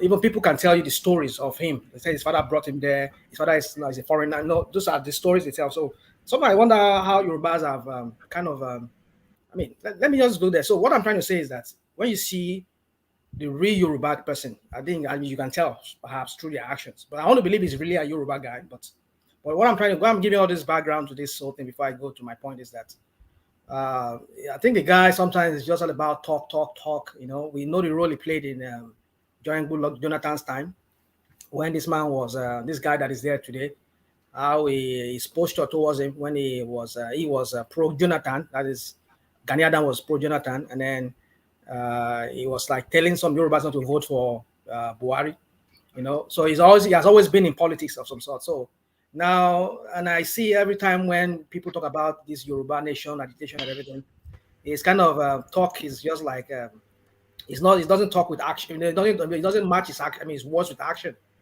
And then we kind of like wonder. Is this guy really? Is he for real? Is he just trying to portray himself like as okay? I'm the Balogun of YORUBALAND or what? You don't even act. Even when the Ibarapa there, they made mention of it. So many killings going on there. You should have sent your OPC guys that were under your control and then bring everything to. It was Sunday Igbo that had to go there and do all of this. So I see this whole meeting that they are doing as just like everybody have said, like it's the same thing, the same talking shop story. Yeah. So just to make themselves look. But then this thing that we are hearing that this guy wants to do. It's a very serious matter that they want to prescribe the same treatment they give to the IPOB. They want to give to the Yoruba people. I think that's going to be a very big problem, and I don't know how that's going to turn out, but I see it backfiring for the federal government. Everything they do backfires for them. They prescribe IPOB, backfire for them. It backfires, but then this one too, I'm sure it's going to backfire in some ways. So, but then this meeting that they keep doing, writing letter and everything, I don't know. I think the way Parkinton is going about it, I think that's the only way I think, besides using violence. But that's another better way I think they can do it. Involving the United Nations. Asking for 1 million Nigerians in diaspora to come to UN in New York, and maybe everybody go there and we clamor and we make noise and tell them that we want a separate nation. We want a new constitution, or they dissolve that country. So I think that would be the best thing they can do at this point. But this one that they are always doing meeting, but I want to understand that the meeting that they did was just because they want to send a message to the federal government that we dare not do that, proscribe the Yoruba nation. But I just hope that works. If I thought it ever work, but there are so many talk every time. Gani Adam with his people. I don't think it's. You need to match his word with action. With action, enough talking. So thank you. So Vin, if you are there, can you respond to Ovie in the private chat, Vin? So a rational mind. So now that question that I'm posing, which are somewhat controversial, all these reports internationally of criminality, and usually with Eastern name when you go through the storyline. It's always Uchenna, it's always Okechukwu, it's always these people. Anywhere in the world, South Africa, India, the FBI after them all the time. Is there a problem of criminality in the East? Is my You see, question. let me. You see, if I when you started this this session today, I was one of the first few that came online. In fact, immediately you start talking, you came online and you say, "And now we're live." Like that's your normal. so I really I was online too with you. I was just saying you, and then you were like, I got infuriated that why would one man be using this ethnic playing this? Well, I understand that's how you see things, perhaps, but I want to take you back to in the 80s. When talk about people were the leaders in drug trafficking in the 80s, late 70s, 80s. I tell you, Ibadan people, Ibadan Lagos guys, they were the guys who were involved in cocaine business. Who told you that? Who told you that? I'm telling you, There's no history of drug trafficking. There's no history of drug trafficking in Yoruba land. Drug trafficking in the late 70s. In Yoruba land, there's no history of drug trafficking. Ibadan guys, Ibadan and Lagos guys, Lagos Island guys, they are the main people who are into drug trafficking. The large bulk of people that were being... He's right, oh, he's right, Wama. Are you sure? The large bulk of people that were being sent well, he's right, Wama. Buhari government. In the 80s, Yoruba dominated it. Yeah. Okay. All right. I wasn't aware of that. I was only aware when the Igbos came in. Yeah. It was later that Igbo people joined. Yoruba was the one that started it. Then Igbo joined. And when Igbo joined, it got escalated. Remember that clip that we showed of the Yorubas doing Owambe and spraying, and then when the Igbos came to do they are throwing the body. This is what is going on. But sorry, that's your mind there. I know personally my friends who were Ibadan guys, but they grew up in Lagos Island. I know many of them who personally are now based in the back in the late 70s, early 80s. They are now UK citizens and all of that. Are you trying to implicate yourself? Hold on. You want to implicate yourself that you know friends that are drug dealers. You better be careful. That was way back then. I know this is I'm just talking about. They will use voice recognition to come and knock on your door. No problem. Rational mind. Rational mind. In support of what you are saying, if one man should remember during the Idiagbon and Babangida and Buhari time, you know that these people that were killed, Ojiolakwe, what's the name of these other two guys that were killed in Babi for carrying cocaine by Idiagbon? Yoruba now. One is from Ikorodu. One is from Lagos Island, one is from this, Yes, Yoruba I don't know about that. Okay, anyway. So that is your own recollection. One man Yoruba sometimes get as he be. So if you know the Nigeria, no. I was I grew up in. I went to Maryland Comprehensive. I grew up in Oregon. So yeah, I did. Maybe you didn't remember. Back then, yeah. But I remember a lot of the Igbos that were caught under that thing though. Because in fact, I thought it was for the Igbos that they did it. The reason why the Igbos are being caught. Let me make this understandable to you. The reason why the Igbos are being caught is that the way the Yorubas do their own. Let me tell you something. That was how I was trying to make you understand this thing. Some of my friends back then that I knew back then, it's been years I saw me a lot of them. That went to the United Kingdom and like other part of the Europe, and how they traffic it is one loju lason. Yes. Oh yes. Yeah. Without they don't do it ordinary highs. They use real voodoo to do it. So let's just leave that by the side. But the Igbos, they are doing it in any way there. That is why they are being caught a lot. The Yorubas that were doing it back then. I'm not talking about some of the Yorubas. I understand there was a Yoruba guy from Lagos Island, one former chairman from Lagos Island there, that was caught recently with some tons of cocaine at the airport in Murtala International Airport in Lagos. So back then, a lot of them who were doing it, they were doing the ordinary highs. When they carry on like this, they tell you, say, "Oh, back pay for one." I mean, when you tell the custom, anything you tell them is inside that thing, that's what they will see there. I mean, like whatever, maybe they call it Ishiju or whatever they call it. I mean, so what I'm trying to say is this, that You too, you don't work as small, the rational mind, eh? oh well, let's just leave it. He said the truth. He said the truth. That was Ovid, true. rational mind is another candidate for you for your one-on-ones, but carry on rational mind, yeah. So what I'm trying to say is that let's not start labeling people over. I think there's no one ethnic group or tribe that is I mean that is known to be. I mean, they're just known for crime. Every ethnic group have that tendency to have that criminal mind. But the thing about the Igbos is this: like I've given you one reason why they are being caught a lot is that they were doing it anyhow, and they were being caught anyhow. Those people that were doing it back then, a lot of them who were successful, they didn't do it ordinary eyes. And I want to believe that some of them too, they're not doing it. Some of the Igbos that are doing that are being successful, maybe they're not doing it with ordinary eyes. But cocaine business is not something you can just do like that.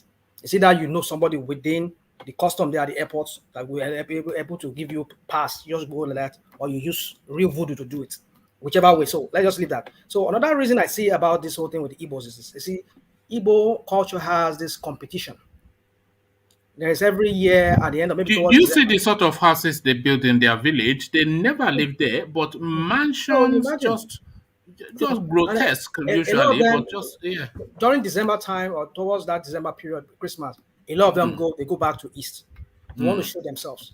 And then you've been abroad for many years, or you've been in Lagos, or you've been somewhere in West Africa or whatever in a part of Africa, and you come back home and you're seeing a small boy. They like to use that word. You this small boy, you see that small boy, and then he has big houses and he brings fleets of cars to his village. And you that have been maybe in America for many years, you're not doing anything. I mean, you can't. There's nothing you can show up for it. So there's this competition among them to want to be superior to the other person. I think you're right. That is why they will do anything. I will use that word, anything, to survive and to make that money. And look at what happened in the case of that guy we talked about some time ago. That was that did his mother's burial. Yeah, Obikubana, voodoo money. Yeah, not just him that was spending money in that burial. There were other Igbo guys too.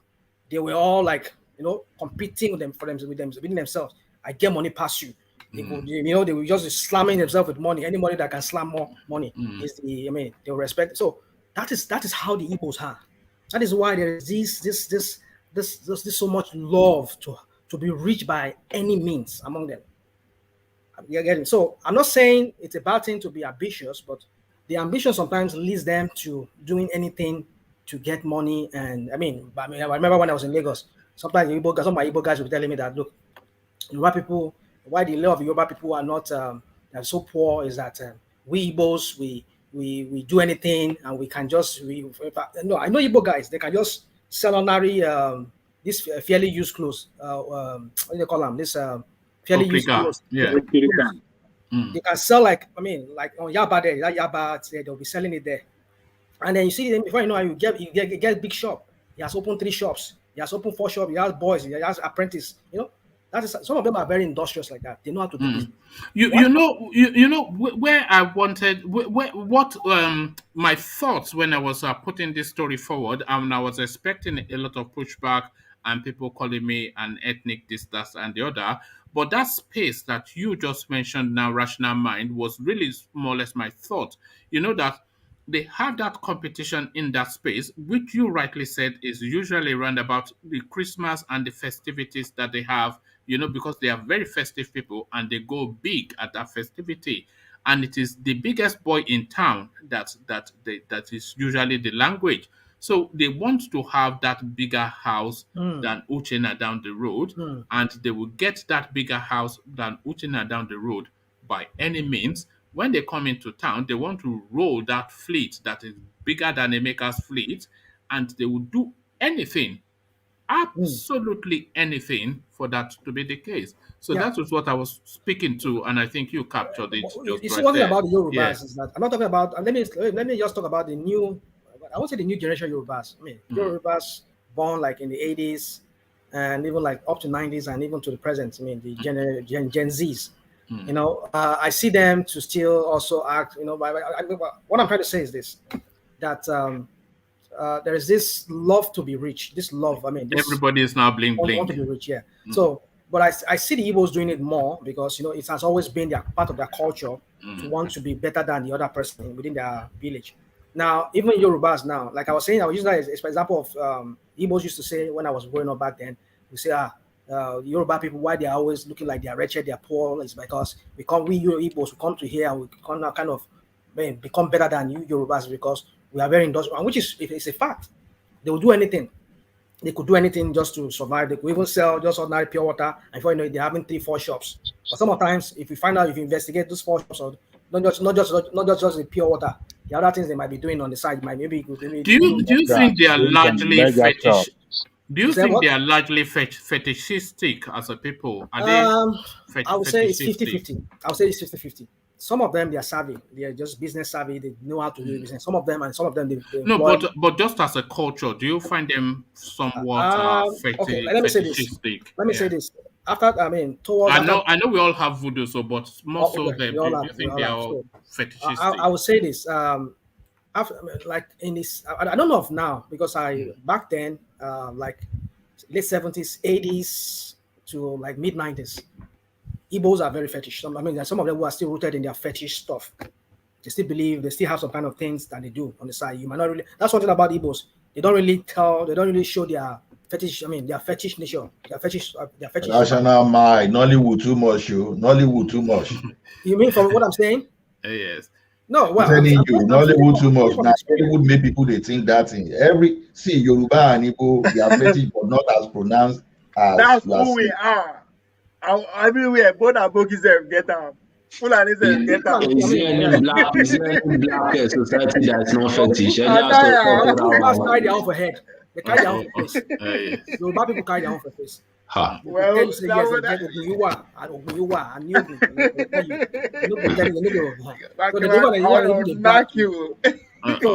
But the point is this: let me not just digress too much. So, just to answer the question straight to the point, I think everybody can be blamed when it comes to criminal thing that we're talking about. Yorubas, the ones did it, they had that name back in the 80s, 70s, 80s. They were being caught a lot until maybe some of them, they make money from it or they're just done with it. And maybe some of them just felt, I can't risk my life anymore because Yoruba people have this Omoluabi, this Marunu, what do they call it Yoruba? They do second. No, I think they just gone with the fashion. It was the fashion then, and it is no longer fashionable. There's just so many other things. All this 419 business that you just sit at your computer. But now we see Yorubas like Osh Poppy, Konle, Adekunle Konle, whatever they call the guy's name.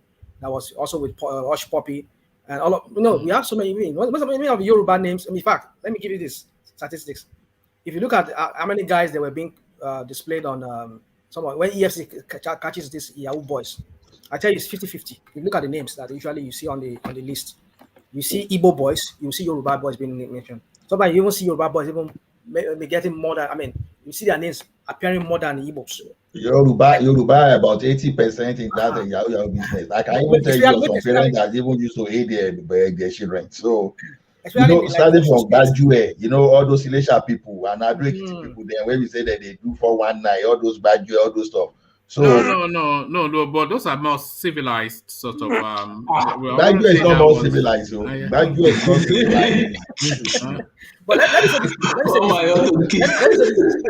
419 in Nigeria, among Yorubas, the Ondo people started it first. Do you know that? Ondo people were the first. Yes, Ondo. Yeah, but the Ondo, they are towards that Bendel people. So we are not really, we don't count your Ondos out. No, Bendel and armed robbery. Especially during that, this is an armed robbery. Lawrence Anini, I know that. All right, so that's just that. So everybody have the same. We can just apportion blame to each person, each tribe. Igbos, they do the same thing. Yoruba. So it's not because we have maybe names of Igbos appearing a lot these days. It means that they are the one who are only a custodian of crime and everything. No, Yoruba too. We talk of Osh Poppy, we talk of Bonley and all of them. They are out there. Even this guy that was aide to Ogun State governor. Oh yeah, that one that was caught. Was it fiddling benefits in America or something? He's in custody now. Yeah, it's custody. He's a Yoruba guy. So what are we talking about? So That's just that. All right, thank you. Let me quickly take you to Afghanistan. Just quick comments on that space because we still got Ife and Ola to go. But just how quickly the Taliban just swept up that country and what that then signals to Boko Haram, because I'm trying to see if there's any link there. What are your thoughts? You see, when I first came on this when I first came on to this your program, this your platform, one of the things I said when we were talking about the constitution back then. I talk about Austria people. Sorry, who's that? I think it's no. Sorry, carry on. Yeah, no, I think he may well have so just now, know it's Michael's on. One of the things I said, I gave 3 things that were a problem in Nigeria. I said bad leadership. I talked about the constitution, and I said religion. Now that's just the focus now of this my religion. You see, religion is a problem to many nations today. Every nation, religion is a problem. It's a threat, and I see something very soon something soon to happen. Maybe some sort of a silencing of religion will come out very soon, because it's a real big problem. Afghanistan. If you look at the story of Afghanistan, they used to have a king. At some point, the king was the one.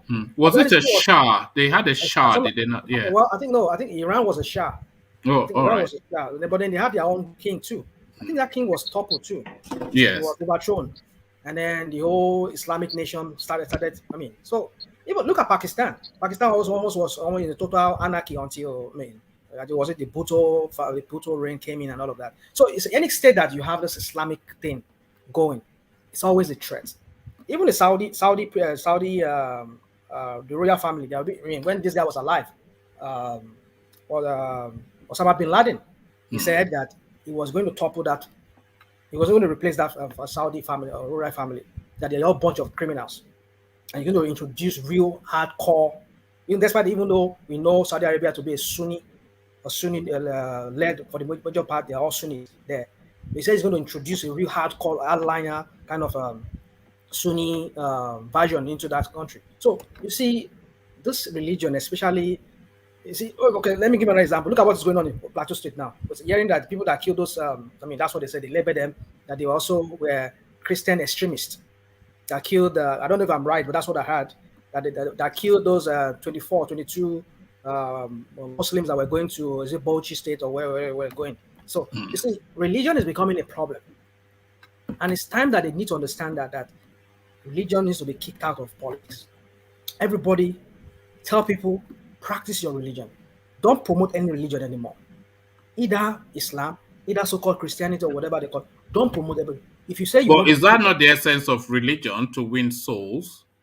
You do that in your privacy. Do that. I mean, we're not saying we should not. We're not saying we should not convert people on your own. But government should not give them kind of like a stage whereby recognition that this is a religion. Look at what is going on. Look at what like paying for Hajj and stuff like that. Yeah, that's what we're saying. That's what I'm saying.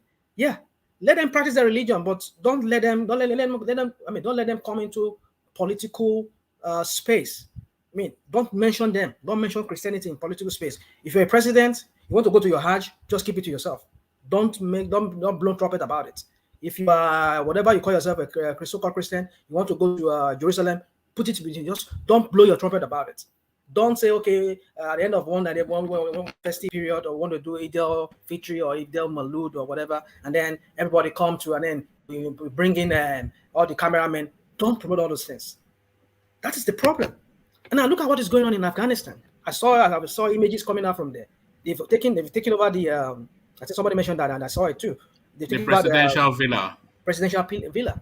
You see it, and you see the thing is this. Look at the trillions of dollars that the U.S. government spent. Not just the U.S. government, other nations too, but U.S. nation were the highest donor there. Everything just went down the drain.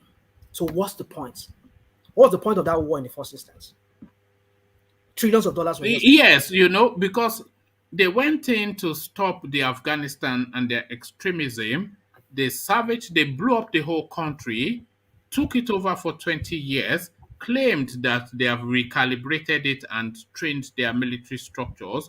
They left, and 6 weeks later, the Taliban are back.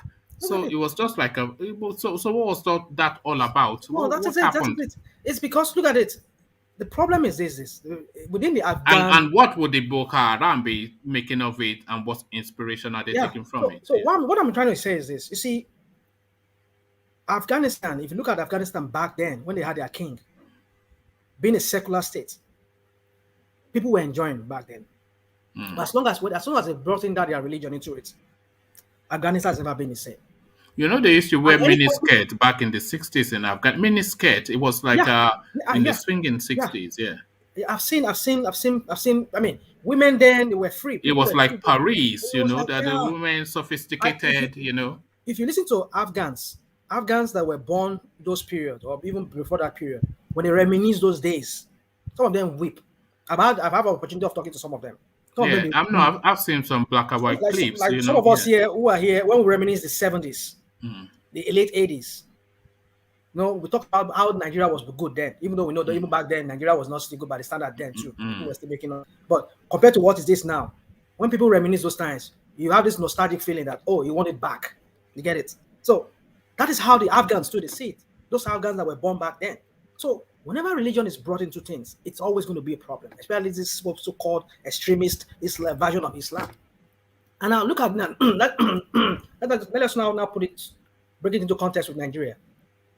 I see this also playing out if care is not taken, because with the way Nigeria is going right now, it's gradually tilting towards becoming a failed state. And now, you know, these Islamists, whenever they get kind of encouragement of some sort, like, oh, we've seen one of our people, our brothers, they've defeated these so-called Western Satans. They get so fired up, they want to, you know, replicate the same thing, you know. So that is the reason why, like I said here on your platform, the reason why the North is where it is today is because of they were raising a python that now is constricting them. They were raising this python of religion, because one thing about Islam is that it's open to many interpretations. This one will tell you that, yes, this is my own version of interpretation, is the right one. That will tell you. So when something is like that, you don't give it life. Don't even promote it. Because when a state is promoting one religion, look at it now, they're promoting Sunnis over Shiites. And the Shiites now start fighting back, say, no, you should also recognize us. Another version of Islam, no. So that is why government needs to, especially Nigeria, needs to start thinking that what is going on in the North is the handiwork of the elites there, who for many years they have been promoting this religion. Now the religion has now turned to be a python of some sort, who is now constricting that space. So they need to take out religion out of politics or totally make it secular. If not, what is going on, what's happening in Afghanistan will also find itself happening and moving down south to the southern part of Nigeria. All right. Okay. Thank you, Rational Mind. So we go to Ife next, and then we go to Ola. So we're going to try and condense the two, just so we can, you know, usher it off quickly. But to Ife first, then, Ife, you know what the talking points are. The Yorubas drinking tea as Malame plots to proscribe Yoruba nation, criminality in Igbo land, and the Taliban sweep up Afghanistan. So the floor is yours, Ife. Yeah. Sorry, one man. You help me to just recap when I'm finishing a topic. You see, I would use two premises on this Yoruba nation issue. I watched a documentary on why the Chinese empire fell to the British in the old times. You know what they said? They said one of the emperors that was given the money to build the navy used that money to build a palace. There is this palace that the British destroyed. There is now some artifacts are more of a global tussle between the British and the Chinese, you know. This Playboy, if you know this Playboy rabbit's head, those are some of the artifacts that were looted from that palace. So the Chinese blamed themselves for falling to the British. Secondly, Gani Adams came out and granted an interview when somebody accused him that he collected money under Jonathan's regime to maybe guide pipeline. In response, Gani Adams said irrespective of the billionaires in Nigeria, they have some form of government subvention that nobody can actually be a rich person in Nigeria without not having some form of government subvention. So that's why I come into Ovie's what's it called, position where he said the elites are united in one way or the other against the masses. Now, I want to use a point there. The point is this. If we look into our own Yoruba space, we have our own rich people that are benefiting from Nigeria. If we look into the Igbo space, we have our Igbo. What has that got to do with the point, though? When a unit is disjointed, when a unit is not united in a goal, these are the type of things that will happen.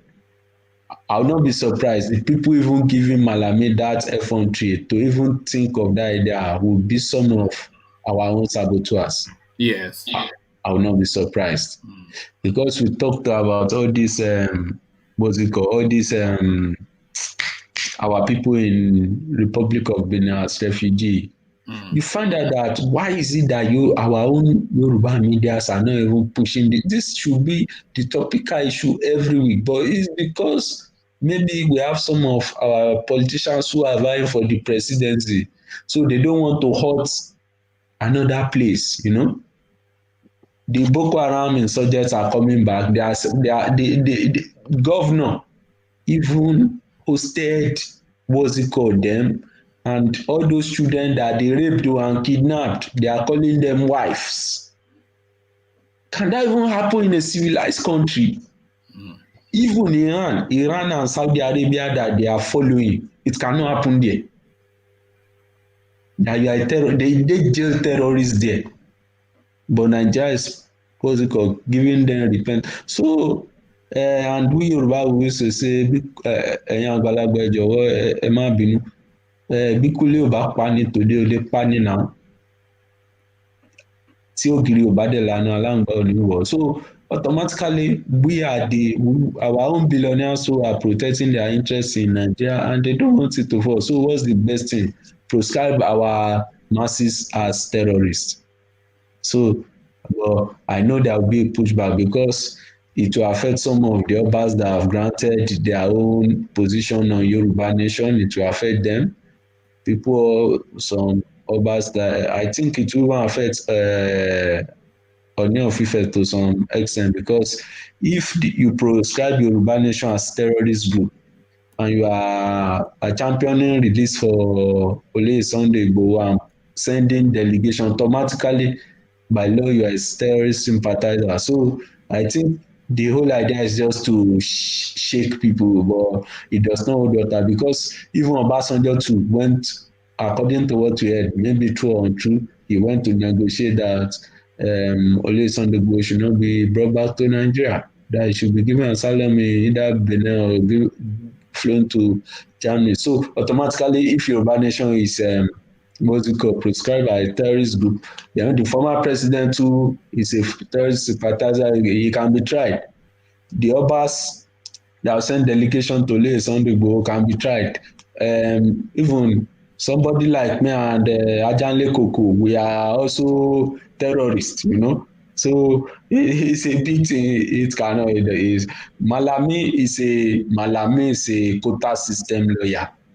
That's another thing we have to know. It seems as if some law come into his head spontaneously, and he does not even try to vary the implication, you know. So it's then with some mix of Sharia and some form of brukutu, anything can happen. There you go. You know that guy, he's a good time guy. When you look at him, his teeth are rotten, so you know that he's a smoker. And his eyes are always glazed, so you know that he's a drinker. Whether he smokes Igbo or not, I'll be shocked if that guy is not an Igbo smoker. And of course, all the prostitutes that come to his office. Exactly. So if you look at Malame's disposition at times, he's a drug addict, isn't he? Ovie, are you his dealer? Are you the one supplying? Is this why you come to defend them, or this is it? The secret is coming out now? Eh? Are you the one supplying Malami with Igbo? Eh? I look you with left eye. I look you with left eye. You see now. An Igbo smoker, Attorney General of the that Igbo Federation. is This is good. Nigeria. That Igbo now An from Igbo Ayetoro. smoker. We get that Igbo from Ayetoro. Look So at we you get that. that from Ayetoro. Maybe they you should can mix imagine. something else with it in Ayetoro before they send it next time. You can imagine. It was the same person that was advising. But do you notice that though? That guy is always looking exactly. high, That's and high. of course his teeth. Somebody as wealthy as that with teeth. That guy is an addict. Yeah. I think he's showing his combination of is it bitter? No, obi, kola nut, Kola nut, Igbo, brukutu. You know, some type of Goro, Abi, Goro. Goro, you know, and what not. Gogoro. My mama said now which they know which. Blend. I don't trust all blend. Then you know he was the one advising. Sorry, he was okay. You know that he was the one advising president to bring martial law at some point. So you can imagine the way he's thinking. You know that it's not himself. For we that are not even law student to be looking at the type of draconian style of only God knows the type of advice he's giving the president. Maybe he's the one that is even orchestrating on this what's it called? Repentance, Boko Haram, no, I think repentance. he's the arrowhead of this administration. Certainly, he's the one that because I mean, look at when they brought Nnamdi Kanu back today. He was the one at the forefront of all of that, and it was a police matter. So why was he? So you can see that. You know, at some point, he also said Atiku cannot contest for president that is from Cameroon. Yeah, so is he the Attorney General of Nigeria or Buhari's personal lawyer or APC lawyer? Or what is his role? So I don't know. So let us take it as one of those things that spill up in his medulla. Yes. Because for him to even say it, we can almost even say maybe 50% of the Yorubas are now terrorists. It's better they will proscribe it so that the breakup of Nigeria will be very, very fast. Like Moziko said before, you know. So all right, let me take you then to Afghanistan and your thoughts on that space and how that then relates to the Nigerian situation with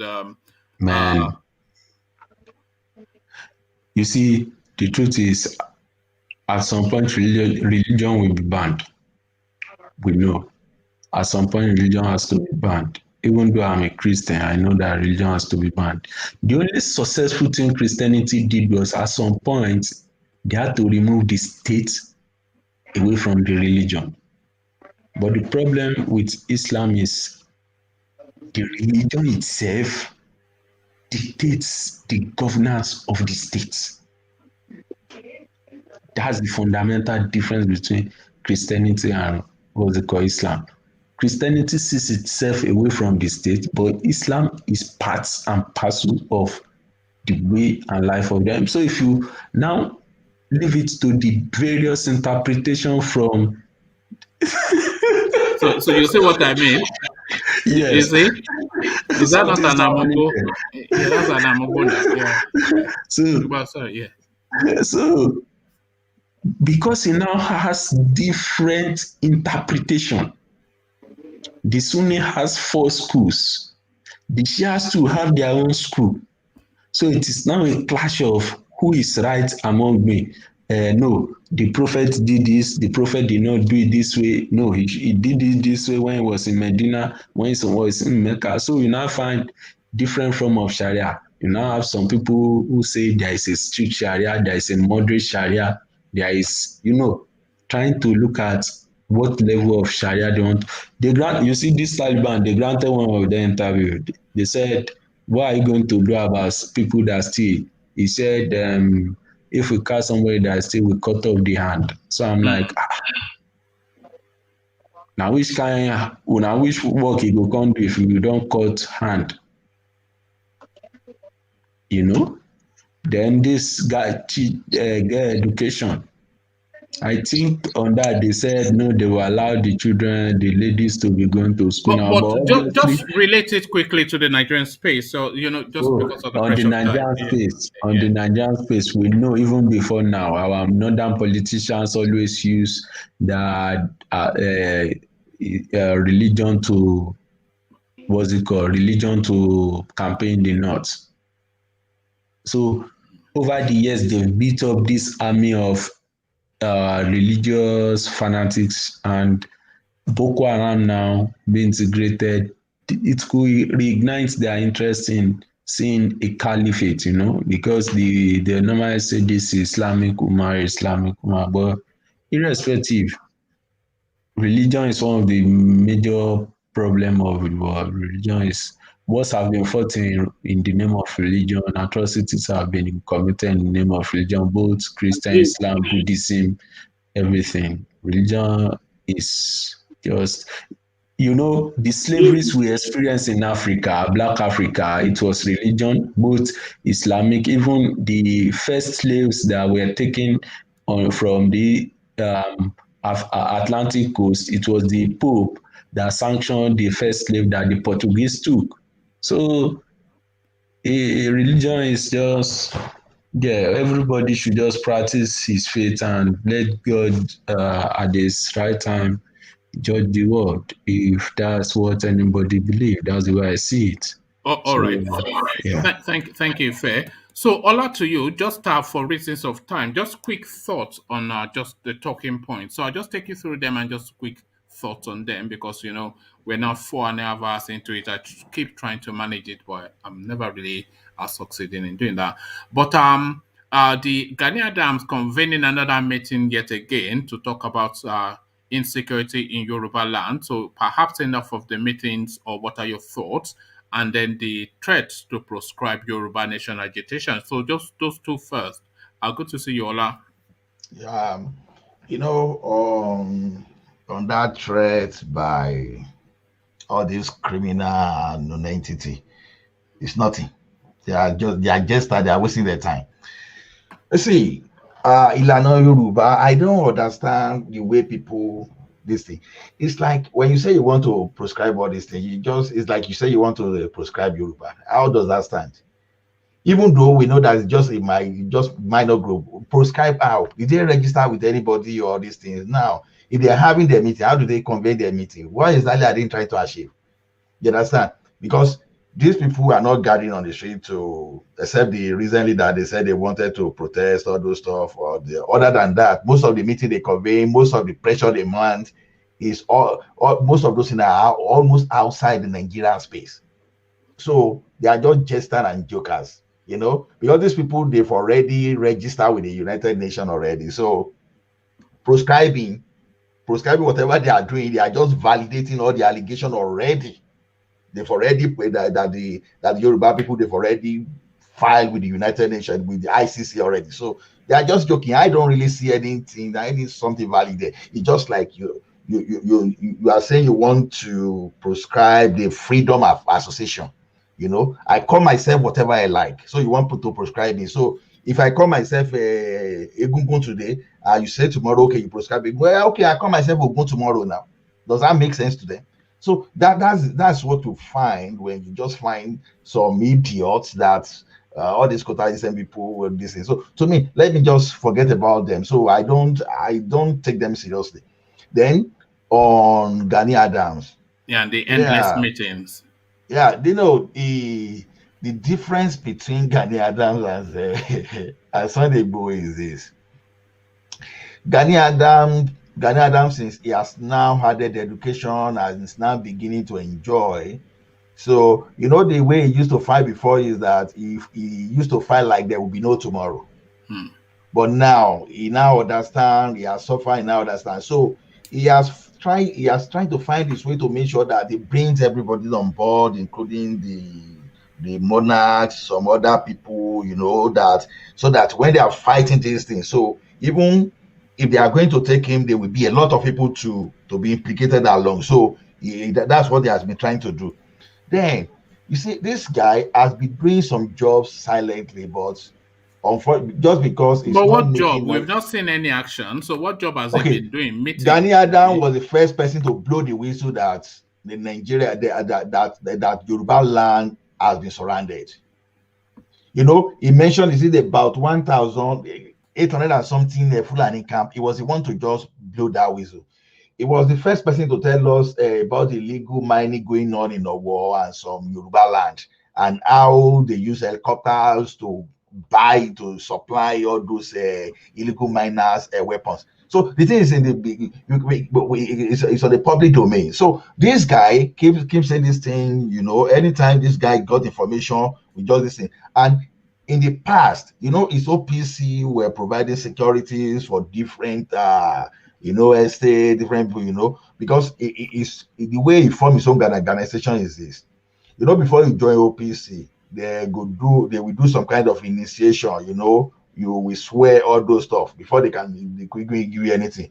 So his part of his mission is this: all OPC members must be well to do, so that you will not have any excuse to be caught doing illegal things. So that's why it's misunderstood. It's misunderstood because I'm sorry, Ola. I'm saying, what are the Yorubas doing as an action to counter and put a stop to the savagery by the Fulanis in Yoruba land? Because we hear about meetings, but we don't hear about action. So what action should they be taking, or are they taking? That is really weird. Like I said now, when they said the kidnapping and these things reduced in the southwest, although this is not a confirmed information, it got to a stage that some of these Fulani started finding their people going missing too. That they could not explain. They could not explain what was happening to them. They said it was one of those reasons that they tried to step up. And we can still remember the one that even came to the public domain where they arrested Wakili and all those people that the government we just release them. So they've been doing something. But you see some of these OPC now are being engaged to even guys on farm. You see some farmers now, they be coming out, they be laughing, but these people, they will not come out and tell you that OPC are this. So those are the type of arrangement that has been going on that ground. But that's why I say his own way. It's not like coming now to announce. Is this guy working? He's working. Can he do more than what he's doing? Yes, but he's telling you that he said you cannot just fight for the old time or for the for the old race. When the obas, you have some obas that will use you to negotiate. He doesn't want that situation. So that's what they say, that if all the obas today can just gather together and say, Areo, go ahead, and they can sign and they can do all those things, and they will go ahead. So it's been tactical the way it's doing it. So Abiola came out the other time, some people just kill him for nothing, and they use him now to achieve their political destiny. So this guy is wiser than he used to be before.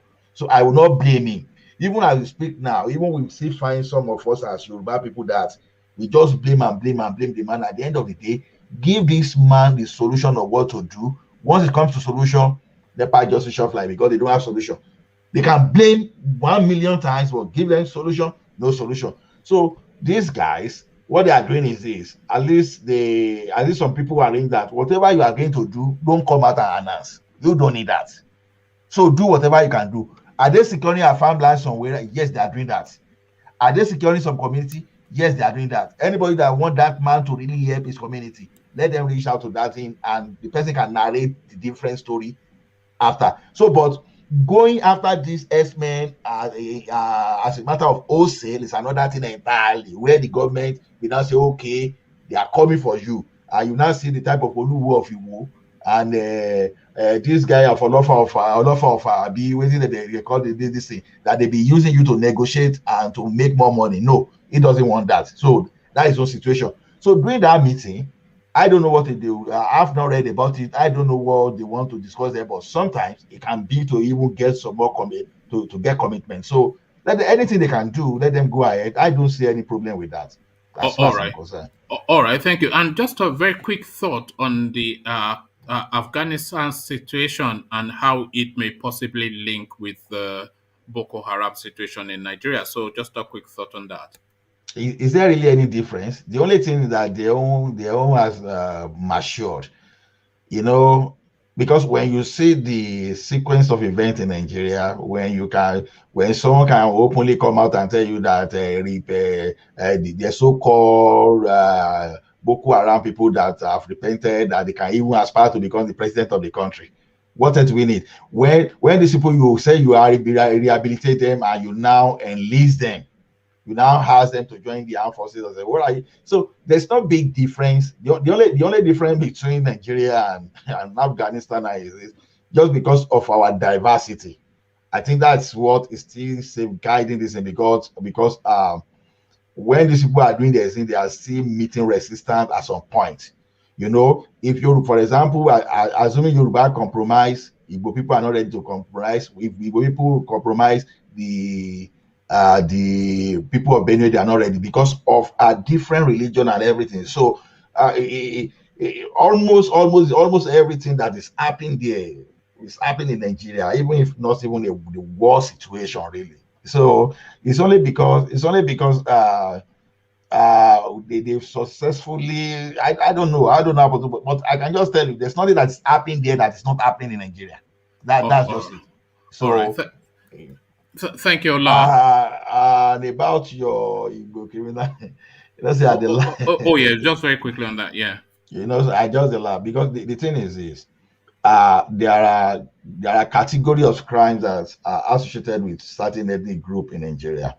I see Passat HD the other time now. He said something that do not really like in reversing history.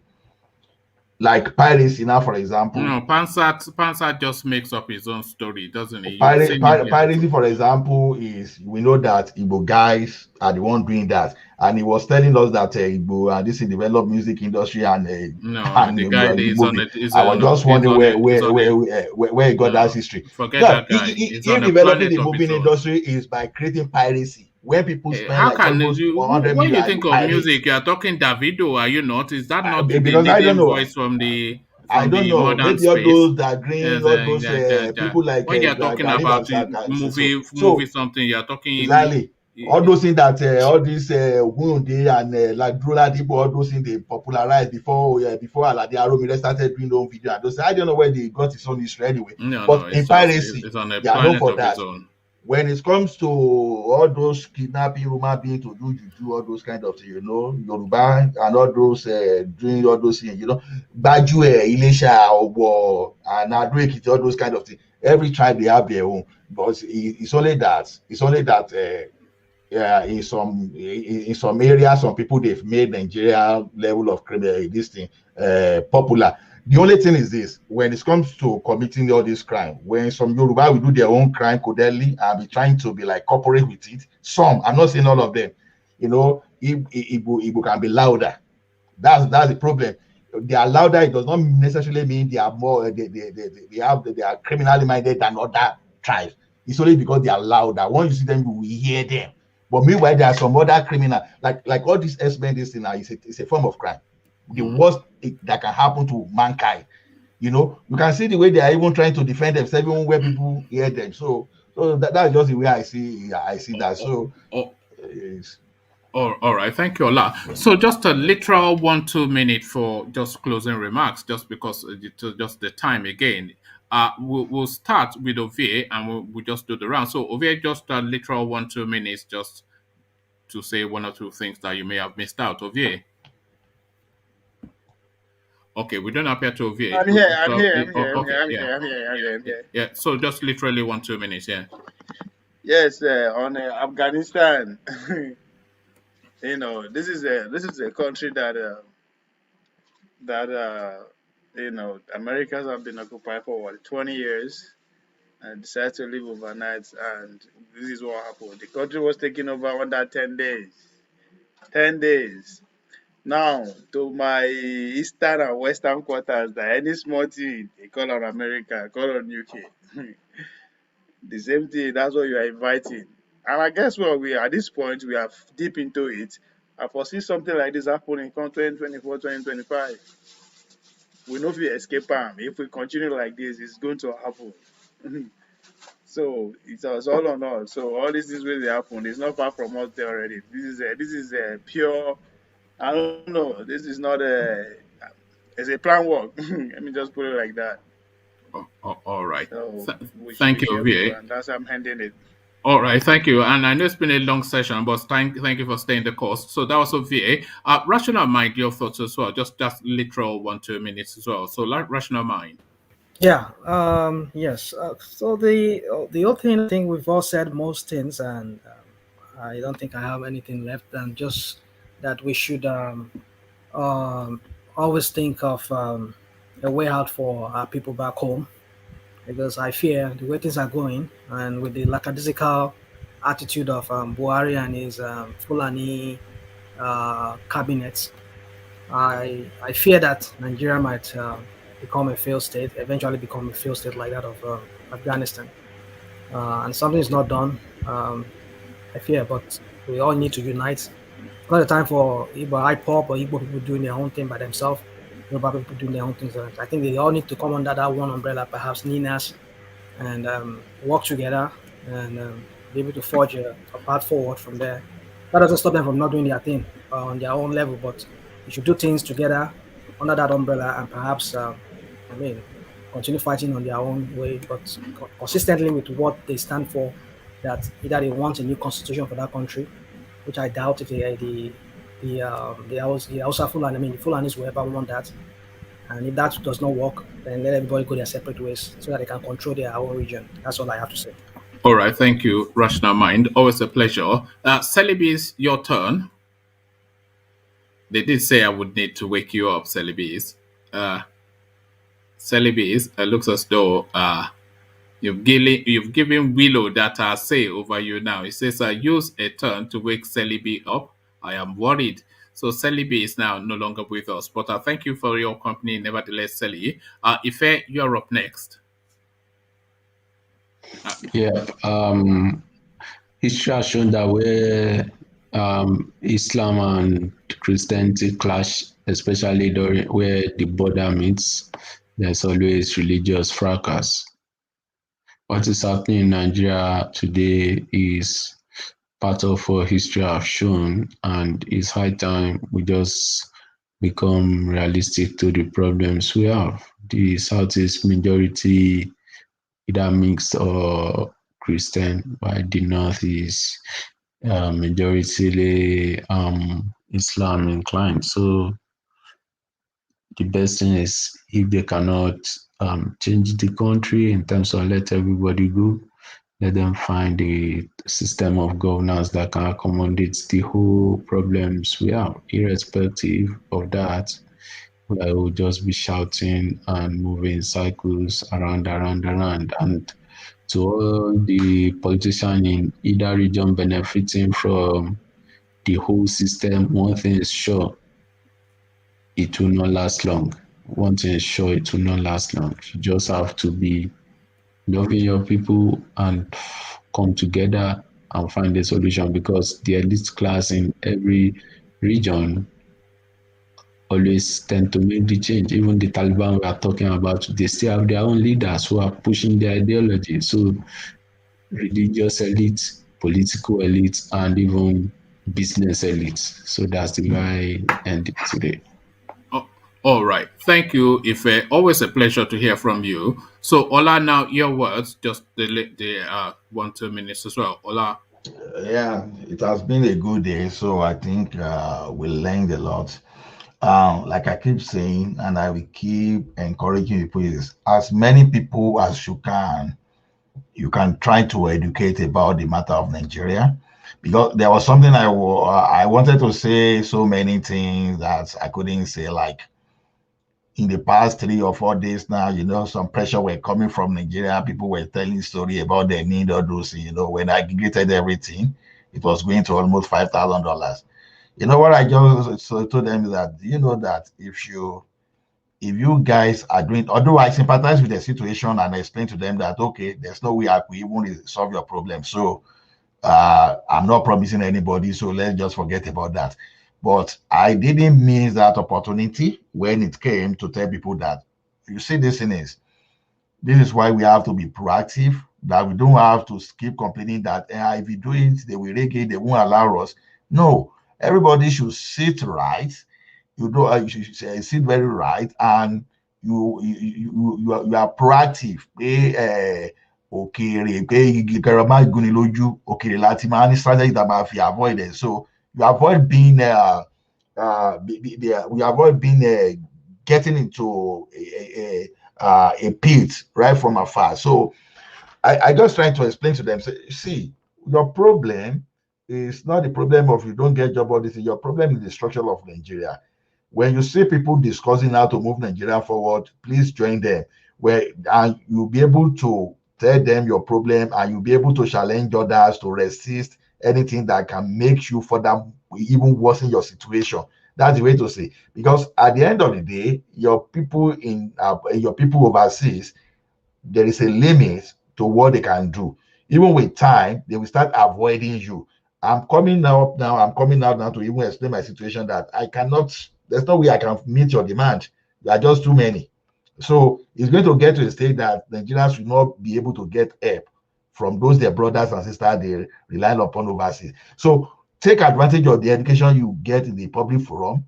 Think of how you can show your civic right, and you can participate, and let's tear the current rubbish structure down and rebuild our country. So there will be no need for you to depend on anybody to help you in the future, because that's the way to live a very good life, and there's nothing more than that. So that's all I have to say. All right, thank you, Ola. Always a pleasure. And sorry that you couldn't get full expression. It's just the pressure of time, as usual. I must try and find a way to manage the time better. It just always spirals out of control. And then towards the end, I'm just so hard enough that I just want to quickly usher it off. But thank you, Ola, for being understanding. So Ajale Koko, the floor is yours. The situation of in Afghanistan that we watch today on the TV is a clarion call to Nigerian leadership that they are there today. The nation is crumbling on them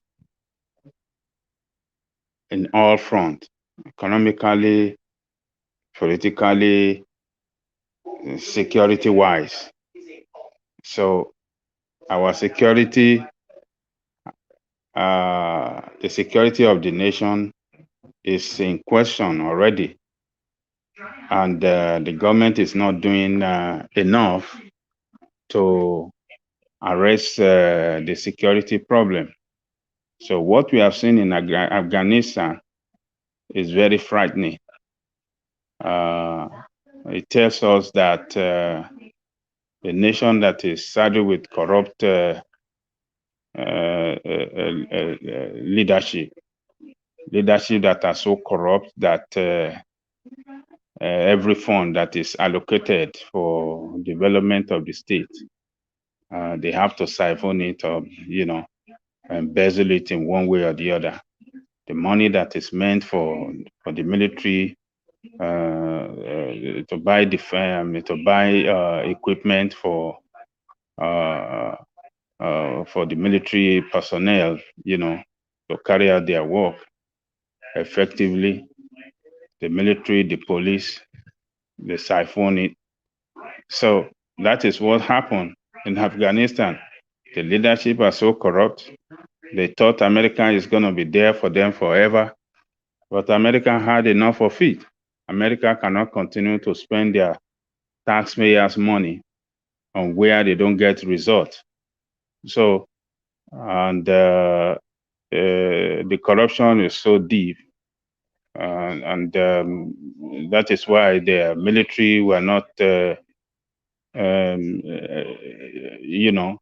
morale, they don't have that high morale. They are not motivated, to stand up for their country. The same thing with Nigerian army. The Nigerian army, their morale is low.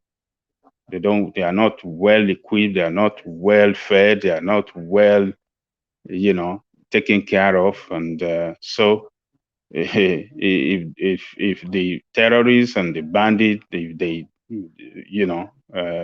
one day they decided that they want to storm Abuja in their thousands, I believe they will overrun Abuja, because we don't have the strong military to defend the nation. So this is a clarion call for them. We hope they will look at it and start doing the right thing. So, equip the military very well, and all the paramilitary, like the Amotekun and all the rest, to be licensed to get arms, so that they can start flushing out the terrorists in our bushes, in our territory, and flush them out. So I hope they will listen. I hope they will do the right thing. But here we will continue to talk and express our own opinion, and I hope it will go a long way to get to them and do the right thing for the country. Thank you. All right. Thank you, Ajanle Koko. So, as ever, Ajanle Koko rounds things off for us. So, there's not much more to add to the words of Ajanle Koko. So, I'll leave you here. Carry the conversation on within the comment section, but here I say peace.